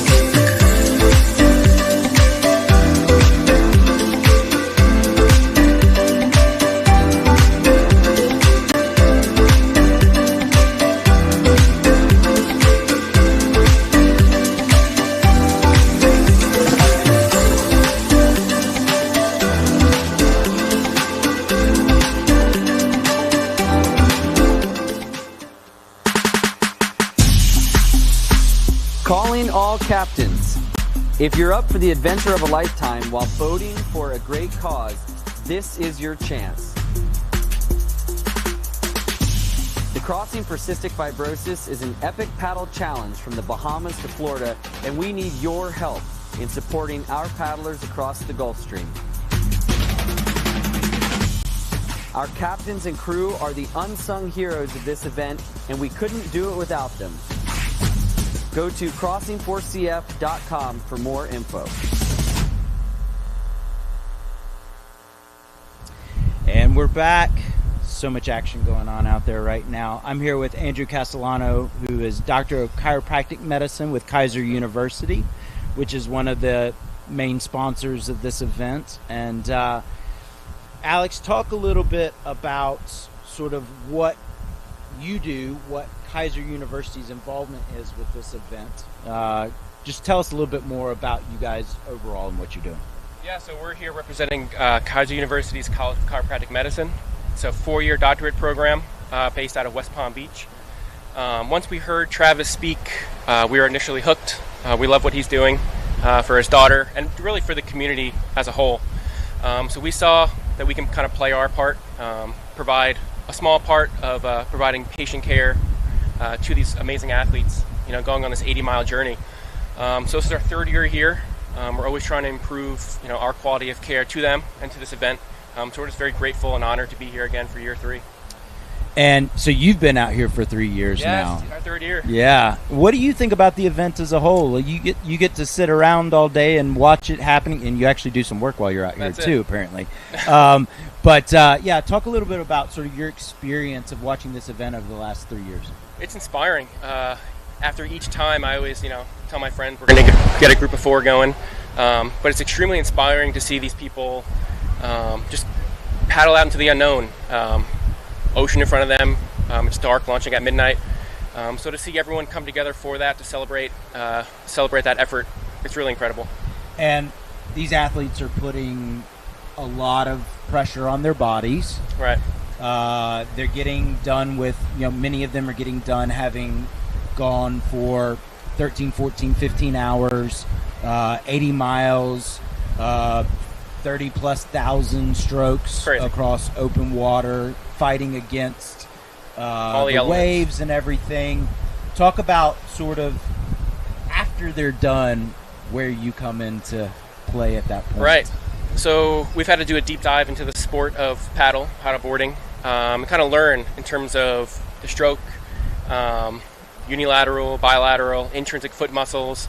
So how can we better assess, diagnose, and treat what they're putting their body through for that time? So a lot of manual therapy, a lot of adjusting, and it's been great. We've seen them recover quicker, be less sore, and get them ready for next year. Yeah, I mean, really important to take care of your body before and after an event like this. Right. In terms of like the preventative measure as well, the prehab, how do we get them into our office, onto our table, before injuries do occur? Yeah. Keep them out there. Speaking of the table, Bernie, come up here real quick. Come on, Bern. Bernie, one of the hey guys. One of the long time involved everythings of this event right here. What just happened with you? Well, I've been volunteering at this event for 4 years now as well, and the good doctor here adjusted my shoulders, and I feel absolutely wonderful. So, very highly recommended. Thank you for everything you do, and thank you for the support of this race. Thank you. Fantastic. Like Thank we've you, been Brian. talking about all day long, that is Partners in Action right here at the event itself. Thanks, Bernie. So what would somebody need to do if they were, say, local and wanted to come see you host events to have everything taken care of? How would they go through that process? So we have a QR code at our tent they can scan in. It takes them right to our clinic office. Call the front desk and make a schedule. We're open Monday through Friday, 8 through 5, so very accommodating for the community. Awesome. And I have to give a quick shout out to Kaiser's lacrosse team, 3-time national champions, of which their coach for the first 2 national championships, Patrick Johnson, was my college roommate and teammate in college lacrosse. And so that's it. That's how I knew Kaiser before this, was through the lacrosse team. And I'm sure you guys have been taking care of them really well. You can't win 3 straight national championships without being taken care of. We're fortunate enough to be part of that sports medicine team at Kaiser, to work with all of their national championship teams and provide great chiropractic care for them. Awesome. Well, thank you again for all that you're doing here. Friend. Thank you for taking time to chat. And I may go get down on the table here in a few minutes. Great, and we'll see you next year. Awesome. All right, we're going to kick it down to the beach now for some more interviews. This is your team, I think we're about. Yep. Okay, so we do have some people coming in pretty soon. We're not sure if it's AJ and Adam, but here we have their fan club, family and friends. Everybody come on in, squeeze in so you can get on camera. He's backing up so he can see all of you. Show your signs. So this event would not happen without the support crews. So not only do they have the captain of the boat and probably another crew person, but they've got these guys on the beach to cheer them in.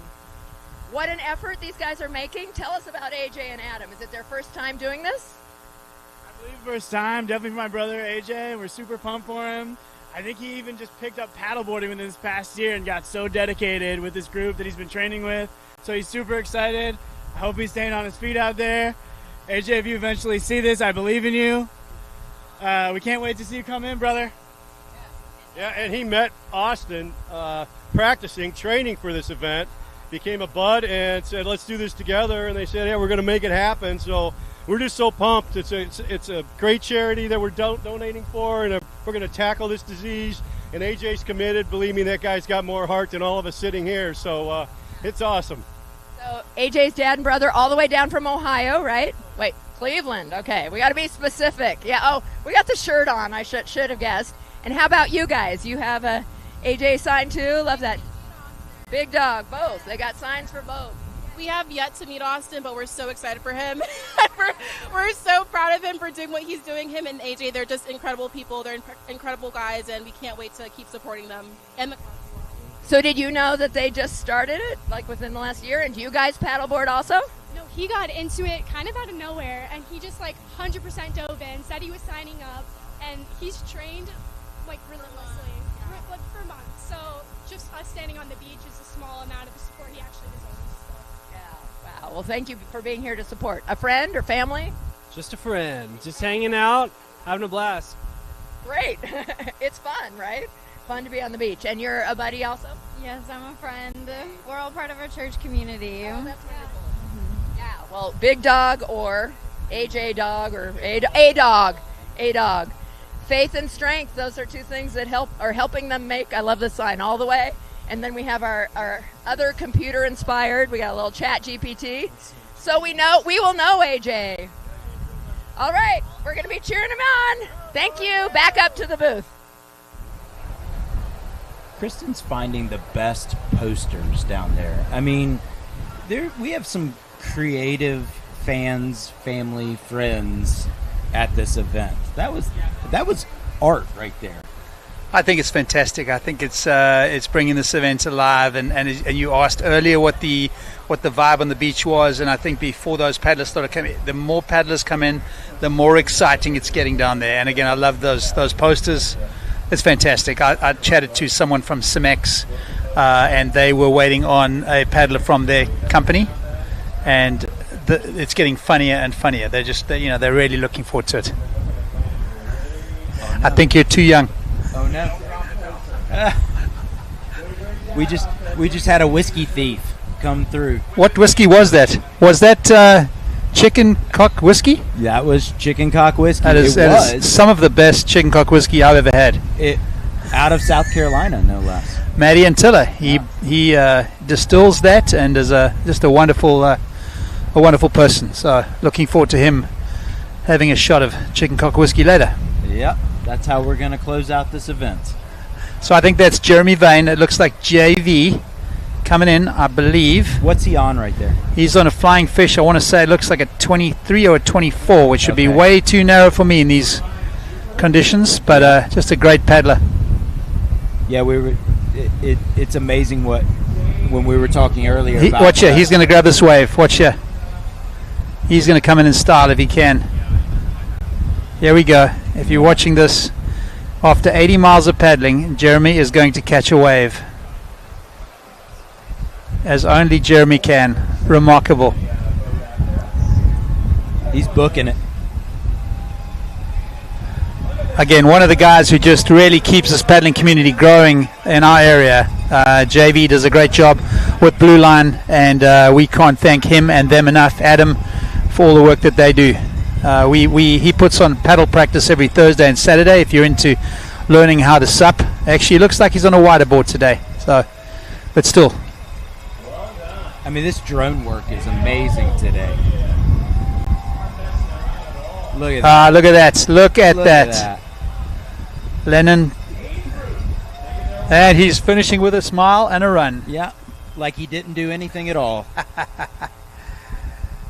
What a view. That's awesome. Jeremy's also done a lot of that circuit out in California, and just a tremendous paddler, tremendous guy. Hope Kristen gets him on air down there shortly. Let's talk for a second about flying fish. Yeah. We talked a little bit about them earlier, but I think it's important to point out that it's really great when a paddleboarding brand or a board manufacturer attaches themselves to your event. But it feels like with Flying Fish, oftentimes their involvement goes a step further. They're really about building the community down here as much as possible. They want to get their boards not only on, get people using their boards, but really they want them doing a lot of things together. They want to really support things like the Tuesday night paddling groups and things like that. And then for events like this, we often see, I know John's not here today, but he's often here. John is at every event you can imagine. I know right now he's up at a race in Connecticut yesterday. But, just firstly, a wonderful board. We've lucky enough to be around it as he's built that company up. And then he's taken input from us. And obviously, the Tuesday night race league, he started the Thursday night race league a few years before that up in Stewart's. And we had 40 or 50 paddlers at that event when he still had the shop. And of course, going into full-time board making takes time away, but he's done a tremendous amount for the area and is just affable guy, lovable guy, likable guy, someone that just promotes his brand and is happy to support others. All right, well, let's take it down to the beach now and see some finishers.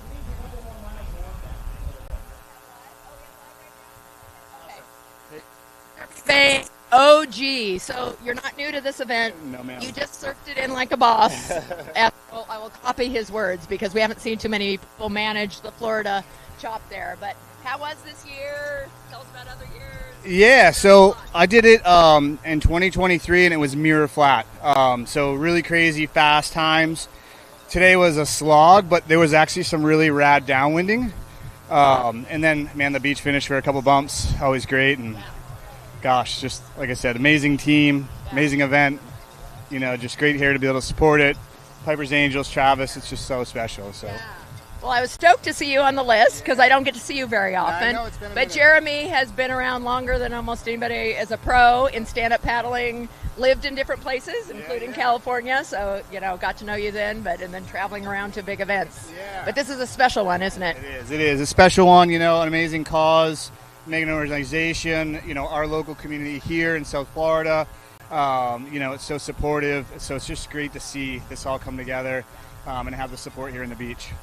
So Jeremy and Blue Line, which is one of the supporters of this store, they put on a Tuesday night race series, which is well known and epic. So shout out to that. Yeah, you know, Tuesday Night Race League has been going since 2013. It's pretty crazy. Started as like a training for people looking to do races. And then during COVID, we kind of switched it. Community paddle still had the really good race component. And now back to the really hard training aspect. And a lot of people here cut their teeth at Tuesday Night Race League. Just a great kind of place to experience a different format. Yeah. Love everything you're doing, and you too. Great to see you. So who is your team in case we don't see them? Yeah, so, well, 80 Proof. Team 80 Proof, we're very fortunate to have the old number 7 Jack Daniels fishing team as our captain and boat. Yeah, so grateful for all of them. Jamie Ralph, our captain. You know, it was just really amazing. Austin supported us. And then Sarah Ralph, my fiance, Shelby Hunziger. Yeah, thank you. It's kind of a new thing. Yeah, and then Garrett Clark. And then we had Capri Stickley in the boat. So, I mean, it was just an amazing experience. Great. Yeah. Glad you're here. Glad you're back. Yeah. And congratulations. Thank you. Thank you You're so gonna much. wait for them for the champagne? Yeah, well, I'm going to grab them. Go do it up. Swim with your flowers? Yeah, I'll leave those here. To Lake Worth Beach and Pier at the end of the Crossing for Cystic Fibrosis 2025. We thank all of you for tuning in. It's been a wonderful afternoon so far. We've got some fantastic people crossing the ocean and arriving in sort of shorter time spans between them right now. So Jeremy Vane of Blue Line has just come in, and Shelby, his fiance, and we've just seen some tremendous happiness on the beach. So yeah, we're seeing a lot of activity down there. We are. It's there's just a good buzz right now. I think, you know, you do have. I will say we have a few anxious people. We've noticed a few people that have come over here wanting to know where their racer is on the water, where the tracking is for their person, because it's nerve-wracking when you're waiting on somebody you love to cross 80 miles. It is. And, you know, and the track is as good as they are. Of course, the distance, what you see, where they are, how far they are, is always a little bit off. And so knowing exactly when they're going to be here, how far they've gone, etc., what they might have thought the time might have been. And you know, if you stand on the beach for 15, 20 minutes or an hour and a half, you begin to wonder. Of course, they're all safe. They've got boats next to them. But, you know, if it's your loved one, stories begin to creep into your head. See, that's the type of stuff I love. That's exactly what I want in my races. I want people to go, oh no, what's happening right now? Did an alligator get them? Which, I don't know. No, you don't have alligators on this coast right we here. do. We do. Oh, okay. But not too many in the ocean. They have been found in the ocean off Jupiter. I found doing the crossing one the first time, I get hit by some things at night. Didn't know what they were, and it felt squirmy and squiggly, and I didn't know. I knew it was on the floor, on the board, in between my feet, and I reached down to grab whatever it was, not knowing, and this slimy thing was there, and I just had conjured up visions of sea monsters. It was flying fish. I, of course, fell in the water. Yeah. And then really panicked. But those stories grow in your head. You know? Yeah, we've had several people today talk about the flying fishes jumping on their boards today out there. They're clearly a very active creature in the ocean. It's quite amazing out here. They really do fly. I mean, they go for hundreds of yards. It's quite incredible. As you go over there, you notice them a bit more. Yeah. On the way back, you might get hit by a few of them, but you're not going quite fast enough to keep up with them. But no, I think the afternoon's turning into a nice one. The wind is still, picking up a fair bit of knots, but the temperature's cooling down, which is quite nice for paddlers that are still out there. It is. I feel like I'm definitely sweating less this year than last year. Yeah. All right, look at that. This is, the champagne flowing is just fantastic. So many people getting excited, shaking up those bottles down there. I think Travis was saying every person is getting their own bottle of champagne, and I'm just glad I'm not commentating just beneath that podium at this point, because you're ecstatic if you're a racer, but if you're getting doused by that all afternoon, it's going to be a sticky afternoon. Definitely a mess. But so awesome. It is clearly a celebratory moment for everybody when they get to this point right here. I think partly not just because of the 80 miles to get here, whether they're relaying it, whether they're doing it solo. It's a long process to get to today, whether that's raising funds for the organization, whether that's the training that they're putting in. It takes a long time to get to this point. What are we going to do now? Well, it sounds like we're going down to the beach. We may have Maddie and Tilla of Chicken Cock Whiskey there, not sure, but we are going to the beach. And we're back to the beach, and we have Mati with us, one of the great sponsors. And this is fun stuff. We were talking about it up in the booth last hour, right? Tell us about the name and also how you became a sponsor. Yeah, so I just did the crossing for the third time. And I'm a board member for Piper's Angels Foundation. So I've been involved for a long time. Met Travis in 2017, then did the crossing in 18 and 19. So always been, big fan. Travis's, I have my eldest daughter, Whitney, is same age as Piper. His story, Piper's story, Travis' story, really resonated with me as a father. And so just have tried to get involved as much as possible, both as a participant, but then as a sponsor and a board member. And it's just, it's a privilege to be part of this community. And so own a number of liquor brands. And so it's natural to, also come in as a sponsor. And so, and this year Chicken Cock Whiskey is the brand that we're sponsoring with, one of the oldest whiskey brands in the United States, originally founded in 1856. Unique name, but it's just a rooster. So when it was named, there was no term for rooster. So a chicken cock is just a male chicken, and so they didn't think it was that interesting when they named it. But now it's kind of the calling card of the brand. But it's a great brand, lots of history, based out of Kentucky, and delicious ultra premium whiskey. Fantastic. Yeah. Well, thank you so much. Yeah. For all your support in so many ways. Didn't realize you're a board member. I'm sure it's up there in my notes, but that's fantastic. Yeah. Serving as a board member, being a part of the close family and extended family that this event has created. That's so fantastic. You want to throw out some other brand names that have been sponsors maybe in the past or future? Yeah. So we've Eterno Verano is a tequila brand that I own that's been a sponsor in the past, and as has Dixie Vodka. So, we kind of cover all the bases. Yeah. So this year it's the whiskey's time to shine. Yeah. All right. Well, we might just have to try it a little bit later. Thank you, and thanks so much, Mati. Appreciate it. I don't know what's happening down there on the beach, but when that bottle left our table, it was full. And it's now half empty. So a lot of thirsty people out there. A lot of thirsty people out there. I'm jealous. Chicken Cock Whiskey. Got to try some tonight. It may have to go back with me to Alabama. may have to figure out a way to get that on my flight. I think you'll get that on the flight. As long as it's sealed, you'll be okay. It's not like the aerosol can you have and then floating you around. mentioned we have another partner out here that has a pretty famous name attached to them as well. Yeah, we have Hampton Water Rosé, and one of their owners or founders is John Bon Jovi, I'm told. So I met Tony down on the beach. What a nice guy. Happy to be involved. They actually have specialized frozen drinks at Benny's on the beach and Benny's on the pier. So if you are in the area, please stop by and grab one. I think that sounds like a very refreshing drink at this time of the day. And I fully expect to see John Bon Jovi finish this race today. You think he's out there on the board? I didn't see him in my list, but some people pseudonym. There's a pseudonym. You don't want to always be. He could be one of the competitors. Absolutely. I would not be surprised. He's a very fit person, so it is very possible that.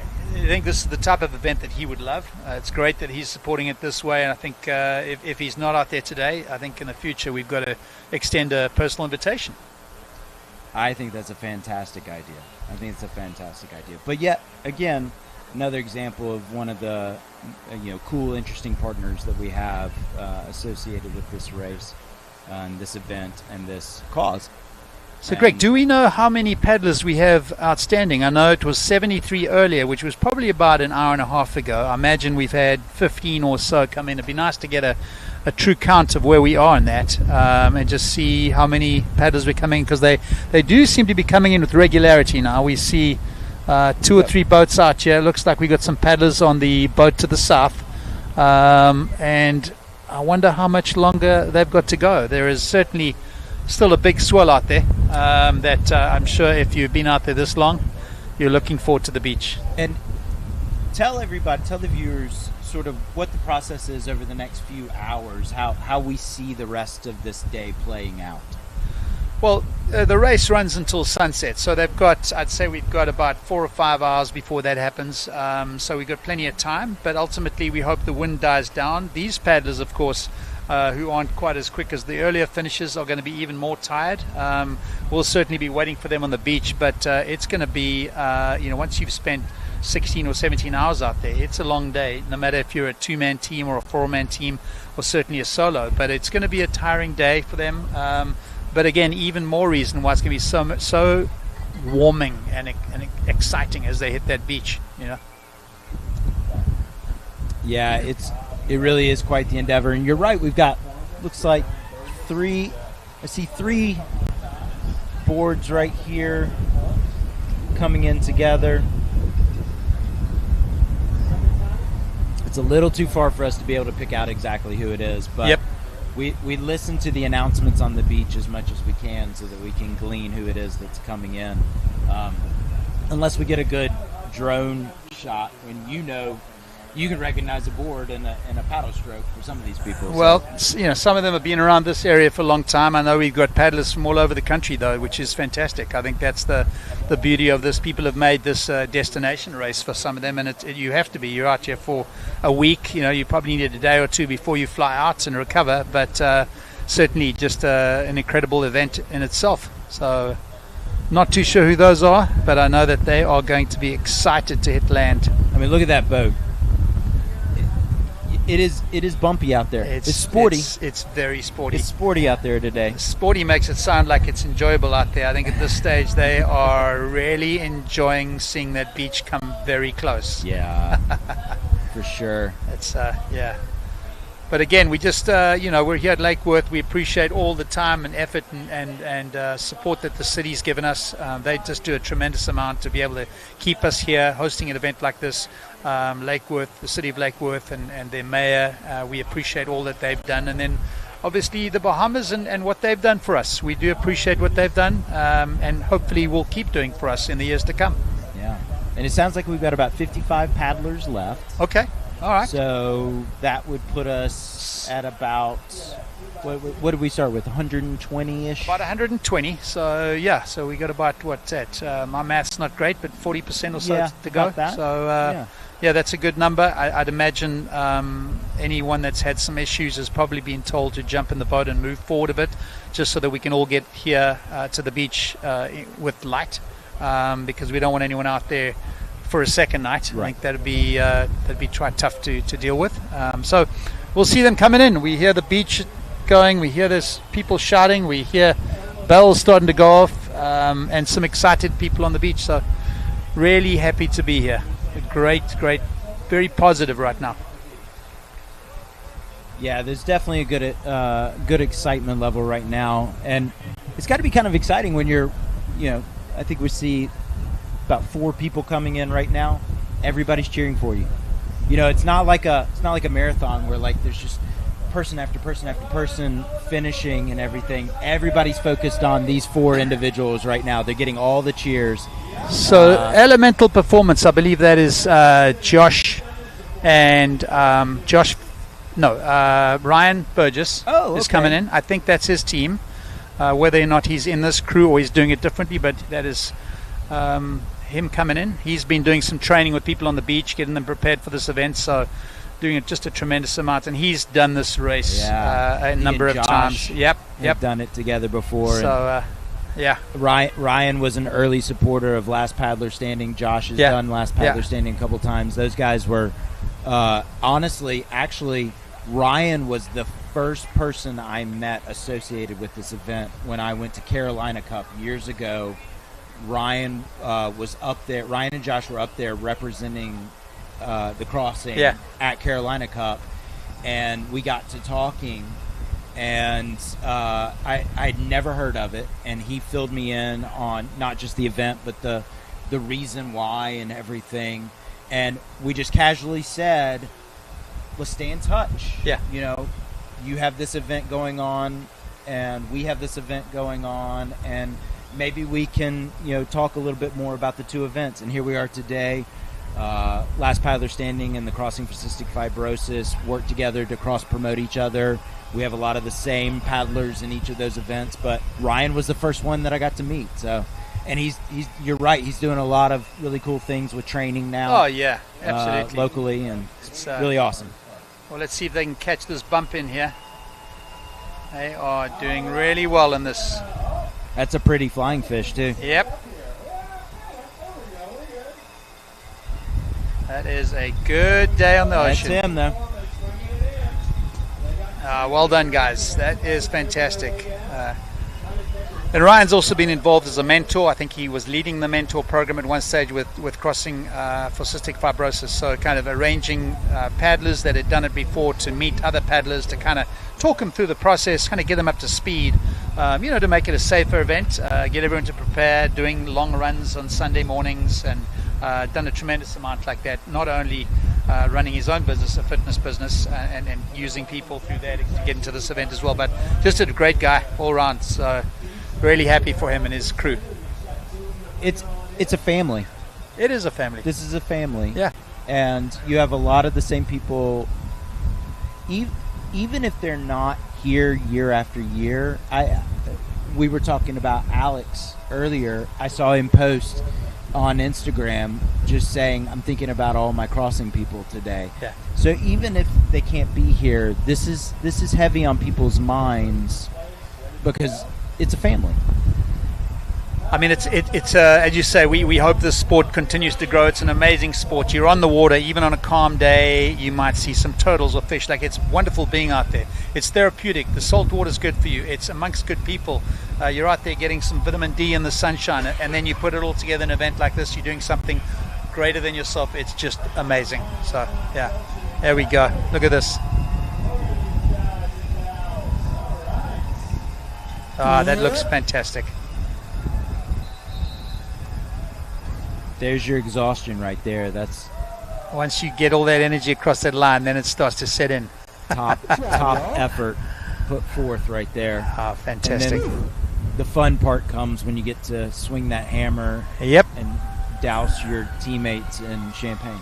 I tell you, and I know we've touched on this is for something great, but the emotion of finishing an event like this, not only the relief of finishing it, but you've done this planning, this preparation for months in advance. Then you've taken on an ocean that can just throw up some things that you can least expect, and when you finish it, there's a huge amount of emotion let out there, and it's truly remarkable. So very happy for them. It always shocks me that after all those paddle strokes, a lot of them can really swing that hammer. Yeah, there are two size hammers out there. I've seen people fall over with them, and I've seen them pick them up and knock that thing as if it's going to come off its hinge. There's Ryan right there. 21, but we got Yeah. through it, and very proud of my team and elemental performance. We're proud of you too. You want to ring the bell a little bit?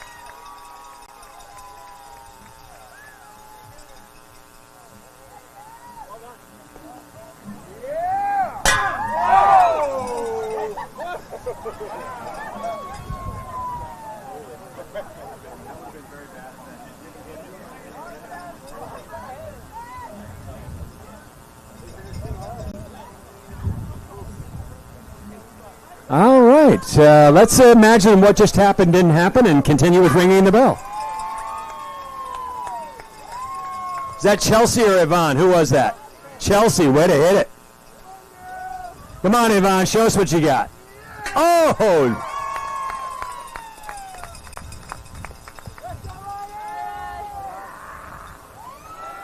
Who's the rookie on this team that Ryan was talking about? Who's the first timer? Jeffrey? Come on over here just for a second. So what do you have to say for yourself? I'm like a little exhausted, but I'm good. As you should be. You got one word that describes your experience? Unreal. Unreal. I'm good with that. I'm totally. But you know what? It's completely real. You're here right now and you did it. Well done. Well done. Yeah. It's what they call getting hammered, crossing for CF style.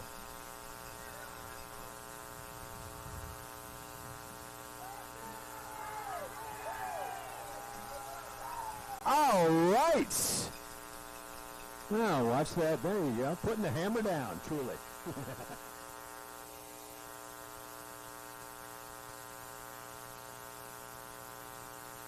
Oh, that was nice to see Ryan Burgess coming across the line, and I think he was saying it's his 6th or 7th crossing, and so it's a special moment for him and his team. A lot of joy out there. Yeah, it's really exciting. I mean, everybody's just so thrilled, whether they're exhausted or still full of energy. They're just thrilled to get to that moment right there, and what a sweet moment right here with Ryan. I think we may have to bring in a banner competition next year. I think there are some good ones out there. It might not be a bad idea. Bringing in a banner competition who can have the funniest marketing for their paddler. Maddie and Tiller might win that. I like how you think. Huge amount of energy and love going into this. I know Ryan's been a huge supporter in many ways for this event, and really just put in a tremendous amount of effort. So good to see. Well, we're here. What's the time there, Greg? We've got almost 3:30. I see another, looks like 3 boards that are out by the pier. I think we see 4 out there. Yeah, that is remarkable that all 4 are up there standing. That is fantastic. That's some sizable waves out there. So they seem to be coming around the pier together, and it's going to be interesting to see if they can catch a bump in all the way to the ocean, all the way to the edge of the beach. Kristen Thomas did a fantastic job down there interviewing everybody. Certainly Jeremy Vane. She had a lot of fun down there, so it was good to see her having a big smile on her face as well. So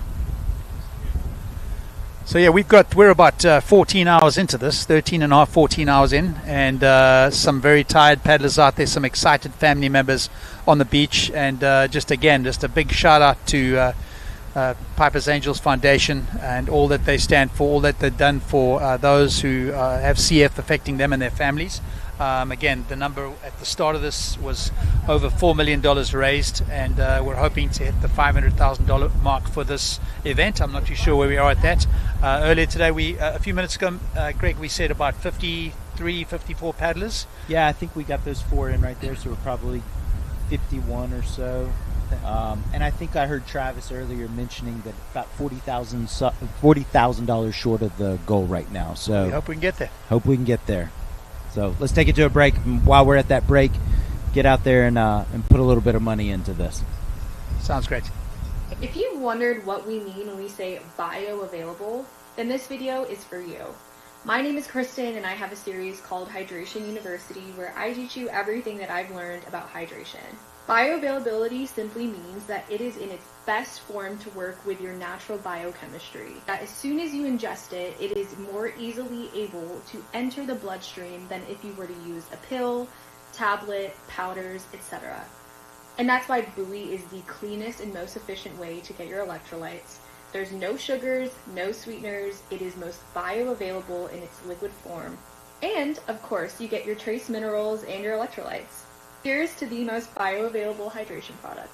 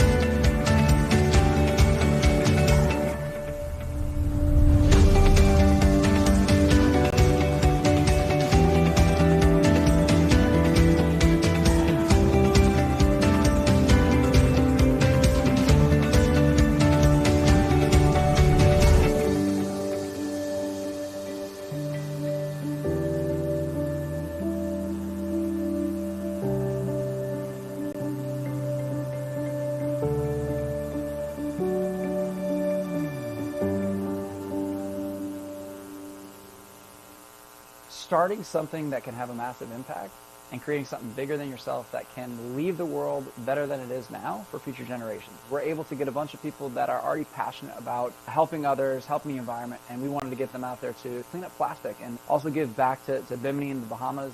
Thank you for coming, clean us up. Let's have a great rest of the event, yeah?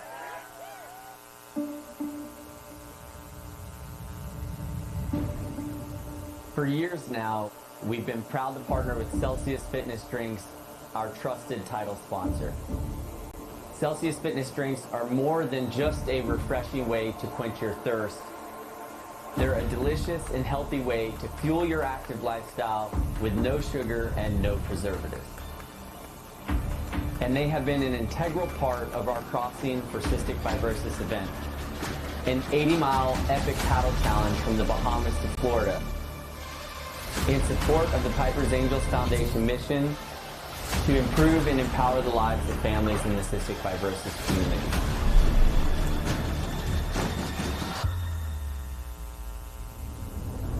We couldn't have done it without Celsius, and we are so grateful for their unwavering support year after year.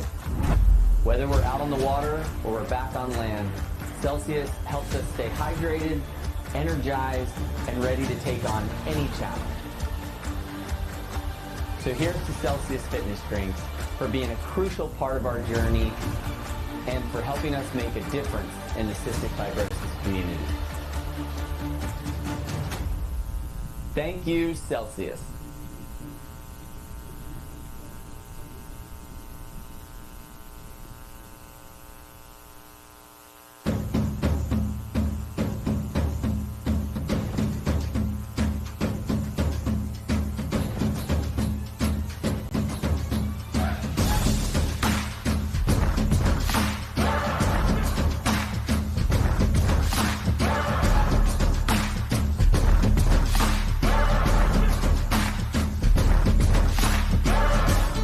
It's more than an individual, more than a community, more than Piper, more than the CF community.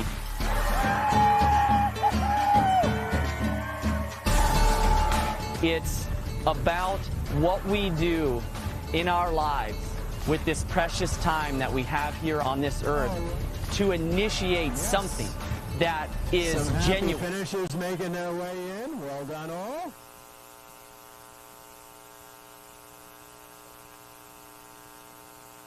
Look what we did.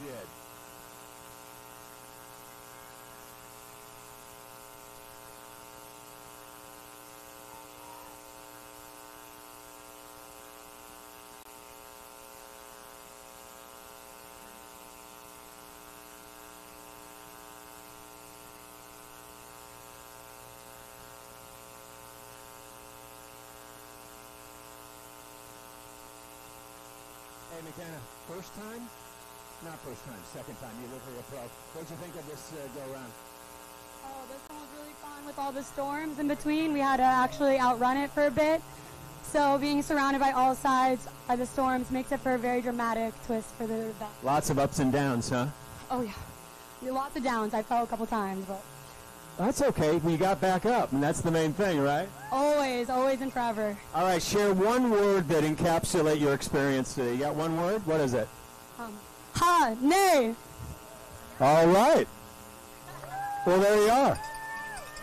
I'll take your word for it.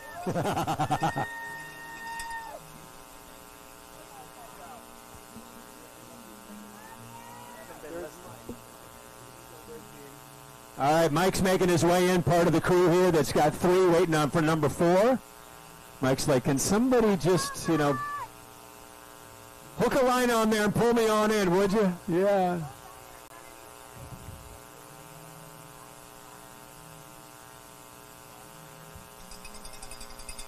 I've arrived. All right, that's 2 words, but I'm okay with that.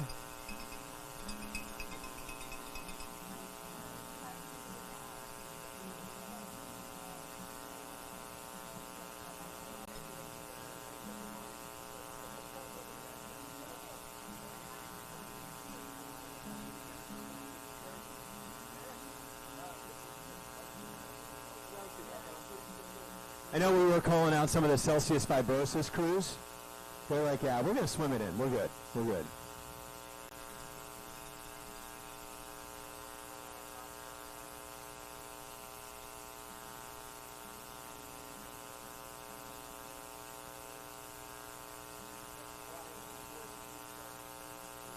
Ryan out there rocking his way in, part of our wonderful partners at Team Celsius. Longtime partners here at the Crossing. One of our CF Warriors also. You get this far and it's like, oh, enough already. Can somebody just make this get on shore just a little easier, please?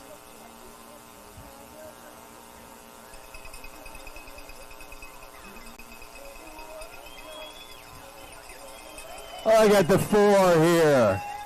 No paddler left behind. There we go. Nice job, y'all.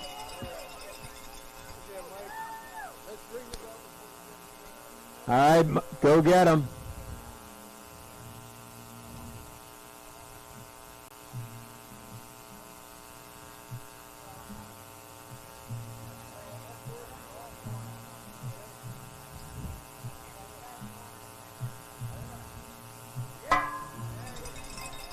One down, 3 to go.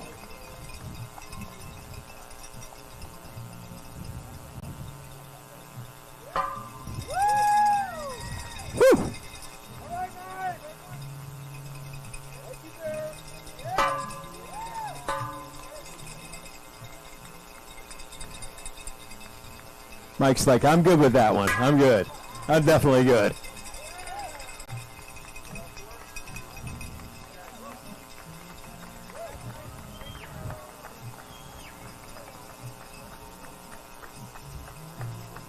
Hey, Mike, stop just for a sec.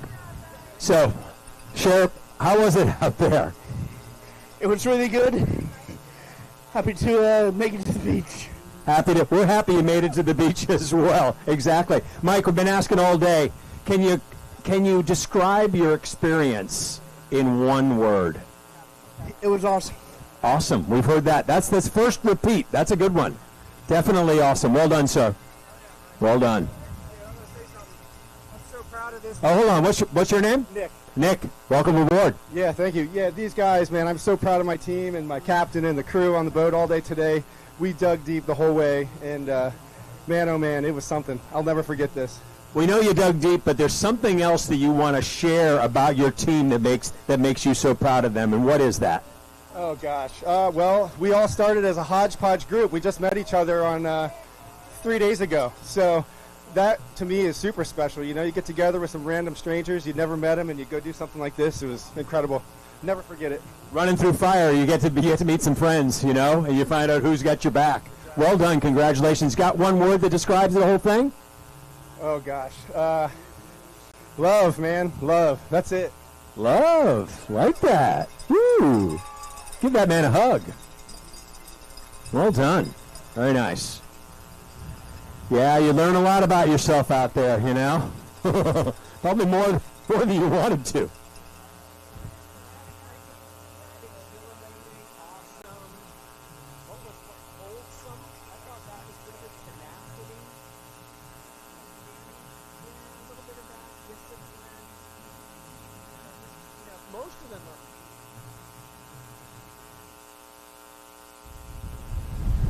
Well, welcome back to Lake Worth Pier at the finish line of the Crossing for Cystic Fibrosis 2025. We've just seen some amazing sights as people come ashore, waiting on by their loved ones or friends, and it's just a warm feeling, you know, being a part of something like this, Kristen. Very touching, amazing. Again, the passion and heart that go into this whole event, the tenacity that it takes to actually do this event is a whole nother level. Yeah, just a reminder, this is the nonprofit is Piper's Angels Foundation, and that's where we are right now on their YouTube channel.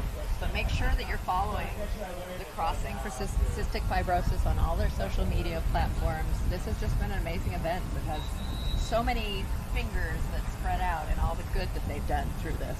Well, it is, and it's a culmination. I mean, it's a day event, but really it's an all-year event, and it continues, as you say. I think the sign-up for next year's event is already about to be up. But really, we see them representing this organization at every paddle race in the area, which is fantastic. A lot of their paddlers are our friends. A lot of their CF warriors are our friends. So it's just a warming sort of event that raises money for an amazing cause. So yeah, absolutely does. In fact, I wanted to mention. I didn't really know about Crossing Cares. So not only have they raised $4 million, but they have a whole platform where they give away to other partner charities. So they've given to 22 other charities through this amazing fundraiser that they have. And like you said, this is the main event, but there's a lot of events that go into it, and you've been a part of it, Kelly, right? Well, like just a small part of it, and but it's just, I was chatting with Greg earlier, it's just wonderful when you can give back. I think there's some intrinsic value to that you can't put a number on, but it is incredible. And when you've done something like this, you've worked hard for the fundraising, you've trained, you've got the equipment you need, you've got through the challenges of the weather, the sea, the ocean, the wind, and all that comes together. It's just a fantastic event all around. So yeah. Absolutely, and it's so, like you said, heartwarming to see the teams, the excitement. There were tears. Yeah, we're going to head down. There's lots of action down there on the beach, and see. They did pretty well too here. And look at all the smiles on their faces. What do you think about that? I can't say enough about these guys. I love them. They put their heart and soul in the event. It was crazy. We went through rain. We outran some storms. Some people pooped off the boat. It was a story. It was a fun story, and I'm glad that these guys came along. They put everything they could into the event, and I love this event, and I love this community. Thank you for showing up, everybody. We love you guys. Not just showing up, showing out. Hey, y'all, what do you think of your man Ryan right here, huh? Why don't you go ring the bell, huh? Give that bell a little ring-a-ding, huh?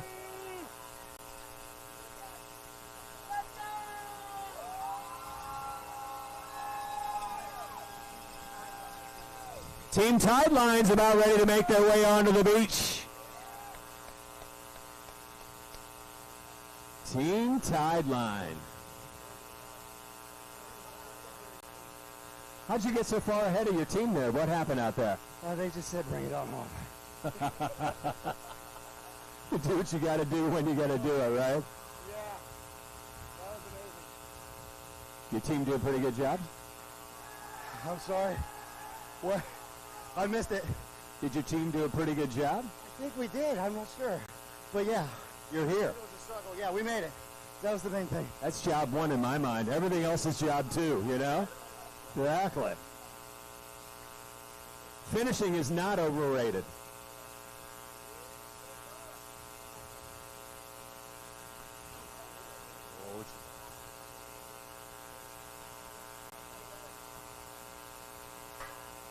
All right, that's what we like to hear.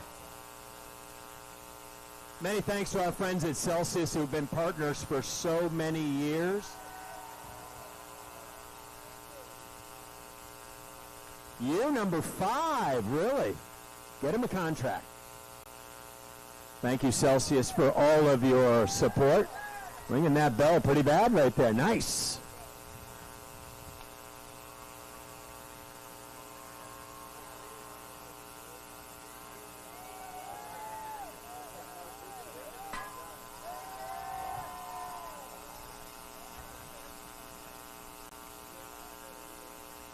Team Tide Line getting ready to hit the beach.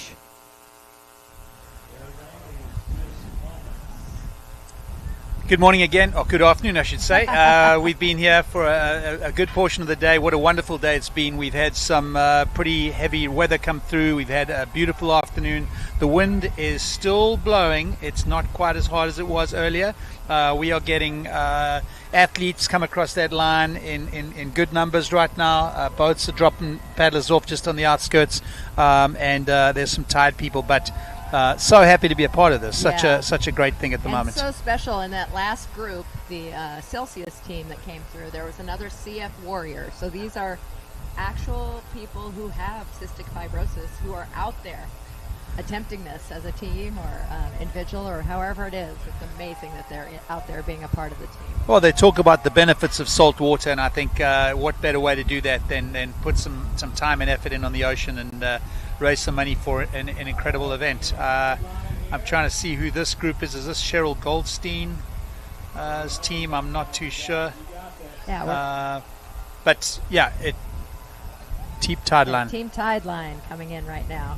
I love that there's smiles on their faces after being on the water somewhere between 10 and 18 hours. Now we're on the latter part of that. These other people have been on the water a really long time. They are Since tired. midnight last This night. is an absolute... Again, on the social media, you can see the cool, like this fireworks. I thought that was amazing that they set fireworks off before they take off.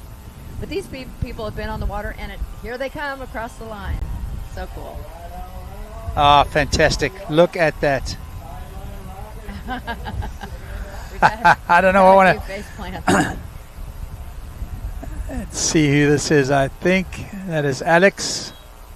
Alex is one of our local paddlers. Cheryl Goldstein, I believe. She finished up the Key West Classic a few months ago with me. We were egging each other on because we didn't want to be too slow, but it was rough conditions, and she was like, please don't leave me. I'm like, you don't leave me. But again, such is the tenacity of these paddlers. I mean, just an incredible group of people, a fun group of people, and you push through the challenge. Look at that. Another group of 4 coming across, or 5. Super amazing. We talked about before that there's so many ways that you can be a part of this. Of course, there's the volunteering and all, but just the actual paddling. There were the rendezvous, some of the earlier ones that we saw that were dropped off and did a shorter 32 miles, which is no joke. 32 miles was no joke this morning. Yeah. There are the iron paddlers who actually do the whole thing solo.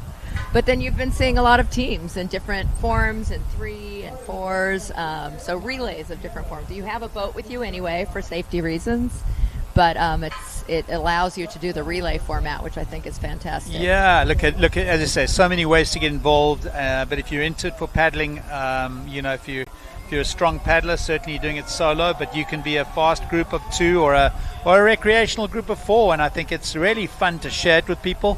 You can still put in a lot of training effort, get into shape, but just do something for a greater cause. So let's see if they land this with the big. I'd stand back if I were you. We noticed that the photographers have been a bit potentially in harm's way. Correct. Correct.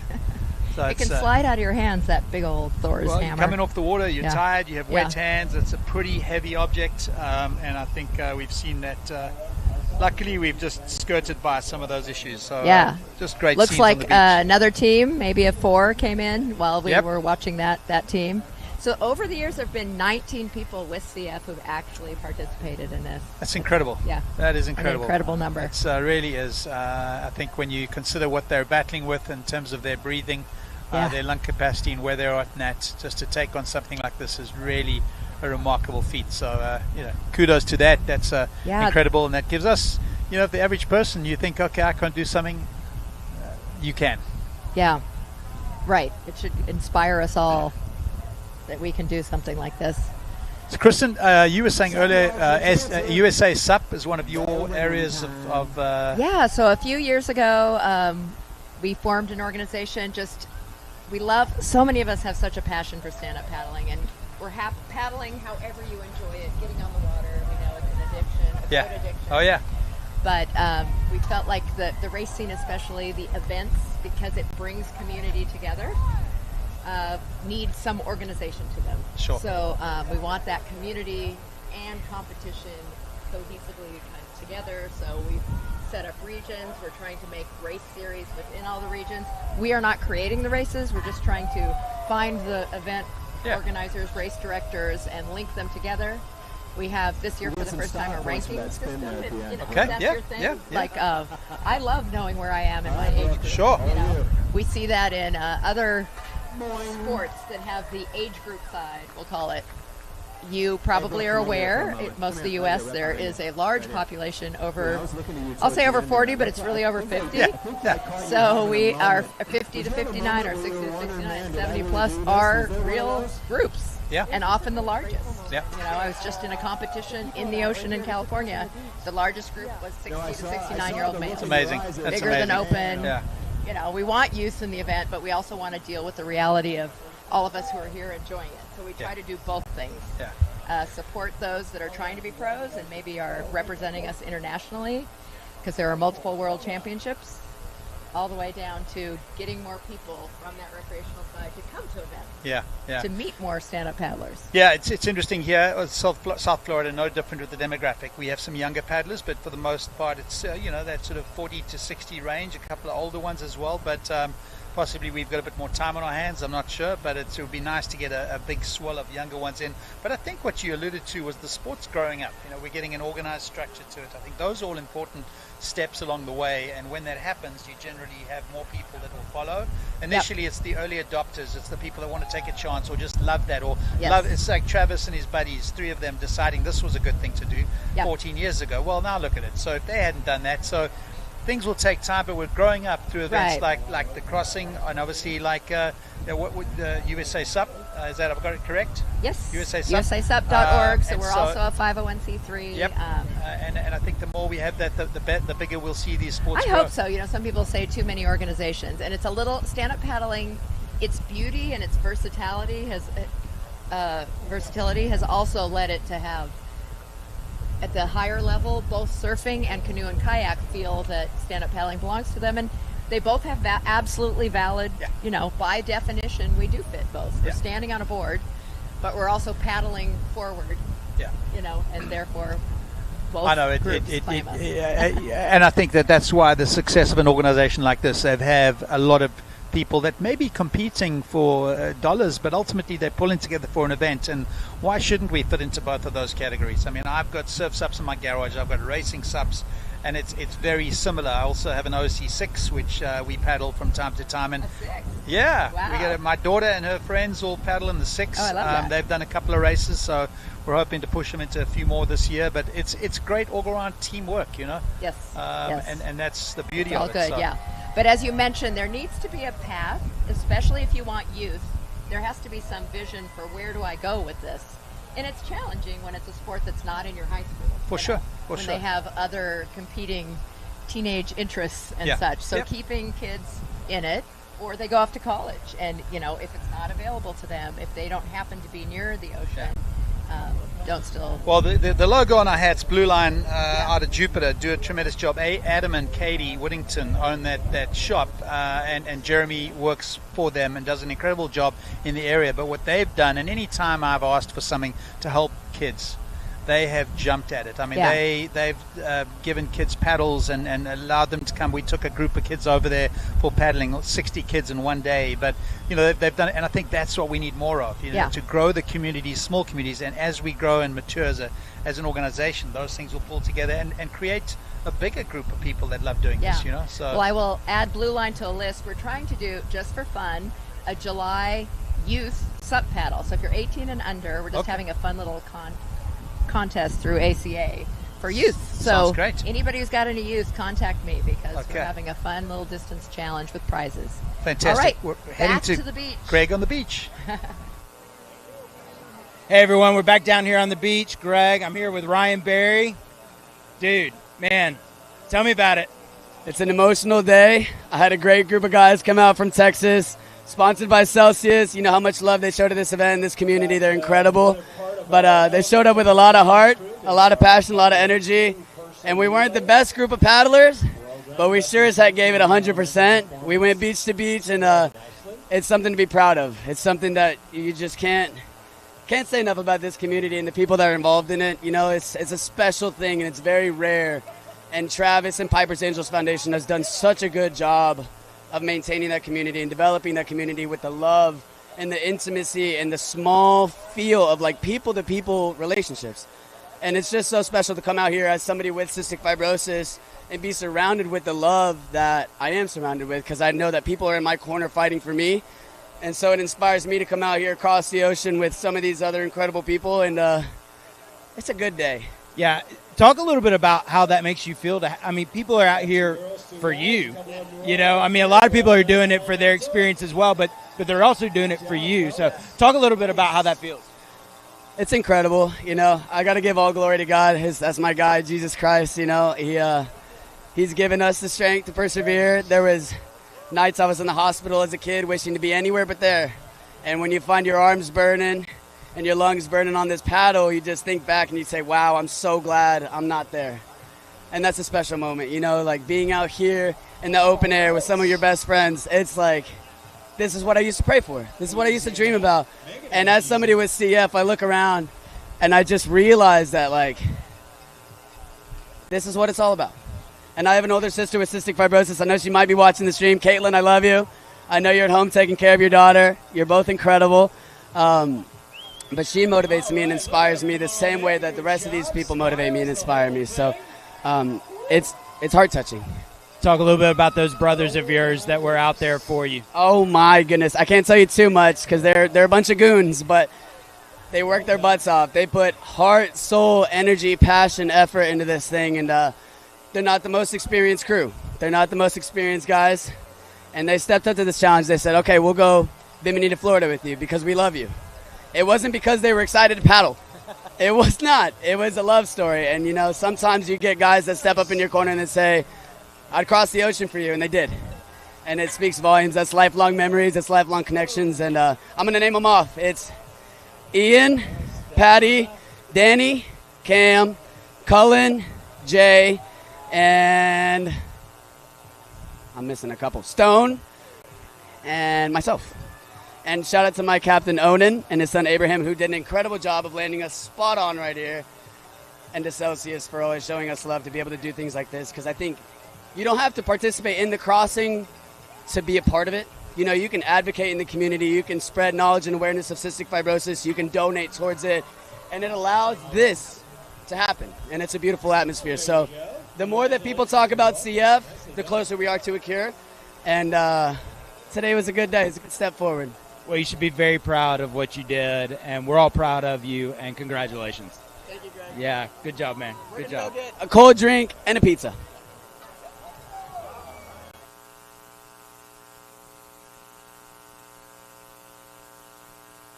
Sorry about that, Kristen. Go ahead. Back up in the booth. Yeah. Good afternoon. If you're just joining us, this is Crossing for Cystic Fibrosis. We're we still have a couple hours, but again, it takes 10 to 18-ish hours to cross. And we got some challenging weather now, but they're still rolling in. I'd say we're down to the last, most likely 20% of paddlers, so probably, what's that, about 30 or so, 30 plus and I'd imagine they'd be coming in the next hour or so, because they did have some lightning out there. I know we had a few boats that had lightning strikes fairly close to them. They were asked to put their paddlers in the boat for a while, just distance themselves between that storm and try to create a space where they were going to with the same amount of distance left. So the paddlers weren't being penalized, but obviously we're trying to be safe. So we've had a little bit of that today. So safety first, always important. I love that one of the things that is mentioned multiple times, and is as a first timer here, are the flying fish, especially during the night. Can you imagine? It's pitch dark and a fish lands on your toe. So I had that experience Did in you? 2018. It was dark, didn't know it had hit me, and something was wiggling on the board in between my feet. And I went down to grab it, throw it off the board, realized what it was, and at that fell in the water. But by then, my mind had started to tell me stories, and I was thinking, what was that? So it is definitely something that we see a lot of out here. So look at this hug. You guys on the screen right now are seeing some big love, a lot of emotion. That is a lot of emotion. Yeah. That is fantastic. Absolutely. There's a lot of loved ones on the beach that are trying to be patient, waiting to see their it's people Ryan coming Burgess through. and his team. That is fantastic. And elemental performance. So one of the things that I know as a supporter and a sponsor is shark bands, and I actually recently bought one for my daughter. Good for you. She enjoys surfing and going in the ocean, and of course I think I'm going to get myself one just to keep that on. But I think once I start using that, I'm not going to use it. I've spoken to a couple of people who spearfish, and they swear by those. Do they really? Yeah. So a wonderful also, brand, I and we mean, appreciate the support. Isn't life half mental? And if you feel like you're more protected, it's a good idea. It's a small price even to pay. Even if it's placebo, I'll put one on if I was Yeah, a spear fisherman in an area with a lot of sharks. Absolutely. And we are in this area. It is Shark Central. Yes, we have sharks also in Southern California, A just bit bigger. different types. Some bigger, some smaller. Yeah. You know, most of sharks are, don't even have teeth. Sure. Whale sharks. Yeah. And, we walk around in where the baby leopard sharks are. Wow. You walk through them. Yeah, I think like most animals, sharks tend to get out of our way. So, hopefully they'll stay that way. We're going to head to a break, and we'll be back with you in a few minutes. All right.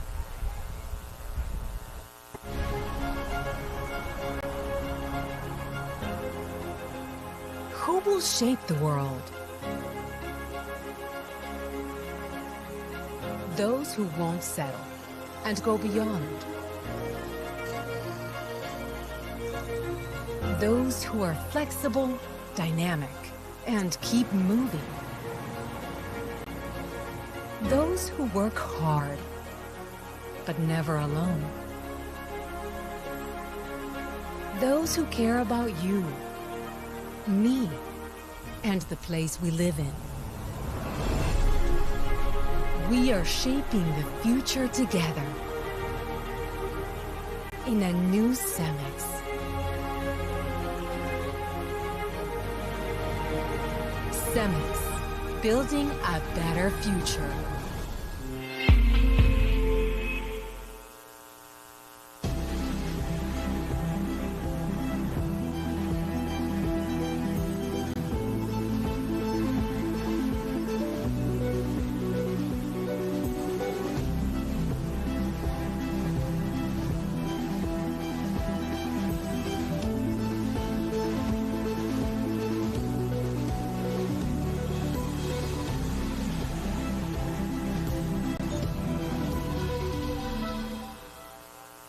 I can track every single dollar I've ever earned my entire life to the ocean.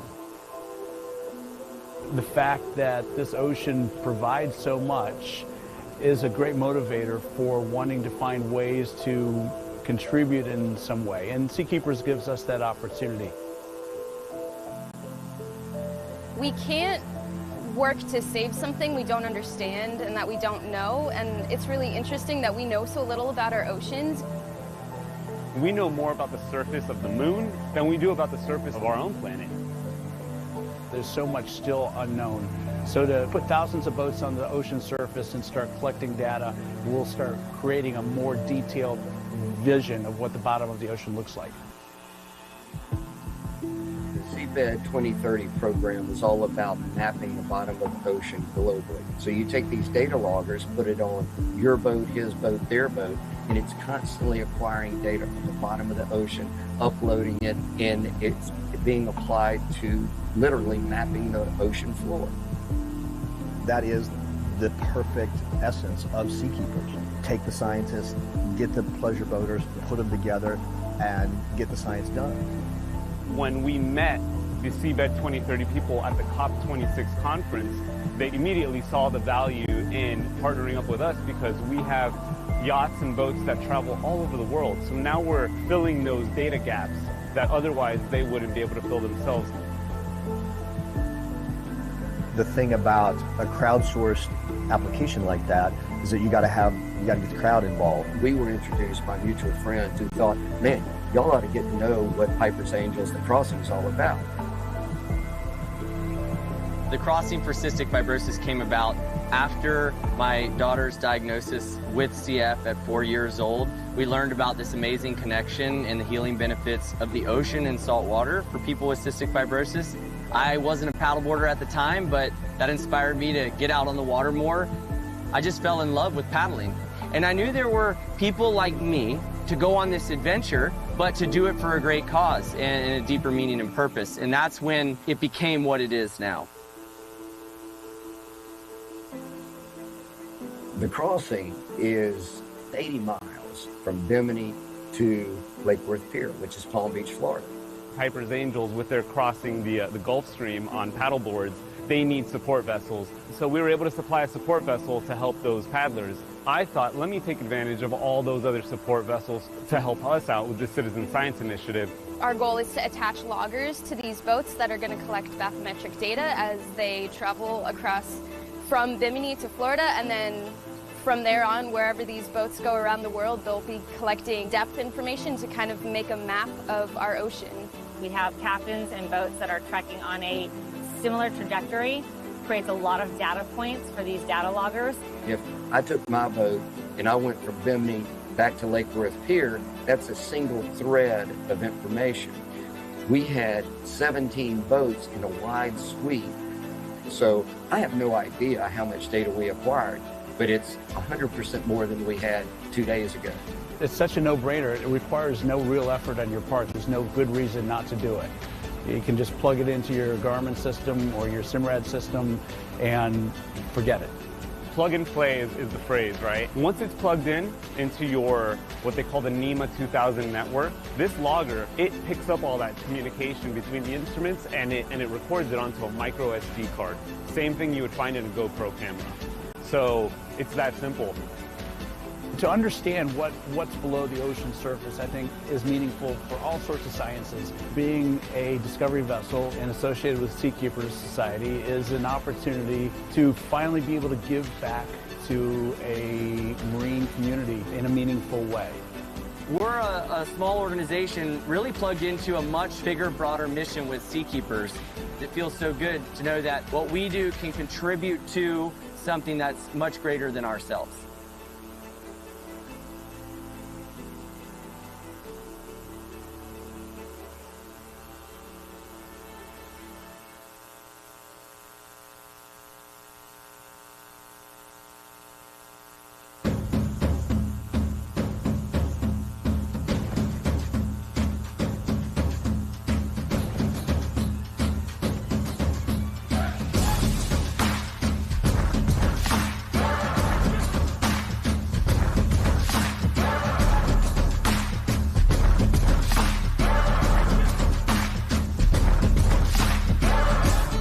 It's more than an individual, more than a community, more than Piper, more than the CF community.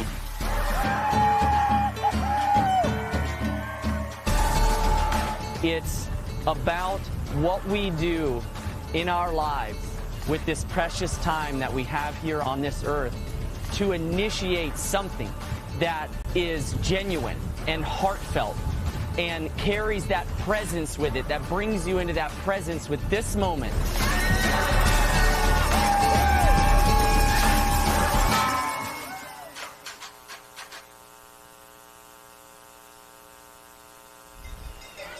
All right, welcome back. Welcome back. We've had a lot of excitement over the last 30 minutes or so. Lots of big finishes happening. Yeah, we're seeing some footage here of some of our most recent finishers. Safety first, right there with that vest. It's very important. But yeah, we've got a good number still to come in, including Lindsay LeBlanc, who I believe is the possibly the only person that will actually finish as a in an iron person position where they went the entire time on their board from Bimini to there she is on the map, from Bimini to here at Lake Worth. So quite an accomplishment this year. It's tough conditions out there, so it'd be really impressive for her to get that honor this year. But I think it looks like she's about a half mile out, so coming around the pier here any moment. We should be able to see her. So, but action's been really, really good here at the beach. The conditions are definitely picking up, though. It's white capping quite a bit out there now. The wind has really picked up a good bit, so everybody that's still out there is certainly contending with some strong conditions. There you see Scott Ames, who's about 0.2 of a mile, or about 0.3 of a mile from the finish right there. You'll notice that some of it takes a little bit of time to update. So, we might be seeing a Padeler coming in, and it may say that they still have a little bit of a ways to go out there. That's just the nature of tracking itself. But so far, so good. People are coming in pretty consistently and ringing that gong and getting a champagne shower down on the steps down there. So it's going really well. Let's talk a little bit for a second about our major sponsor right here, Celsius. Hey, Kristen. Celsius is our title sponsor for the event. I'm on Celsius number 3 today, which is, probably not recommended, but you're handling it well. But yeah, so far so good. It's really, really tasty, and but yeah, huge supporters. They have a Celsius team that just finished up recently. We saw Ryan in my previous interview, who's supported by Celsius. So just, long time, big time supporters of this event. And it's what you need. I mean, you need sponsors that get the mission, that understand what you're doing, whatever that is, whether it's strictly as a race, whether it's for a cause, whatever that might be. Really, really important to have, good partners. Yeah, no kidding. I mean, you and I both live that, whether it's your organization or your event. To have those who are dedicated and stick with you makes such a huge difference than having to start over every year. So we appreciate people like you, Celsius. Thank you.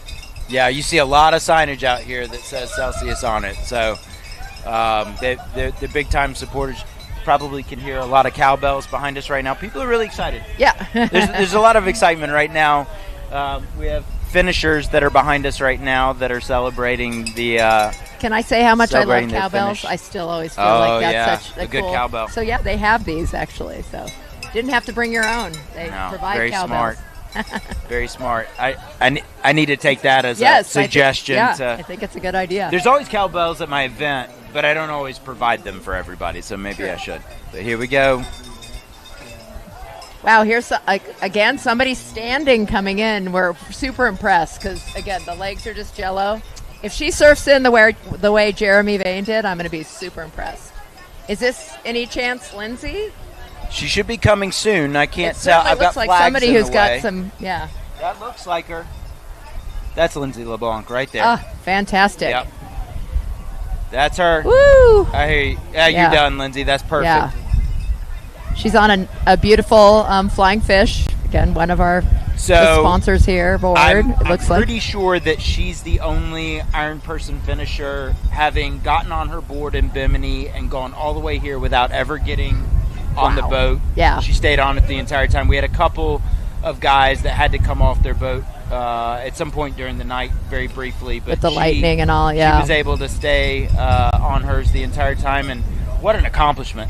Major accomplishment. She's awesome. She was Yeah. one of our commentators at Last Paddler Standing Oh, last that's year. right. Yeah, Yes. she is quite an athlete, a great Lindsay, marathon look at her. runner. Look at her. You Look can at her just riding tell. up the beach like she hasn't been on the water for She's so impressive. There's ever. Casey there Yeah. hugging her. Yeah, love that. Casey's the executive director for the Piper's Angels Foundation, for those of you that don't know that. And yeah, Lindsay's just really impressive athlete. Casey has also been a commentator for you at Last Paddler Standing, and also a support. Well, she I remember wasn't a her commentator. With She was a boom karaokeer. box. Yeah, She rode around on That a was bike, so funny. playing music and singing to the competitors. Yes. Which I think it was her boyfriend then, who's now her husband, and arguably as valuable as commentating is bicycle riding karaoke. Yes. And So, here she goes. There she goes. The Yeah. big hit. Woo. And I think believe, didn't you say she won Chatterjack last year? Or- She was, yeah. yep. Yeah. Big, great competitor. Would love Yeah. to see her at one of my races one day as well. Okay. And we're going to kick it down to Kelly now to talk to her. Yeah, great. Everything expected. All right. It was great. So great. I'm Kelly Hilton Green on the beach at Lake Worth. Lindsay, congratulations. That was absolutely remarkable. Thank you. It was awesome. Conditions were fun, to say the least. I feel like I was in the water more than I was out of it, but it was definitely some of my best paddling. So, Well, you're a hero for of us, and obviously those suffering from cystic fibrosis. Any thoughts of the things you had to get over out there? anytime it got, as crappy and tired, and you're falling in, and you're just upset, you're like, I'm doing this for a reason. The money's raised, the community's together, so it was good keeping that in my mind. So Well, I don't want to keep you too long. We're very proud of you. Well done. Go and enjoy yourself.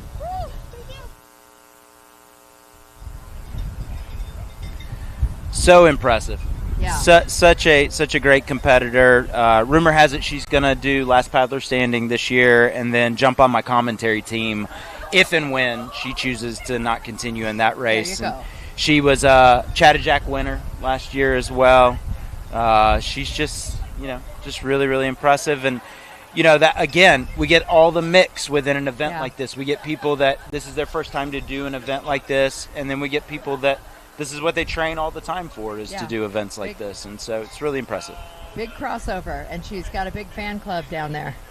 I'm trying to recognize her shirt because that's from some other, that's Low Country Boil. Yeah. Shout out to John Batson, and that's another fantastic event every year in September in Hilton Head, South Carolina. Beautiful place to paddle. It was, yeah. We got to partner with him last year. He's also on our board of directors, but the USA SUP National Championships was there last year. And this year, Detroit, you are all invited. Clinics, sprint racing, tech racing, both a 5K and a 10K. Lots of options. Sell it. I hear you. We have, between the two of us, we can offer you almost everything.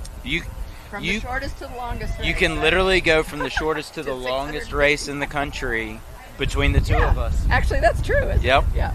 That is true. From 100-meter sprint to 650 mile. That's a long one. And I think part of the reason that I love being at this event in particular is it does feel very familiar to me, because I like to put on events where everybody kind of feels like a family, and you know everyone's name, and you get to learn about their lives and things like that. I think that that's really important for me, and that you get that feel here, even with 120 paddlers and all the different crew people. You still get that sense of family at this event, and so it's really Well, you make me laugh because this is a really nice guy right here, Greg Wingo, but if you follow Last Paddler Standing, he's the bad guy. Because the way he has the race set up, there might not be a winner, and he's not going to budge on that one. Yeah. And it's okay. It's okay. It's cool. okay to have one race that's different than all the others. Yes. It's very special. It's okay. But yes, I was the bad guy this year. The race won last year, The race won. John Batson was the final paddler, but the race won. And I tell everybody this, and so if John Batson's watching this, I could not have asked for a more perfect person to have that happen to, and to be gracious and understanding in the face of it. He's a fantastic race director. He's a good person. He understands. he knew what the rule was, he understood it, and he took it exactly as positively as you could 50 hours into a race. Yeah, he really, I mean, I had no idea. I don't know if he had any idea he would be that person. I think that's what's so special about that race is a lot of people go in not knowing. Like you said, the challenge might just be how many hours can I last? Yeah. Can I last 12? Can I last 24? You might set a goal. Then there's those who are like, I think I can do this. Yeah. You know? Yeah. And I'm going to go as long as I can. I'm going to be that last paddler standing. So whatever your mentality, I love John Batson has that quiet competitive nature. Like he's not going to be loud and boastful about it. But man, that was impressive that guy kept it going. He just goes out and does the work. And it was 3 years in the making, because 2 years in a row he wasn't able to come do the race. Okay.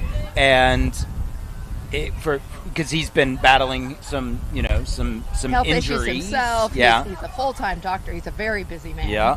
Puts on his own races too. And so I was really excited when we finally got him there. And I knew right away he was, there was probably about 10 people that had a legit chance to be the final person, and John was definitely one of them. Yeah. And but untested. Yeah. Which is fun. You've had those every year, right? Yeah, every the year. new And we've got some other people within that world here. Blake Carmichael's down there. Alex Simano's down there. down there. I thought you meant down on the beach. Down on the beach. Yeah. Where? They're down there right now. Yeah. So Blake is a previous winner of Last Paddler Standing. Alex has given us probably the best stories over the years, and is I would say odds-on favorite to be a winner. Like if you were to select one person who hasn't won it yet that's going to win it one day, Alex is your guy. Like he's always in the top 3 or 4. What a gem of a human being. Yeah, he's something else. There's a him fire so burning much. inside that belly. And such interesting philosophy of life. It was so cool when he wanted to talk to us. We always like, oh, come on in. Yeah. And he would just give us some gems. Yep. He still does it. And he's still does doing it. Love that. Yeah. All right, who do we have coming in? We've got somebody going over to the boat. Trying to pop the champagne right now. She's not on camera, but is we believe Lindsay's. our There Iron we Man. go. Now she's There. on camera. She's really challenged. Someone should have opened that bottle. somebody at help least. her out right she's now. She's like, Yeah, are you okay, kidding me? there I we just go. paddled 80 miles across the ocean. Well, maybe it's the bottle. Yeah, defective bottle. Come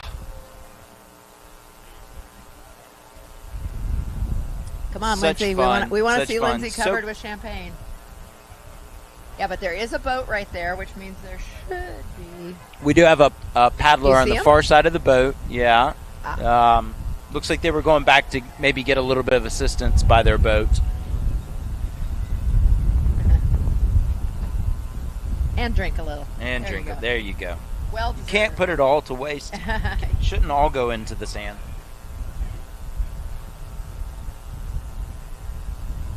Back up here, and we're also looking at that boat. I Yeah. love the split screen. You guys are doing a great job. If you want to get an idea for the conditions, just watch how that boat moves. It's pretty choppy out there. Actually, the camera doesn't even really do it justice. It moves a little bit more for us. Well, you can see the white caps, I guess, in the background. But it's it's still tough out there. It's still tough, and I'm not sure how many people we have left. I'm going to ballpark like 20, 25 maybe total. That's just a guess. At the most, but yeah, probably some teams. So yeah, they keep coming in groups of 3s and 4s, which knocks it out pretty quickly. But yeah, it just this whole really impressive. crew of how this whole thing is run, all the volunteers, how they keep it all together. There's a guy with a clipboard who's making sure to count every human that lands on the beach. They're being great about that. Safety, of course, a top priority. We do have our list, but our list hasn't been checked off or anything, so I don't know that we will have those numbers. I want to throw this in just because I thought this was so creative. The partnerships that they have created. This one, Kate Winsel, we think, is coming in right now. Okay. And we'll have to look up. Was she a solo?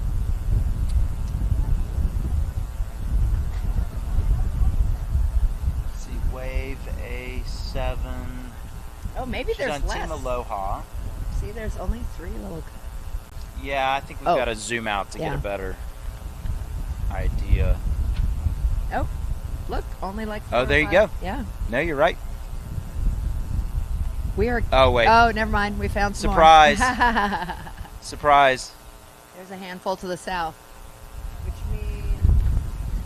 Yeah. you So don't wanna get typically in too what close. happens is Yeah. we get a little bit later on, if we have some paddlers that are fighting it and we're getting close to that Yeah.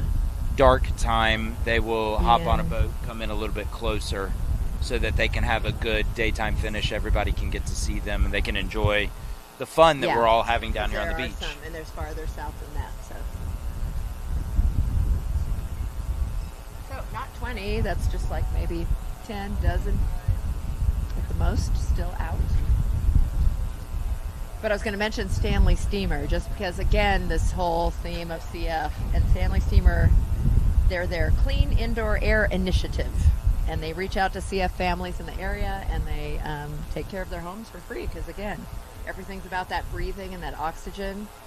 And talking to the one young man who only has 30% Right. capacity and still ran up the beach, and then they were interviewing him and he can barely breathe, waiting for a lung transplant. I mean, and he did this. And then to think Wow. about, like you're pointing out there with Stanley Steamer or Four Ocean Foundation, where they're doing work that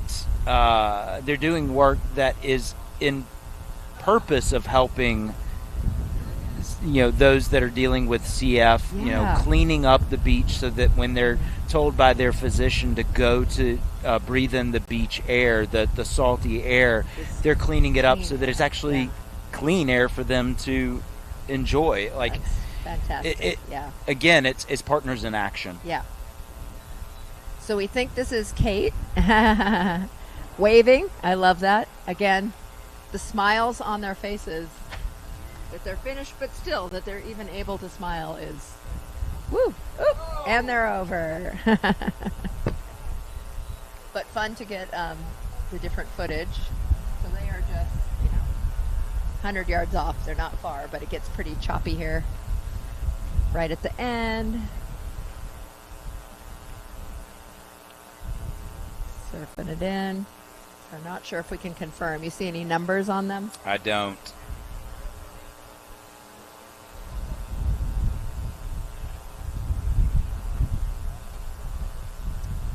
See if I can find our numbers. So Kate, that's Kate. Kate was on our commentary team last year. Oh, okay. Her name's So she decided she had paddled it before. That's her right there in the teal. She had paddled it before and decided to go back and do it again this year. And she handled our weather last year because she's a meteorologist. Oh, that's right. You said you had your weather lady. So that's her, and she's fantastic. She's so much fun to have on the air, as well as just the personality in this, out there, just always smiles. So your weather lady paddled. There you go. Look at that big smile. Yeah. You're just glad to see her get it done as well. Fantastic. Good for her.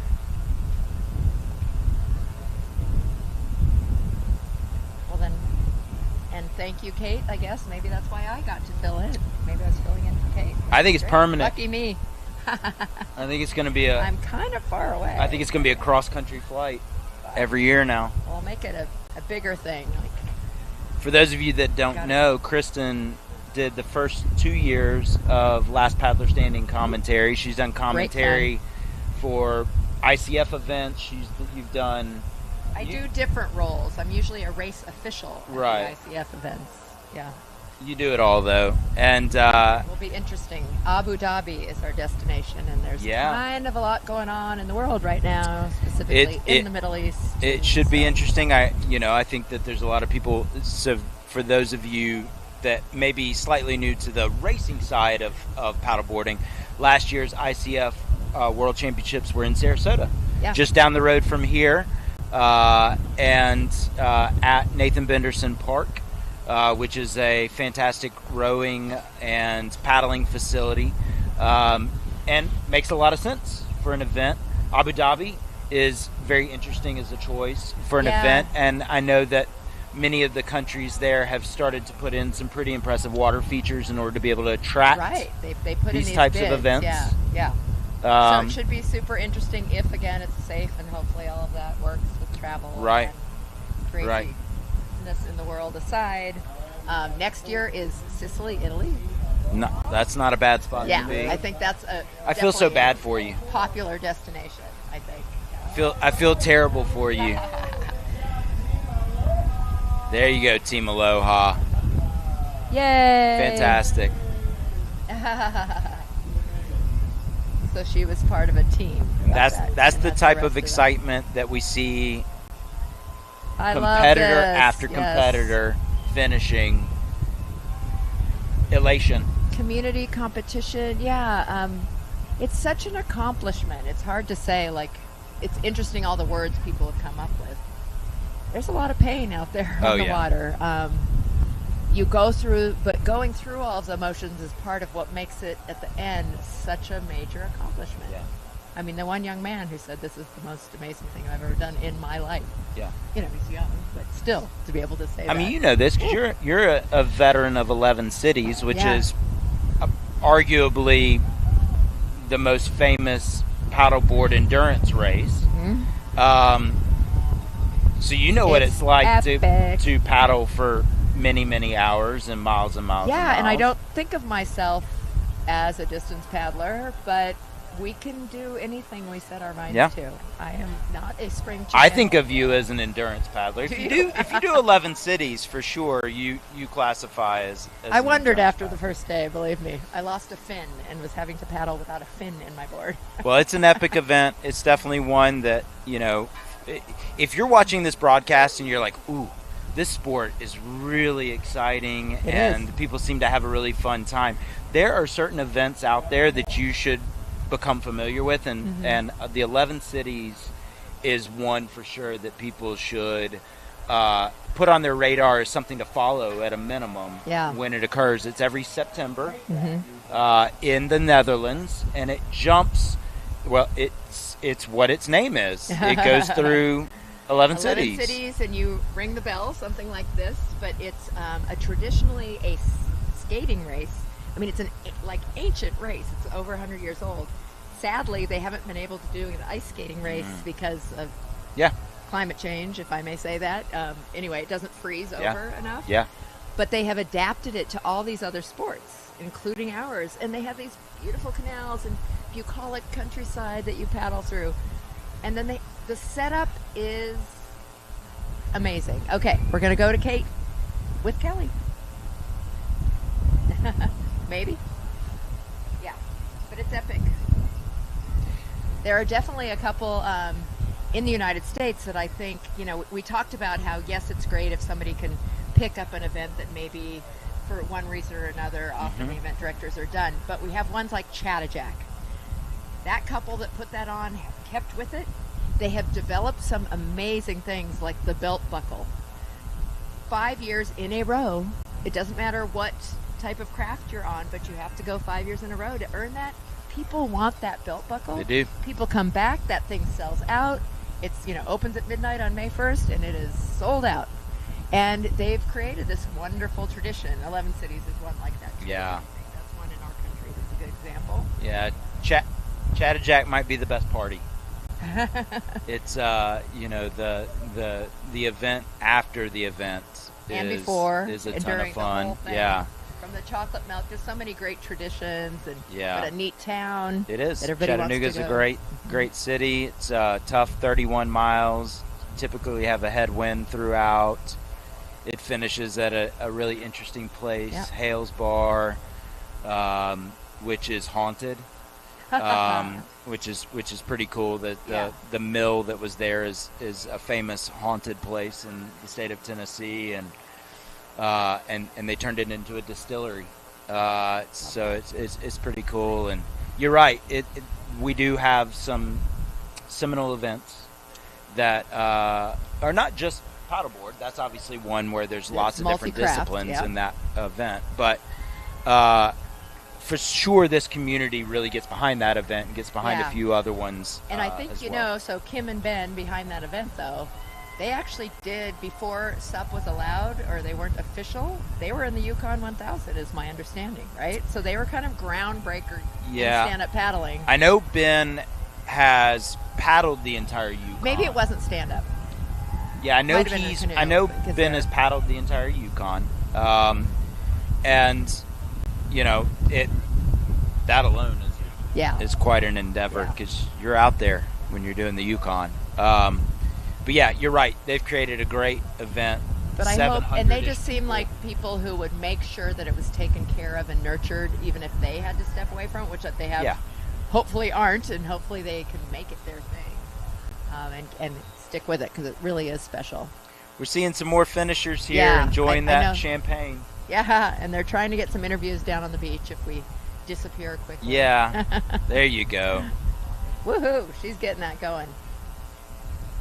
Yeah. Woo! Look, if you've enjoyed this live broadcast, if you've enjoyed watching this event, highly recommend that you donate to Piper's Angels Foundation. You can go to their website.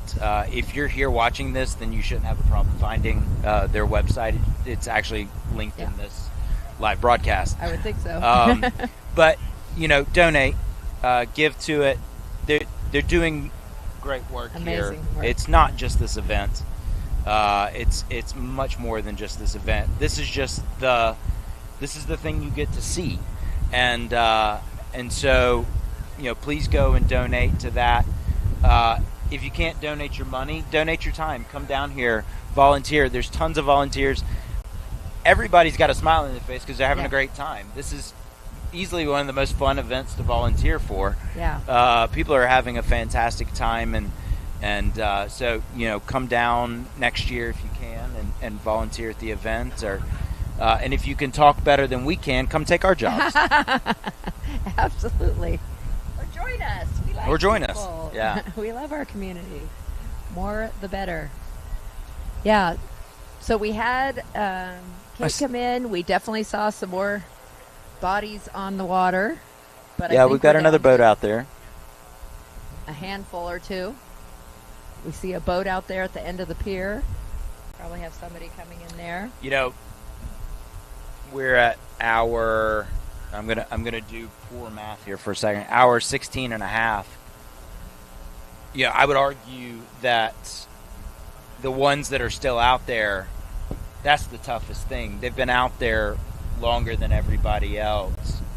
You know, not to take away from somebody who finishes first or somebody who's, you know, who finished 4 hours ago, but the longer that you're out there, that, you know, for lack of a better word, back of the pack has to suffer longer than everybody else. No, they have worked the hardest. Yeah, and so it's tough, and you know, conditions are definitely getting a little bit windier as the time goes by. Yeah, there's our graphic again. Yeah, so more boats than people left, and But so you- interesting to see the boats that are still, I guess their GPSs are still on, that have parked. But they're, you know, We've got Abigail. They've been out there for a long, long time, and so even if they're relay and they're switching out, it's just it's tough to get on your board, off your board, on your board, off your board. And you've been out, whether you're in a boat or on the board, you've been moving out there overnight and moving into the 17th hour. So V23 Team Ellie's Angels. They're I didn't see how big that team was. Probably 3 or 4. Cassandra, 3 or 4 ladies on that team. Portofino, Wolf. So Wolf's about Great first name. about 6 miles out. We've got some going a little bit lower down here. Kelly, it's about 7.5 miles out. Pearl, yeah, pretty far down. So we have some people who kind of are coming in a little bit to the south. Yeah, we've had a Alvaro. few that have that happened? pulled off. Where they just- Yeah, we've had a few that have pulled off lower and then come up here to the finish. Okay, like you can see the one that looks like they're on land. Mm-hmm. Yeah, that's happened to a few of our paddlers, but I mean, there you go. You can still see a few out there. And I will note, I believe that there were some trackers that maybe didn't pick up properly. So it is possible that some people are sitting out there that Somebody aren't still told sitting me out there. it was parents. They said their son's tracker is frozen, so it's still out there somewhere. We got Lindsay LeBlanc walking over this way right now. Woohoo! Hey! Hey, you want to come sit with us for a second?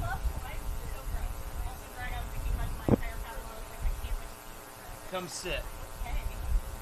First off, let me give you a hug. This is Lindsay LeBlanc. I'm Kristen Thomas. I follow you. Thank you. And congratulations. Thank you. All right, I'm going to hold this up for you right here. All right, perfect. You want me to hold it? You hold it. Nice. We heard you might be the only iron person. I also heard that rumor. I don't know yet if it's true. I heard from a very reliable source. I heard from that same reliable source. Okay, and I trust her with my life. Yeah. So that would be kind of amazing. Crazy. Kind of crazy. Pretty amazing. I've been wanting this for a really long time. So especially after last year and the debacle and everything that kind of went down with the weather. Even as fun as the ocean was out there today, I feel like I totally lucked out with it. I had some of my best paddling. As much as I was in the water, which is a lot, I felt like I was just so honed in on the ocean and my drafting, and I had so much fun. Casey said that the downwinding was pretty amazing. It was pretty awesome, yeah, very awesome. And just for hours and miles, and yeah, so it was a lot of fun. So he probably knows, but how many times have you done this, and in what capacity? Is this your first time doing it solo, or? It's not, but it's my first time going beach to beach. So my first crossing was in 2019, and I was brand new to paddling. I'd been paddling for a couple of months at that point, and I had only gone 55 or 60 miles, which was awesome because I don't think I had ever even trained to that capacity. So I knew I always wanted to come back and do it, and then 2 years, obviously COVID, and then I got busy in 2021 and wasn't able to do it. In 2022, I did a relay with Casey and 2 other friends, and we had a blast. That's a lot of fun. For anyone who's like considering getting into this but don't want to commit to 80 miles, definitely recommend a relay to kind of get your foot in the door, get your foot wet. And then 2 years ago, Casey and I did both solo. She was solo prone, and I was solo stand up. I got 4th that year, but there was a little bit of discrepancy with weather. They had pulled most people out who weren't past a certain point, and then kind of finagled the time a little bit. So I ended up paddling. Part. So we had a couple, I think, that came in earlier, but they had them out because of lightning, and I don't know where they moved them. For sure. I don't know how they figured that out. I was like, just let me paddle through it, you know. And then last year, weather canceled, wasn't able to do it. So this year I was just like back for blood. I was so ready to go beach to beach. Like there was no doubt, as rough as it was and as over it as I was at every 10 miles, I was like, there's no doubt that I'm not gonna finish. You know, I was like, I have to. Pain's temporary. Crossing is forever. You did so and you I feel heard great. it here first, or maybe she said it before. Pain's temporary. Yeah. The crossing is forever. It sure is. We've seen a lot of happy people today, regardless of what everybody did. It's been, the energy level's been really, really, thank you. The energy level's been really great. Yeah. Everybody seemed really excited, and as somebody who has been a part of this for a number of years now, talk a little bit about, beyond paddling the 80 miles, why does somebody want to get involved with this event, this organization? What is the why that people should understand?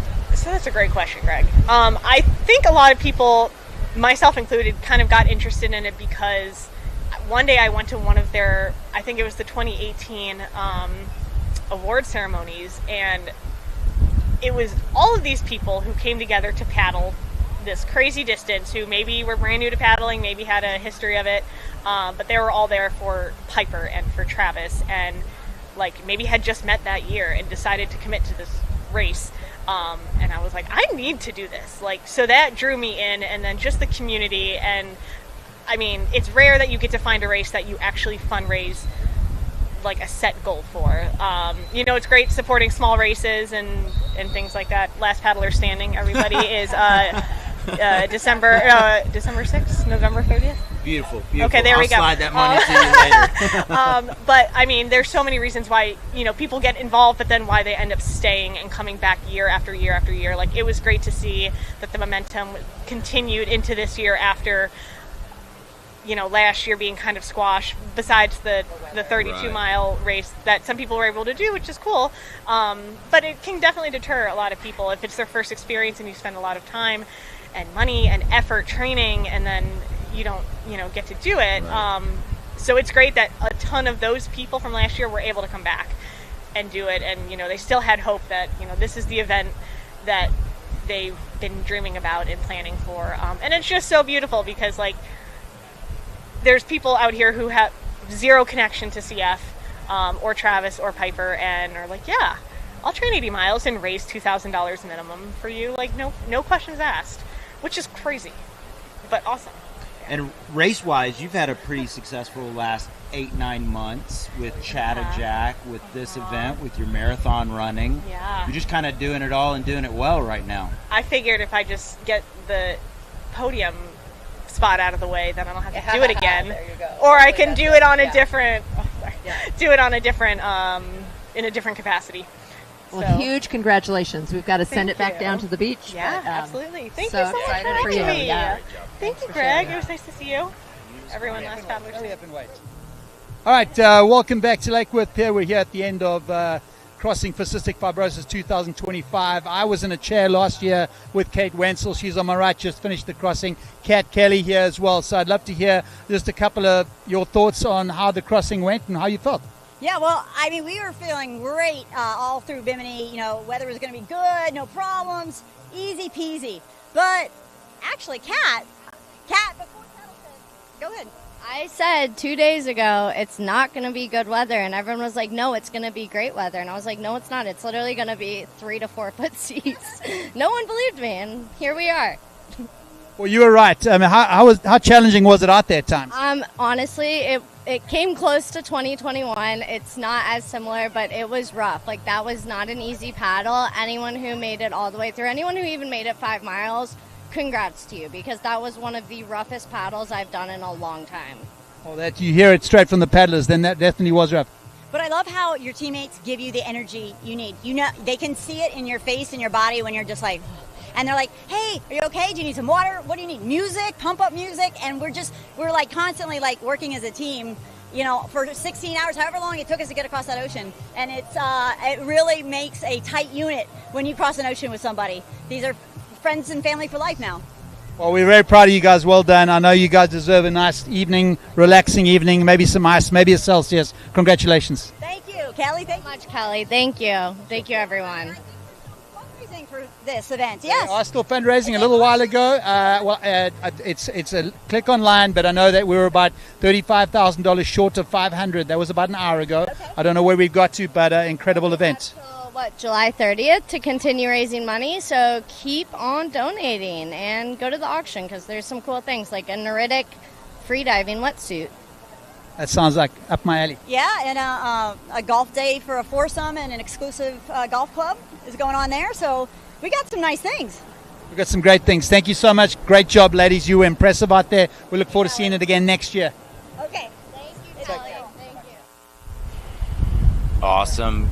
That was cool to see Kelly talking to Kate right there. For those of you that watched last year, she was sitting up here with us, telling we had such a weather event last year. We needed a meteorologist. Yes, I'm glad you had weather lady. Yeah, to be involved. I know what it said in the notes to do the weather, and I'm like, they had an actual weather person last time. Like, she was calling into the station at certain points to make sure that things were okay last year, and but yeah, that's really. I was just the person to be in awe of the weather since I'm from California, and Florida weather is quite different. It's how storms come and go so volatile quickly. At times. Yeah. Volatile at times, yeah. Keeps it interesting. But that was cool to have a chat with Lindsay. Yeah. I'm pretty sure she's the only person to go beach to beach on her board the entire time this year. And so that's awesome to we'll see. Yeah. To see that happen. Just because conditions are tough this year, so that's definitely really cool. Yep. see what we've got out here. Yeah. I don't see any boards coming in right now. The beach is getting slightly quieter down there.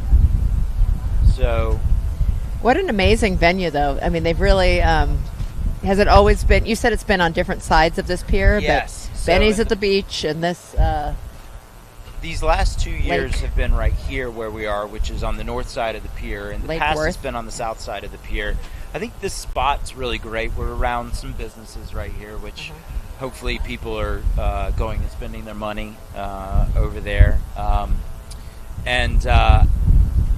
You know, it might be a little challenging for the racers having to go around the pier. But other than that, Yeah, some of those who look like they were getting close. But other than that, I think it's a pretty good spot to have as the beach landing. It does seem like the wind is turning a little bit more. Not quite. Again, from where we saw the racers are, it's probably a good direction if you have the skills to use it. But it's also pretty big. Like, those are big little bumps. Big little bumps. It's turned out to be a beautiful day, though. Yeah. Yeah, there's a good shot of the pier right there. And blue skies. You can tell by that flag just how windy it actually is. That and the white caps, yes, it can be a little bit deceiving sometimes, isn't it? So we're coming up on 5 p.m. Eastern time right now. So we're getting into those last few racers coming in, and like we were saying, this is really tough when you've been out there on the water since midnight last night in some capacity, and you're just trying to finish it out now. Yeah, you were starting to say, and I agree, it's almost harder to be farther, later in the pack. Yeah. Weather is getting more and more challenging, so they have not only a longer time on the water, but a longer set of challenges. Yeah, I mean, bigger set ultimately, of challenges. you have to take in more nutrition. You have to take in more you have to hydrate more. Odds are your body is wearing down more being out there longer than some of the earlier finishers in this. And so, kudos to each person that finishes it, but definitely to those that are, as a back of the packer in my racing days, I would like to give kudos to those that are at the back of the pack right now. Yes. They're always, we appreciate everybody, whatever your ability is, and should be proud. This is just a effort accomplishment, right? Anybody who made that effort to be here and to try to do it gets our praise. That's right. We sing their praises. That's right. And just as a reminder, for those of you that maybe are tuning in later in the day right here, this is the Crossing for Cystic Fibrosis, and we're going to pass it on down to Kelly now. Who's with Heidi? Good afternoon. We're here at Lake Worth Pier at the end of the Crossing for Cystic Fibrosis. My name is Kelly Hilton Green. I'm with a friend, someone that works with CF, with Piper's Angels, and a colleague. So Heidi, let me know how it was out there. It was pretty treacherous, I'm not going to lie. It was a challenge. But as we're out there paddling through the 8-foot swells and the cold of the night, we just remember how challenging it is for somebody with cystic fibrosis to get through every day. So that's what helps us dig deep to make it through. As you need to. Heidi, you do a lot of work for Piper's Angels Foundation. A lot of that's with volunteers. Can you talk to me a little bit how difficult it is to get such a large organized event over 2 countries is?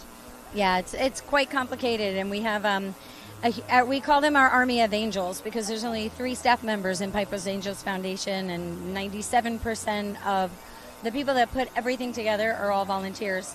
So we have a land-based team here, mostly from Jupiter, Florida. And then we have a team that goes over to Bimini to do all the coordination. We have a whole other separate conglomerate of volunteers here at the beach landing to welcome everybody home. And then in December, we also have a Piper's Angels Gala. So we have several fundraisers throughout the year. We count on our volunteers. And we're always looking for new volunteers. So at crossingforcf.com, anybody can go on there, and no, you don't have to paddle, you don't have to know how to drive a boat, but if you have an hour or two of time just to help make a difference in the CF community, we'd love to have you join our Army of Angels. Well, listen, we are so proud of you and your team today. You guys did an incredible crossing today, but also the whole year of working towards us. So thank you so much. We look forward to you paddling again next year. Thank you. This was number 5. That's hugely impressive. Take care, Heidi. Have a great day. Bye. Back.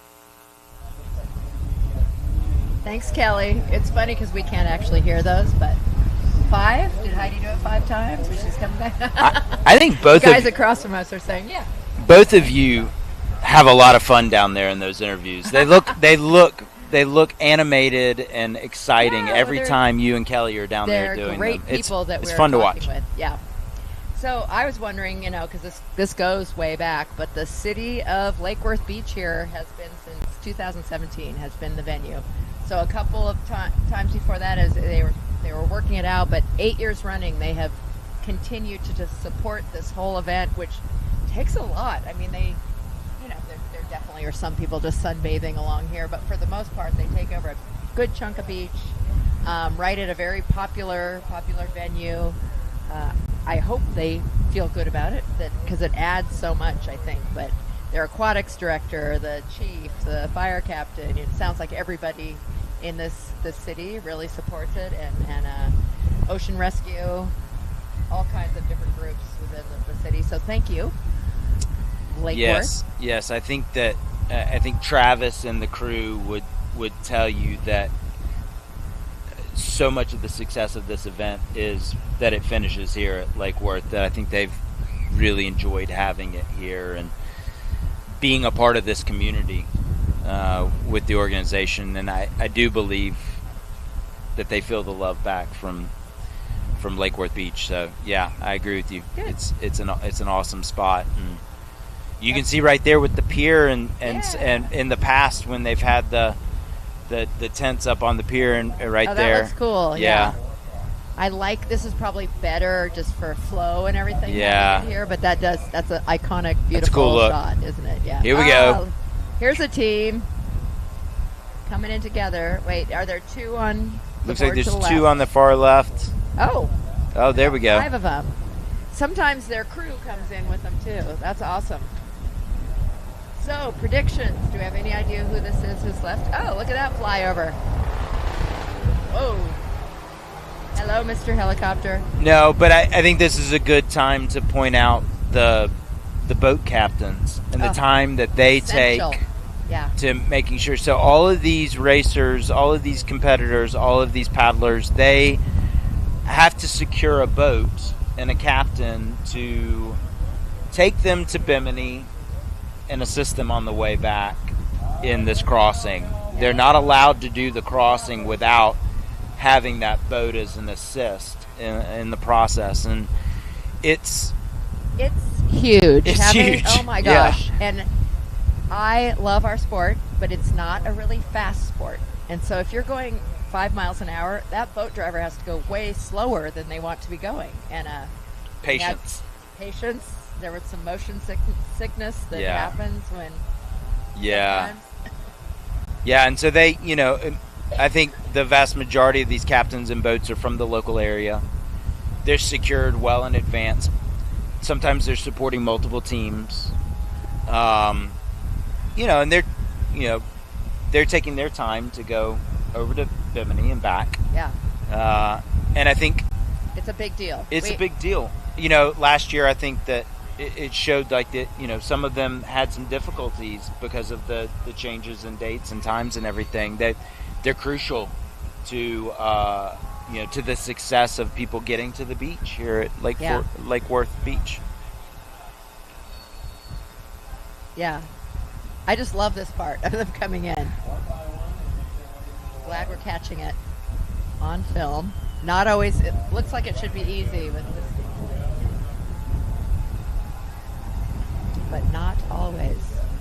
Yeah, so kudos to those boat captains and the crew. Crew, I would guess, are often your friends and family, but boat captains, it doesn't always work that way. So we have challenges in Southern California and in Hawaii because there's crossings that require that escort boat. Right. And again, stand-up isn't known as the favorite. Right. Move along. I think, and I think we see that oftentimes the crew might be somebody who's done this before. Yeah. And they've decided this particular year they're not going to do the crossing, but they still want to be a part of the event. Again, another example why this is such a big family. Is people want to be involved in support no matter what. Sweet is this? There's a bunch of little kids. Maybe.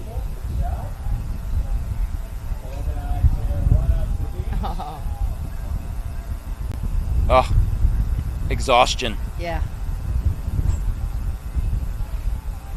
But still smiles. Still smiles. Wearing that safety highlighter yellow. Yeah. Safety. I thought that board was going to knock out the kids. It's all perspective. Running in with one of our sponsor paddles, Black Project. Nice. I saw you have that Rome paddle. That's really cool. I do. That's Blackfish is making a paddle for my company now, which is pretty awesome. Super nice. Paddles are essential. I always, in talking to people who are new to this sport, personally, I think getting a good paddle is more important than getting the board. Get the paddle first. I don't think you're alone in that thinking. I think the vast majority of people would say if you had 2 or 3 rather comparable boards, but not exactly the same, but you had the difference between a good paddle and a not great paddle, you'd always choose the good paddle and whatever board. Yeah, it makes me sad that there's still some really heavy, maybe aluminum or rental paddles that make people think they can't do the sport because they get tired just from picking up the paddle. It doesn't need to be that way. The paddle should not be a limiting factor. And adjustable's great if you're trying to share it with your family. Steady. If it's going to become your passion and your thing, get yourself a really good paddle. Well, and let's not kid ourselves. It's not an inexpensive sport. And so, but the beauty about this sport is if you want to get into it and somebody's already in it, they'll help you. People will coming to borrow to try out. And they want you. I've yet to meet somebody in this sport that didn't want to get more people into the sport. Yeah, absolutely. So that people will definitely help you out. Oh, they're standing by for cameras, yeah. We can hear the beach guy. Okay. Strong, you looked happy? We were thrilled. We had a really great time. It was pretty flat the whole way. I'm not believing that for some reason. Now, come on, tell the truth. Share an experience out there that you never thought you might have. I don't think I can use that kind of language. Well, let's clean it up a little bit, maybe. You think you can do that? I think you got it in. You go for it. No, it was pretty tough. It was a lot of knee paddling, and it was very choppy. Some 2 to 3 to 4 to 5 to 6 to 7. So it was rough, but these guys are really strong, and they came through, and they did amazing. We've heard from a lot of our teams that there were moments where things were not going as smoothly as they'd hoped, yet they found something in them to get the spirits back up again. Do you have a couple of those moments out there? Yes. A few of us barfed, and then I had to get on the boat for a while, and then came back in the water, and I think that really kind of pushed us across. Just keep moving on. I've been asking people all day to try to describe their experience in a single word. What single word might suit your purpose? Epic. Epic, like that. Short and simple. Well done. Coming to America. Yes, you have. Well done. Good job, fellas. There's a podium waiting on you, by the way, and some folks who want to give you a nice wet hug. So next up, grab that podium. All right, so another team in, ringing the bell, running up the beach together. Lots of pride, emotion, happiness, exhaustion. I was just looking at the tracker. We definitely have some people way out there, which makes me think those trackers are not actually active. I think we're probably getting pretty close to the final paddlers for the day.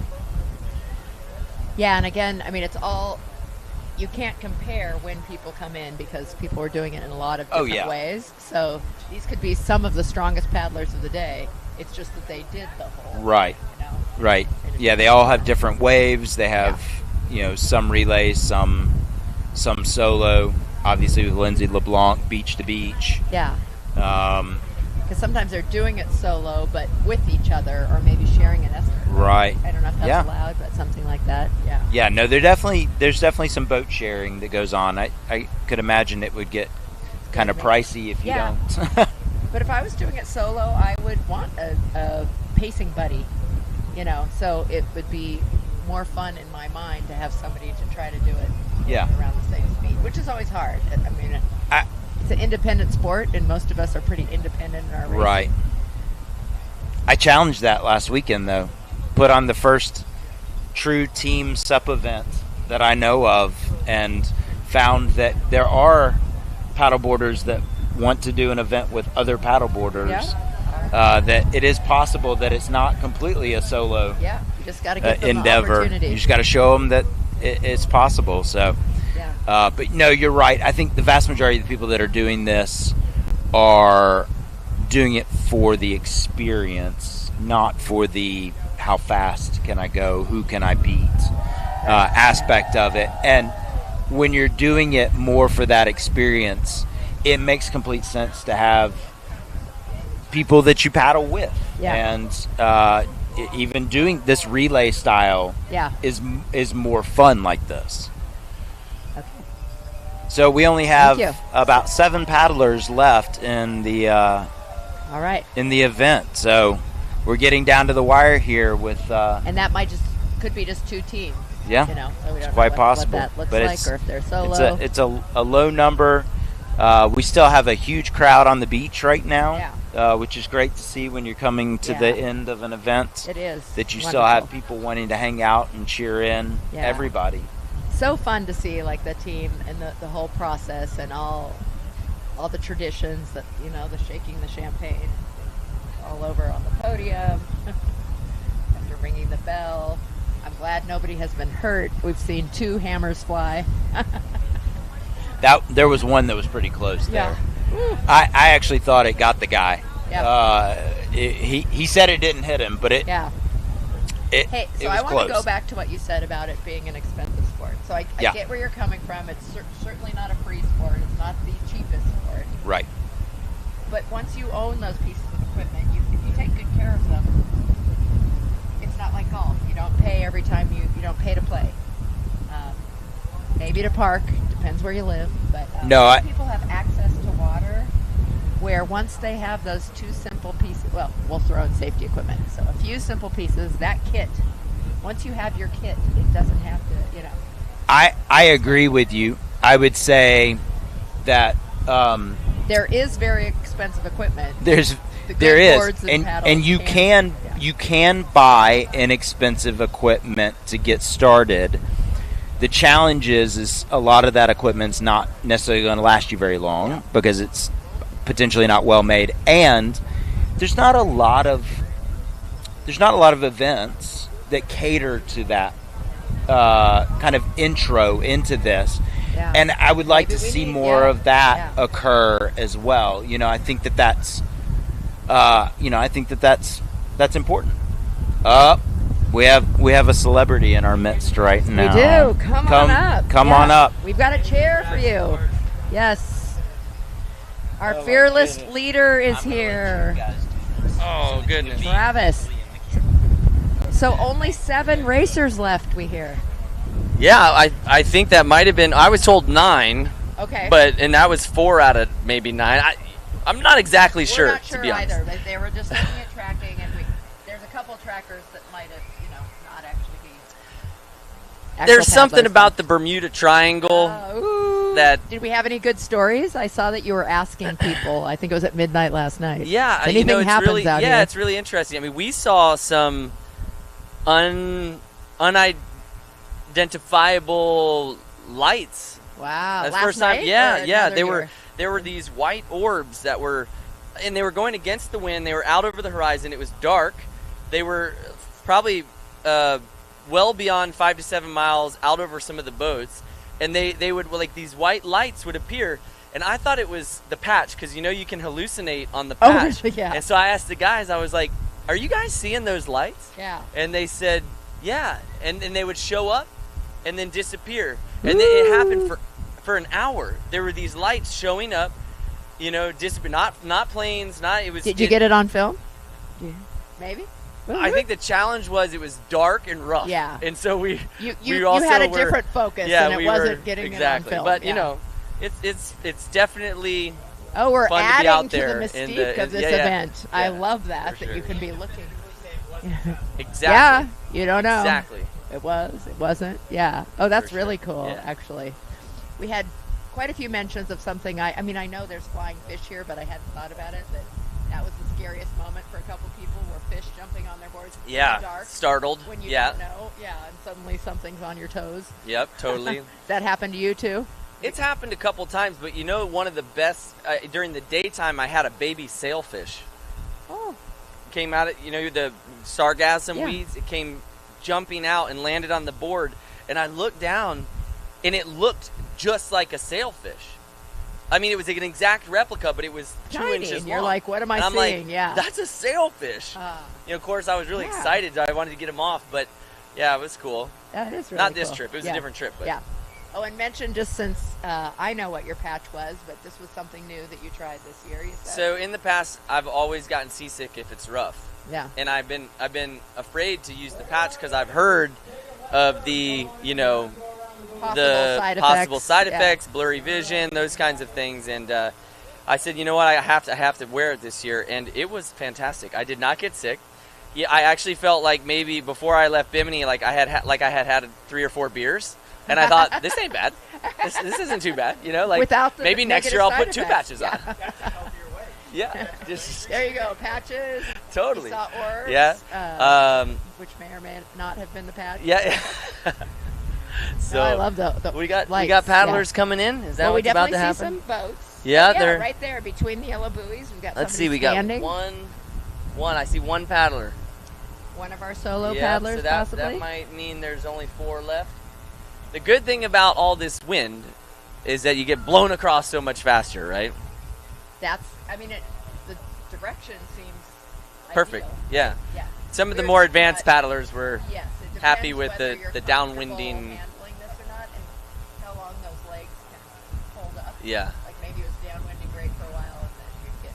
Yeah. Because it does take some skill and effort. Yeah. Yeah, it really works out where it's like 5 to 7 miles an hour, beginners and everybody's going to have a good day.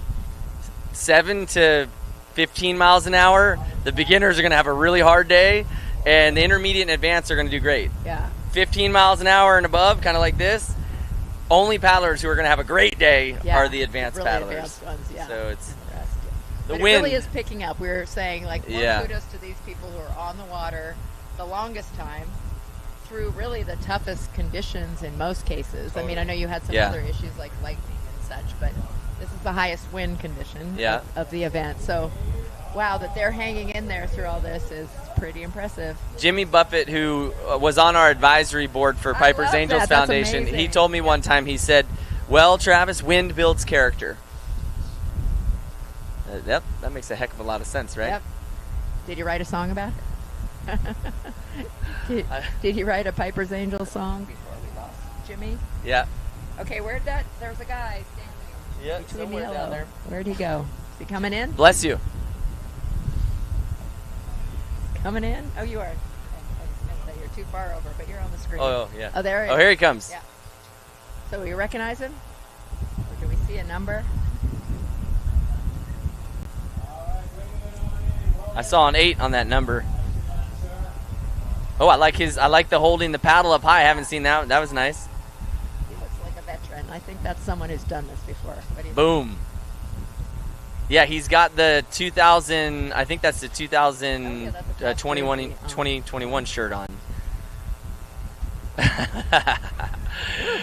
Yeah, it must feel so good to be back on dry land. Yeah, but also exhausting. I mean, uphill, legs are Totally. gone. Okay, hold on to your hammer. We're glad nobody's been injured because we've seen 2 go flying. Almost hit photographers. 83.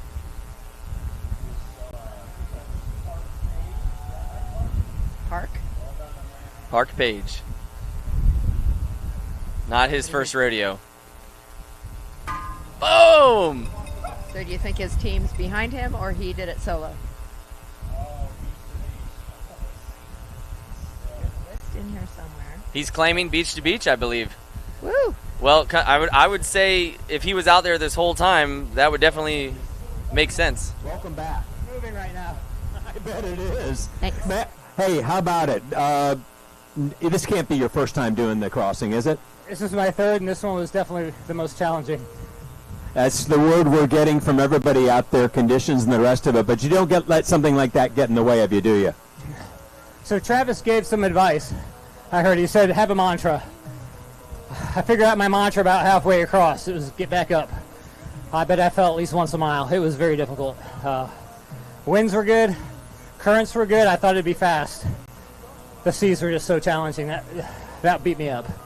My body has been charging overdraft fees for about the last 10 hours, and I'm feeling it. Yeah, well, you're looking good. You did a great job. I've asked everybody, can you describe your experience in this year's crossing in a single word? Is that possible? Right now, my brain's pretty fried. I don't think I can do that. How about grateful? How about that? We're grateful for you. You're grateful for the event. Well done, Park. Nice job, buddy. There's a spot on the podium for you. Yeah, he might have been one of the only male athletes to go beach to beach. Yeah. There's only a few athletes in the whole event that pulled it off. Earlier, but I think they got in the boat with the lightning. Yeah. So did some boat time. Yeah. And then you had an interview with Lindsay. Yeah, she might have been the crushed it. first. I right? think she might have been the first beach to beach. Yeah. That's pretty exciting. Have and you had possibly the only woman this year to do it. Yeah. Have you had a female win the overall beach to beach? Yeah, Casey, our executive director. Awesome. In 2021, she beat everybody. On a stand-up. I think it was like 13 hours and 25 minutes. Wow. Yeah. Smoked it. Very impressive. She's smoking in life. She's got the baby now. She's kind of a champion at everything she does. Yeah. How old's your little guy now? He's 3.5. Yeah, little Hawkins. So fun. Yeah, it's everything, right? It's just. It is. I'm a grandma now. Congratulations. Yes, thank you. And thank you for coming all the way from California to join us. Yeah. This is perfect. I hope you'll join us as many years as you can. Make it an annual tradition. Well, I need to actually do the crossing. Probably do the team thing. Most of my crossings have been relays. It's the most fun way to do it. Haven't done it over here, except for that nausea thing. But I think I will join you in Patchland. Yeah. Double 100%. By then you'll have tested it, and you can tell me if I should do one or two. For sure. Love that. But the traditions that you, Travis, have built out of this are just so cool and special.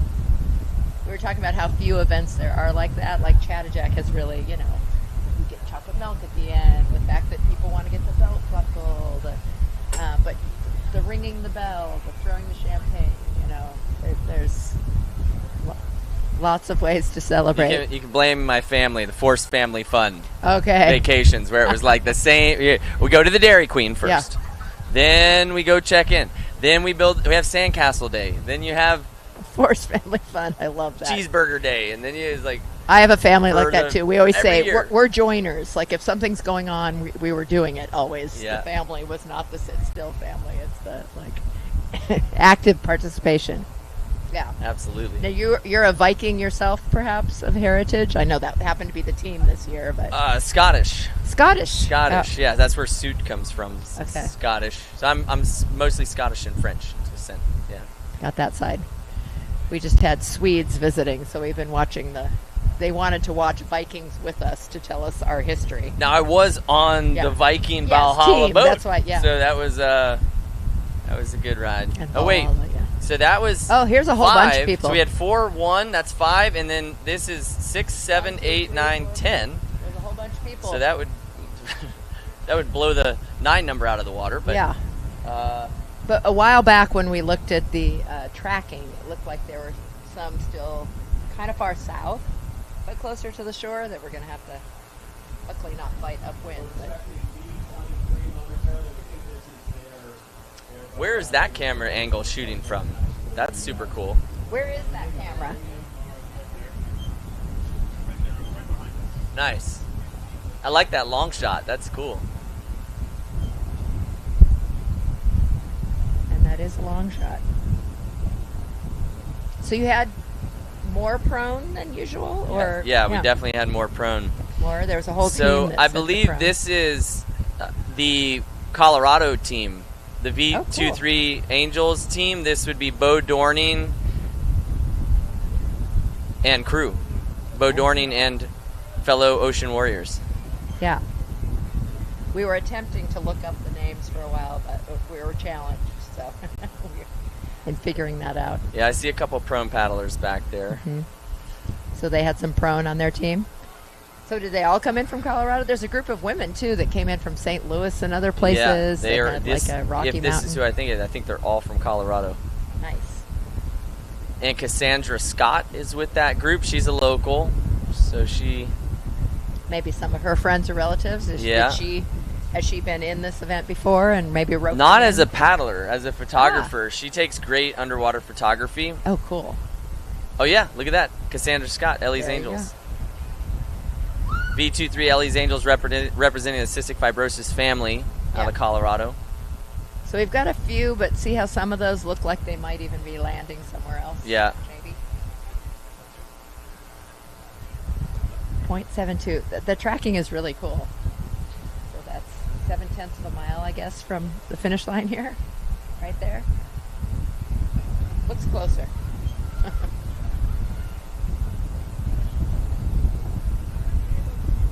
They look like they're waiting for the wind to push them in. Right? Yeah. But as you said, it eventually will. Well, You're going the right direction. Just hang on. Yeah. You'll end up on the beach somewhere in Florida. Yes. You will, you will. So what's actually it's not over today. You have more. You have celebrations on Thursday, I think. Yeah, we have the saw. award ceremony on Thursday evening at the Viking Valhalla Sales Center in Riviera Beach. That'll be a lot of fun, and that'll also be live streamed thanks to Legal Graphics Works in the house. Woo-hoo! Best team These guys in the are universe. amazing. Yeah. And then we have a post party at Double Roads, a after party that's Saturday after. Come out, enjoy, have fun, and then on Friday, July 11th, right here at Benny's on the Boardwalk, we have our volunteer appreciation party. So all these volunteers, all our volunteers throughout the year, will be having a party to celebrate them and their contributions. What an amazing crew of volunteers. And it's so neat to hear, like you said, there's volunteers who have become paddlers that if they're not paddling, help you out and are volunteers. It's cool to see people shuffle through different roles. Yeah. Throughout the years. It does take a bunch. Tatiana, we did get up here at some point, right? Okay, great. I thought I was interviewing her down there. She's like, no, I'm just bringing you people. I might go grab, I'm going to see if I can grab Josh Ferris and send him up here. Oh, yeah.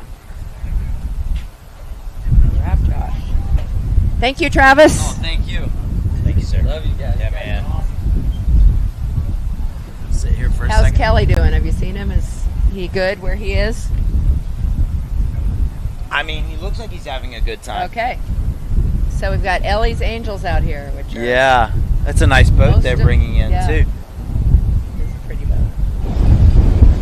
Looks like they might be saying goodbye to their boat. Move to this spot. This is a really good shot. So they said that camera's right down below us. Pointed out. I'll take that boat in the back. Yeah. Boats are crazy how much they're... Yeah, never mind. Our sport's not that expensive. There you Boat go. ownership is expensive.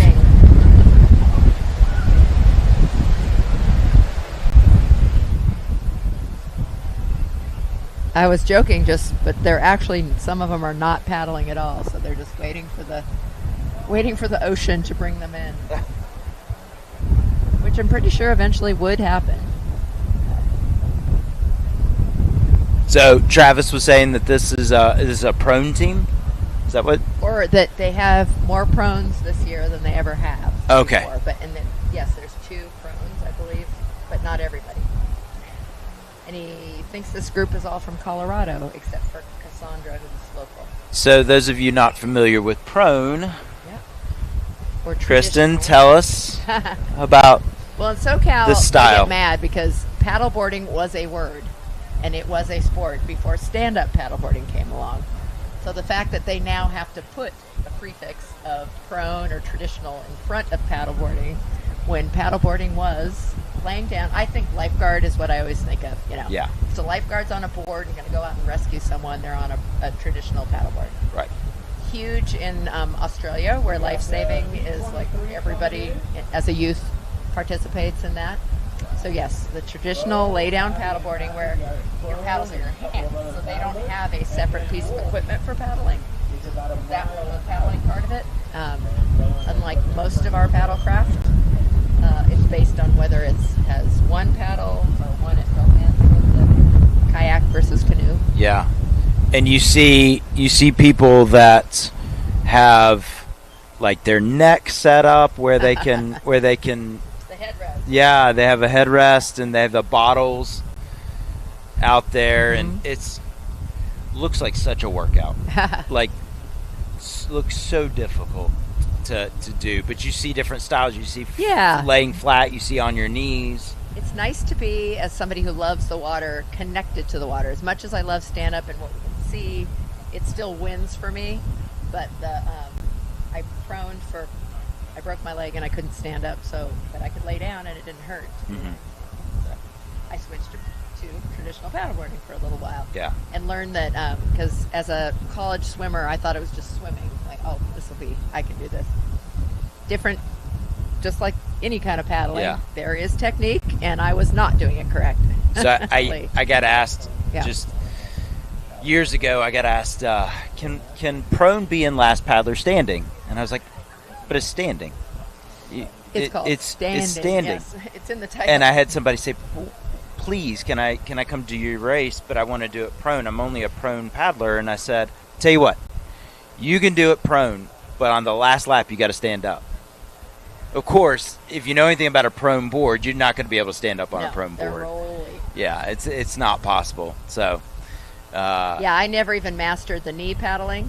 Like that guy had just gone from laying down, because that transition is, and they're tippier boards. Yeah. Because you're laying down. And that's kind of the known brand right there, Bark. Yeah, it's the most fantastic, wonderful family, and he's a fire chief, but he made boards, and again, that lifeguard background. But the kids are all super successful as racers on. Yeah, I had a race called the R10 Buoy race. One of his kids did the artwork for it, and it's, to me, one of the quintessential Southern California. It's the red whistle buoy, we call it, but it had seals all over it. That's one animal that we have on the west that you guys don't have. So yes, it looks how skinny that board is. Yeah, and rounder on the bottom, so really hard to stand up. Quite an accomplishment, however far they went on that, to go as far as they did, because most of the long distance prone races on the West Coast are not as far as this. Not usually, right? They're more crossings, which tend to be that 32 to 40. Right. Between Hawaiian Islands, Catalina's Catalina's got a big one. Catalina Classic is one of the big ones they're all getting ready for. Smiles, lots of hugs. Yeah. So many hugs today. Well deserved. So I think maybe did we have 4? There we go. Look at that group. They come together. So they got the crew too, or family, or. It's a team effort. Yeah. For sure. It's a team effort. So I believe that was a team of 4, I don't think, with crew members. Ellie's Angels, this one was called, I think. And we think maybe they're from Colorado. So it's Travis greeting them down there.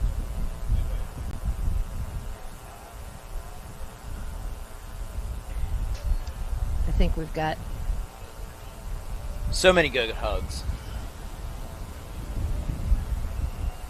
leaving. Still a good amount of people down on the beach right now, too. And the evening's just getting nicer. Still got white caps. Sun's coming in from the other side now. Yeah, it's really turned out to be a great day here, Crossing for Cystic Fibrosis. I wish we had gotten an update on where we are with the number from Travis. I bet Travis knows intimately where we are. In terms of fundraising in or terms people of fundraising, crossing? yeah. But again, as you mentioned earlier, left? you can still donate. Yes. He did talk about how there's, still follow-up events. You can. So we got 3 more paddlers. So we're down to the... I'm going to say it. We're down to the toughest. The toughest ones are the ones coming in now. That are still hanging in there, yeah. Yep.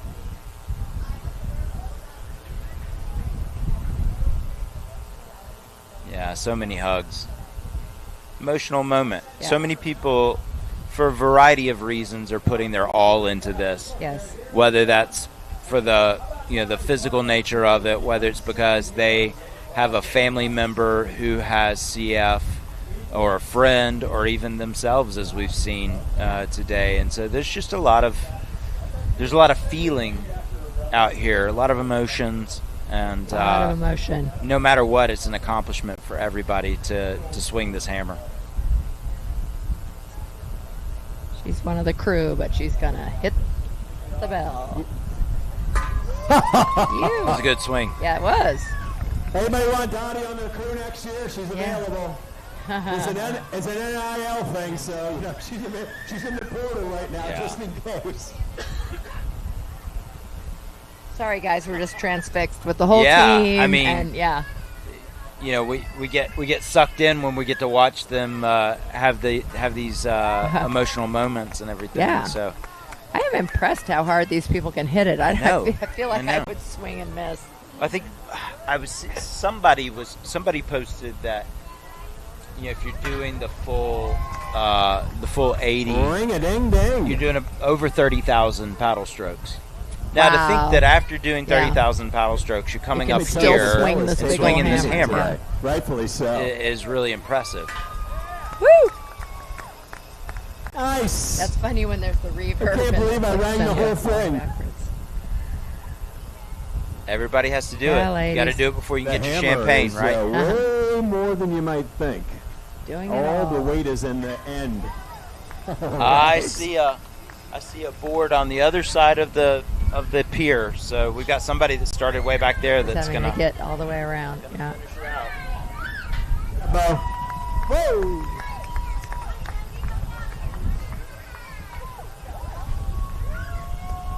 There's a podium with your name on it. Ready when you are. Now they're off to the stage.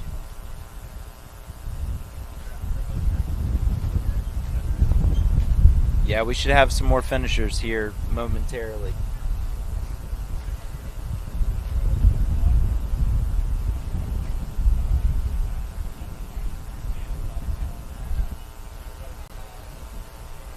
Oh, yeah. Got an eye on her. Or him. It's tough. Really tough, yeah. Conditions are tough. They're tired. When we were talking to Lindsay earlier and she was mentioning she had not had a nap, she's easily been up for 36 hours. Wow. So, you just think about spending your day, think about staying awake for 36 hours and then add in the physical side of... That would have been a good question. I would for sure try to sleep some before. It's a midnight takeoff. But this is the thing that's interesting about this event is they have the rose ceremony during the morning. Mm-hmm. They still need to get everybody kind of situated and set up. Mm-hmm. I think there's probably time for a nap. Yeah. But your body doesn't always want to allow you to do that, right? Yeah. So for many of them, they got up in the morning, they did the rose ceremony, they probably tried to sleep and couldn't sleep, then they had to get ready to go. They have an hour and a half that they're standing on the beach in Bimini waiting to launch, and then they're doing it. So very easy to have been awake for 36 hours to have done all this. And adrenaline gets you through most of that, but at some point here, when they're finished, they're going to crash. Yeah, this is a well-deserved, hopefully, a good sleep tonight. For sure. For sure.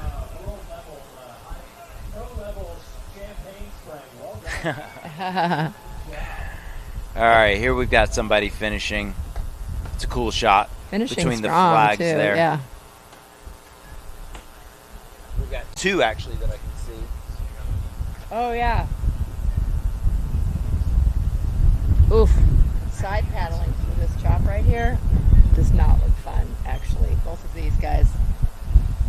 I think I would just come straight in and run down the beach, and I don't love running, but because especially the second person that they just went over, I don't guess you can do it. There's a famous race that just occurred a couple weeks ago. Actually, it was last week. Texas Water Safari, and Texas Water Safari has a thing where the last 6 miles are in the bay to the finish line at Sea Drift, and you can finish the race by running on the beach.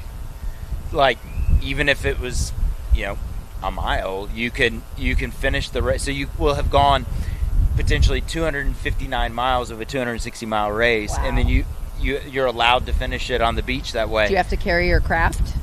I do believe you have to carry your craft. So that depending what you paddle, that could be a big challenge. True. And I don't think most people finish that way, but I think conditions can sometimes be bad, and it's easier to finish on the beach than it is in the water. So almost. And what we're seeing right now is some tough conditions that probably have some people that wish they were finishing on the beach instead of out on the water.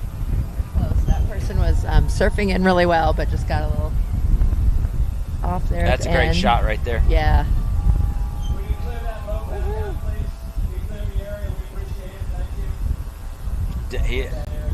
He's done. Doesn't even care about that board anymore. Just got to get to that finish. Somebody else will pick up the board. There you go. I could hear that from there. Here. You go. That's the feeling you want at the finish of an event. Right there. Because I'm sure the amount of time he just spent on the water. Yeah. There were moments where he's part of Ryan Burgess's group right there. Yeah, I heard they had some people solo and team, and Oh, this is AJ. AJ had a huge. I got to interview the whole family and friend group with all the different. I should have recognized him. I saw that AI image right there.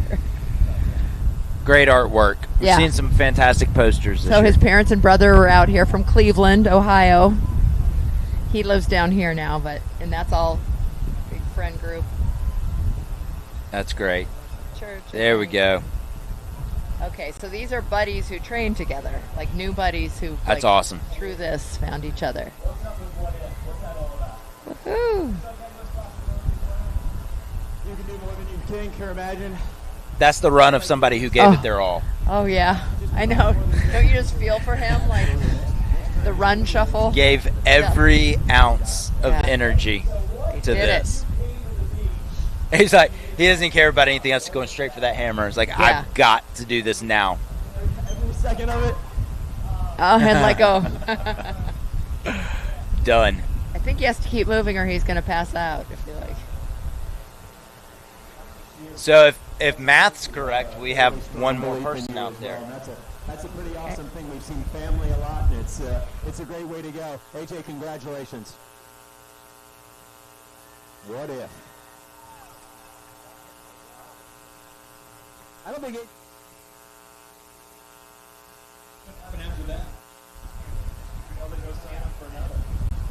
So AJ's back to hit the bell. If you heard, I think maybe Aaron was his buddy's name, but just talking to that family.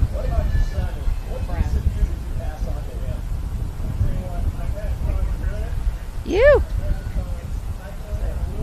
You're watching it. One of the last bell hits. We don't know if it's the very last. Ringing the bell, baby. Ringing the bell. Yep. Oh. I see our last paddler.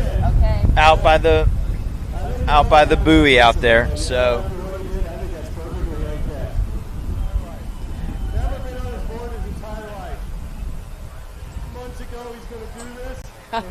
love that. On behalf of CF, so gotta love that man. Yeah, some of the best emotion. Where are you seeing? just we have these flags in the way right here, but if you look out past that buoy, you can see a board out hanging there. Off that boat, but looks like mine. Well, they were there. Yeah, It's infinity. a little hard to make out, but they're out there. All right. So it should be. We think we might be down to the last paddler. Greg, it's been fun to catch up with you. It has been fun. It has been to fun. Be here for this amazing event. Deja vu to talk on a live stream. Yeah. Although usually at Last Paddler you're quite busy, starting them, greeting them, talking to them. But we get you on the. I get on there. I can't avoid not talking to everybody at some point, and it's so much fun. And this is where I think we both agree that we're very fortunate that Travis and Casey and Tati, invite us to come and do this and talk to people and not only talk about the cause and these great paddlers, but be able to talk about the sport itself. Yeah.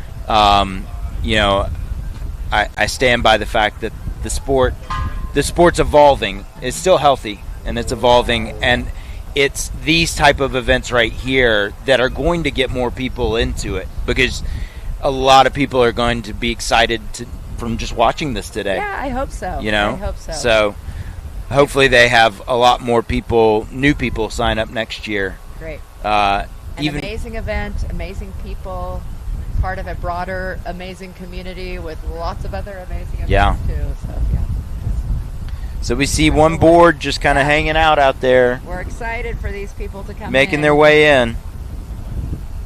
Looks like one of them's going to swim. It's been a long day for everyone, so I'm sure they're ready to... Ready? Okay.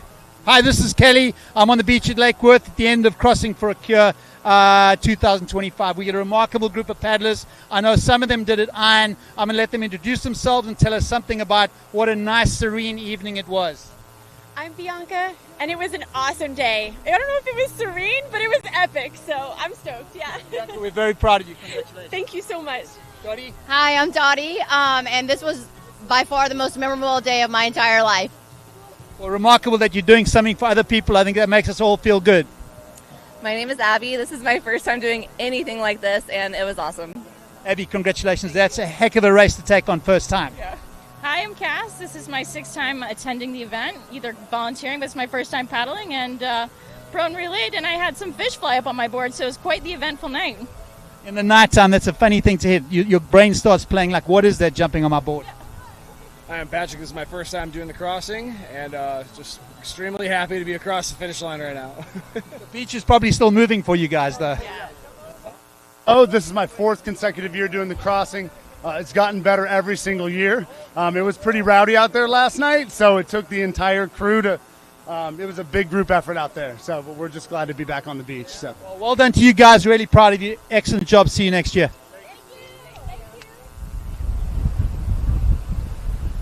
Kelly's having too much fun down there. Too much fun down there. Right there, he just had a chance to chat with, and I can see the board heading for shore. Yep, this is our last one. There were 2 people on that board, though. There's also a swimmer in there somewhere. So watch for him. What a day. What a day. What a day. What a day. What an event. What an outstanding cause.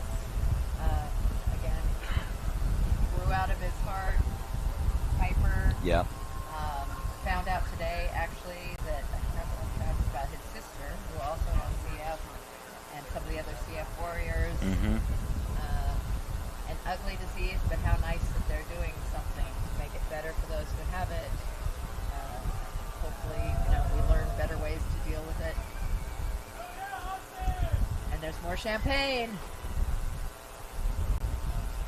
Some of the last celebrations that we're Yeah, and one kind of final encouragement to everybody, if you feel the desire to give towards their $500,000 goal that they were shooting for this year, of which they're extremely close to reaching, please do. You can do that a variety of ways. You can certainly find it through their website, and if you've been following any of these paddlers, they've all had different links that they've been promoting for their for raising money for it. Oh, and there's it's the great. Family hugs. Little kids, proud of you. You can see the sign.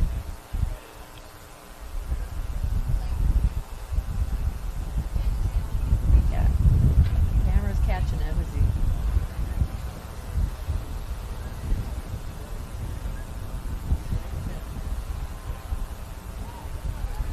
One guy was swimming in. They're almost here. Yeah.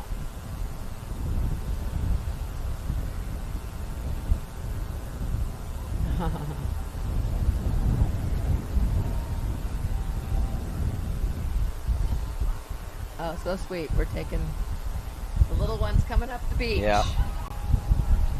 Wow. Woohoo! That's exactly right. Future paddler right there. And that's Travis there greeting. There's a crossing in your future. We think is our last finisher, which, as we've talked about, is no small feat. Nope. So he was on the water the longest, so got to have a special award for that. So I hope any one of you who race never feel bad being the last one in, because really you did the most work. There should be actually a special award for that. Oh, we just got surprised. Oh, we just got a surprise, everybody. Got another round around the corner.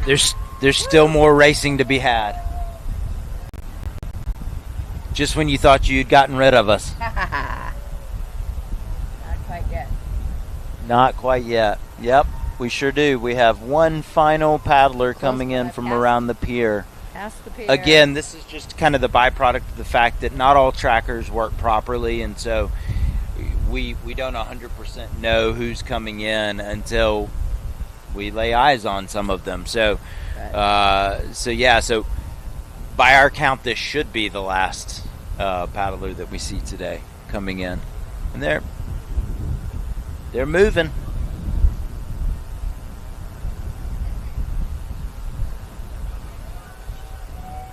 This coastal run reminds me so much of Carolina Cup. Yeah. The intercoastals, having the outside water. Yeah. This coast is similar. It's a race that should come back, that's for sure. I wonder if those two both paddle.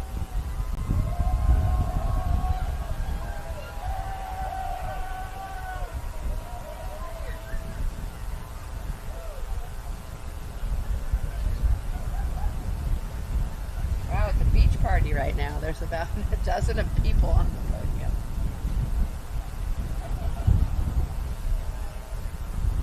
And I like this teamwork. We've got the big bag, we've got the prone paddling component in the front, what you're watching right now. Yay! Cowbells. And the cowbell cheerleader. Woohoo! Oh, you're about to eat it. Sorry, guys. Take one more leg, get you in there. We got one more. Hey, they're holding firm. I was wrong. Welcome aboard.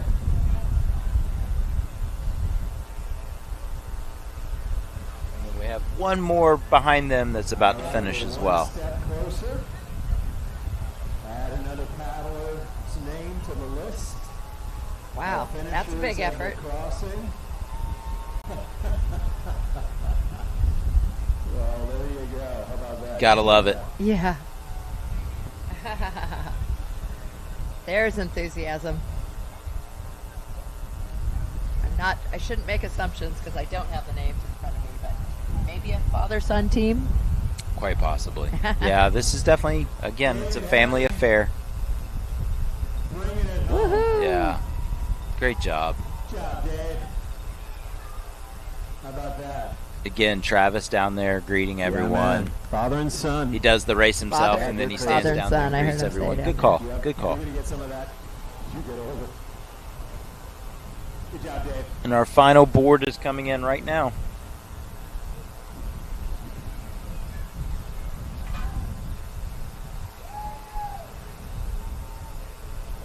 There it is. There's our final paddler. Hat in hand. Or something in hand. Maybe that his number fell off. Oh, good. Son is going to do the bell, too.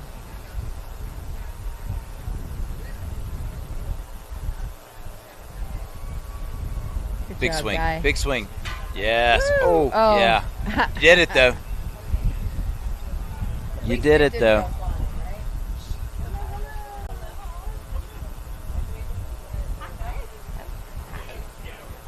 So we have our last person coming across, yeah? Hi. So you can still speak. They're not Damn, showing bro. us, but we are Okay. the... No boat, Awesome. no how, no touch, no none. Nope. Going iron. Wolf, put a smile on that bad boy. You deserve every bit of it. Well done.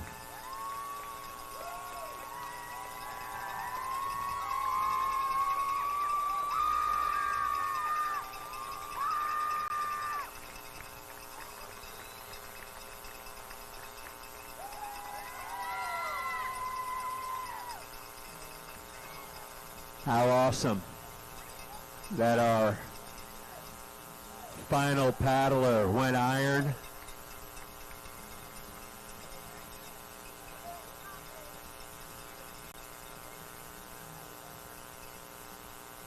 So well known, we just call him Wolf.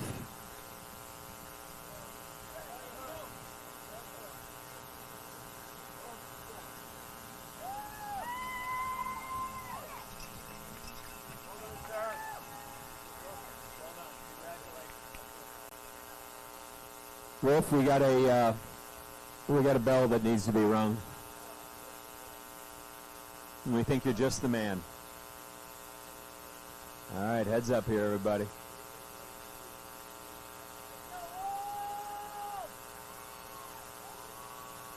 All iron. Ha Out. Sledgehammer drop.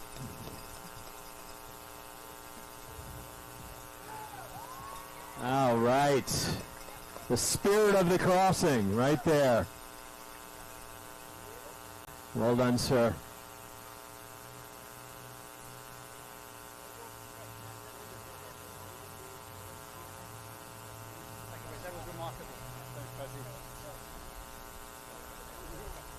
All right, we're here at Kelly Hilton Green on the beach at Lake Worth with Wolf, who's just crossed iron, getting a medal from Toddy. Thank you so much. This is remarkable. Give us a couple of words. I know you're exhausted. Just how you felt out there. What got you through the dark moments? It was rough out there. The weather forecasts were all pretty much off. They all said 2 feet, and there was 4s, 5s, and the occasional 6s in between. So it was definitely sporty. What got me through the dark moments, my crew. If it hadn't been for them, I wouldn't have pulled this one off. So to Captain Greg, Sherry, Stacy, they pulled off a miracle getting me through this. Well, congratulations. That was a heck of a feat. Very, very well done. Thank you much. Although not, up to you in the box. Well, we do have our last paddler in, Wolf, who you said you guys know, but we still are learning things and have stories. So tell us, Malia, about Yeah, your so experience. about 2 years ago, I am the crossing paddler who had the hammerhead encounter. It was a 9-foot hammerhead shark that followed me for about 30 feet, probably tapped my board. My husband calmly, got me back to the boat safely. Were you on the boat? Yes. He And was. so did you try to not freak out for her sake? Or was it like... Yeah, we obviously saw the fin before she did. I notified the captain and simply said, put the boat in neutral. And we all turned around and calmly got her back to the boat. She kept her composure. She did an amazing job. And the crossing team that we've met over a few years have been really pushing safety. There's safety classes. They always tell you to, take your time on board, being able to maintain your balance. And Malia crushed it. She did a great job. Yeah, it was a unique experience. You don't ever go out there thinking you're actually going to have an encounter, and when you do, believe it or not, your instincts really do take over. I'm not a born water woman, but I knew what to do in the right moment. Stay calm, listen to your team. Really, the crossing team has it taught us all of those things. So it's been really great. But it's been fun. The crossing is the most amazing thing for us. We are a CF family, so it's important to us, and we always want to stay involved. Well, you're still here. We're even still though that here. happened 2 years ago. Absolutely. You're back, right? And we'll you're- paddle you're a again. mentor, I see on your shirts. Yes. Tell us what that means. Well, every year we've been assigned paddlers that are either new to the crossing or ask for a mentor. So those folks who have questions about training or nutrition or what's the event about. This year I had a gentleman from Oklahoma, and he used my board. He's used a lot of our supplies. We're happy to help any way we can. So it's not just a Florida event. There's a lot of reach, a lot of many outsiders that are not used to paddling on the ocean conditions like today. I think that caught a lot of us by surprise, but any way we can help, we're happy to put ourselves out there and make sure others get that experience. So wonderful, and you're hearing that, so if you're watching this and you're interested, here's yet another reason that you can do it. There's mentors that can help you. There were people from St. Louis, from Colorado, so your reach is growing. It is. And there's just this wonderful family of people that will help you, because there's things like, having the boat assist and the logistics and all are tricky. Everyone becomes a family, honestly. It's great. Yeah, even the paddler that is from Oklahoma, he commented today, the people he met over in Bimini are like his friends now. So he's a triathlete, so I'm certain he'll keep in touch and maybe do other events with other folks. So that's great to hear. That's great. And so nice of you guys to share your time and your treasures, your board, and everything with everyone. Yes, of course. So another successful year. Weather, definitely some weather. Not last year, though, where you guys had to... that had to be so challenging to change days and everything when people... Yeah, it's hard. Sometimes people spend upwards of a year training, some 6 months. And what I try to remind everyone is it's not necessarily about the day that you're paddling. It's all those moments leading up to it. You're learning, you're getting better. You'd be surprised how much you learn in a year anyways. So come back again next year and it's just as much fun. So, or stay involved. You can do anything. This year we actually even went on to the pier and helped with the safety team. So there's a million different ways you can stay involved. Yeah. And the amazing cause, Crossing for Cystic Fibrosis and Piper's Angels Foundation. I hope by now you have found all of their social media and websites and can follow. If you're moved like we are, you can still donate. They're getting really close to their goal for this year of $500,000, I believe. Yeah, it is. Yes. Love you to be a part of it. Thank you for thank you for coming, having us, sharing your story, and for all that you do. Yeah, thanks so much. Thank you. Thank you. Yeah, nice meeting you guys. So, would you two like to say any final words before we wrap up? I don't know if Tati can speak, but you still have a voice. Thank you so much. So nice to meet you. Yeah, great to meet you too. Say anything to wrap it up. Incredible event. Just heard the hammerhead shark story. We threw that one in at the end. Gotta have that. May I? Yes. Tati with not a lot of voice, but that's okay. No, we'll make it work. Look, I can use that when I need to. They're showing the screen, but we are on camera.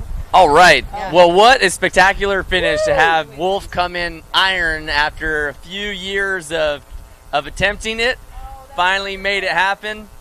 Amazing. What a moment. Took a lot of courage to be the last person to paddle in, knowing that everyone's waiting on you. Yep. But knowing that I only have this much longer to go before we're here and we finish. After launching off the beach 16 hours ago. Yes, we were just talking about it. He wins the award. He worked the hardest, really. That was 16 hours. Nice. Woo. Yeah. So, Wolf. Yeah, that's it. Well, a huge shout out to everybody who made this live stream production happen, to Legal Graphics Works for being incredible, for the entire live stream crew. You guys were phenomenal. Thank you so much. Come on, yeah. The City of Lake Worth Beach. City of Lake Worth Beach for showing up, helping make this an awesome event. Got Benny's in the background. All of our ocean rescue team out here. Firefighters, police officers. Thank you to Celsius and all of our sponsors and partners, and to all the friends and family who make this crossing event one of the most spectacular events in the world. Thank you, thank you, thank you. We love you. Cheers. Cheers. Till next time. See you next year.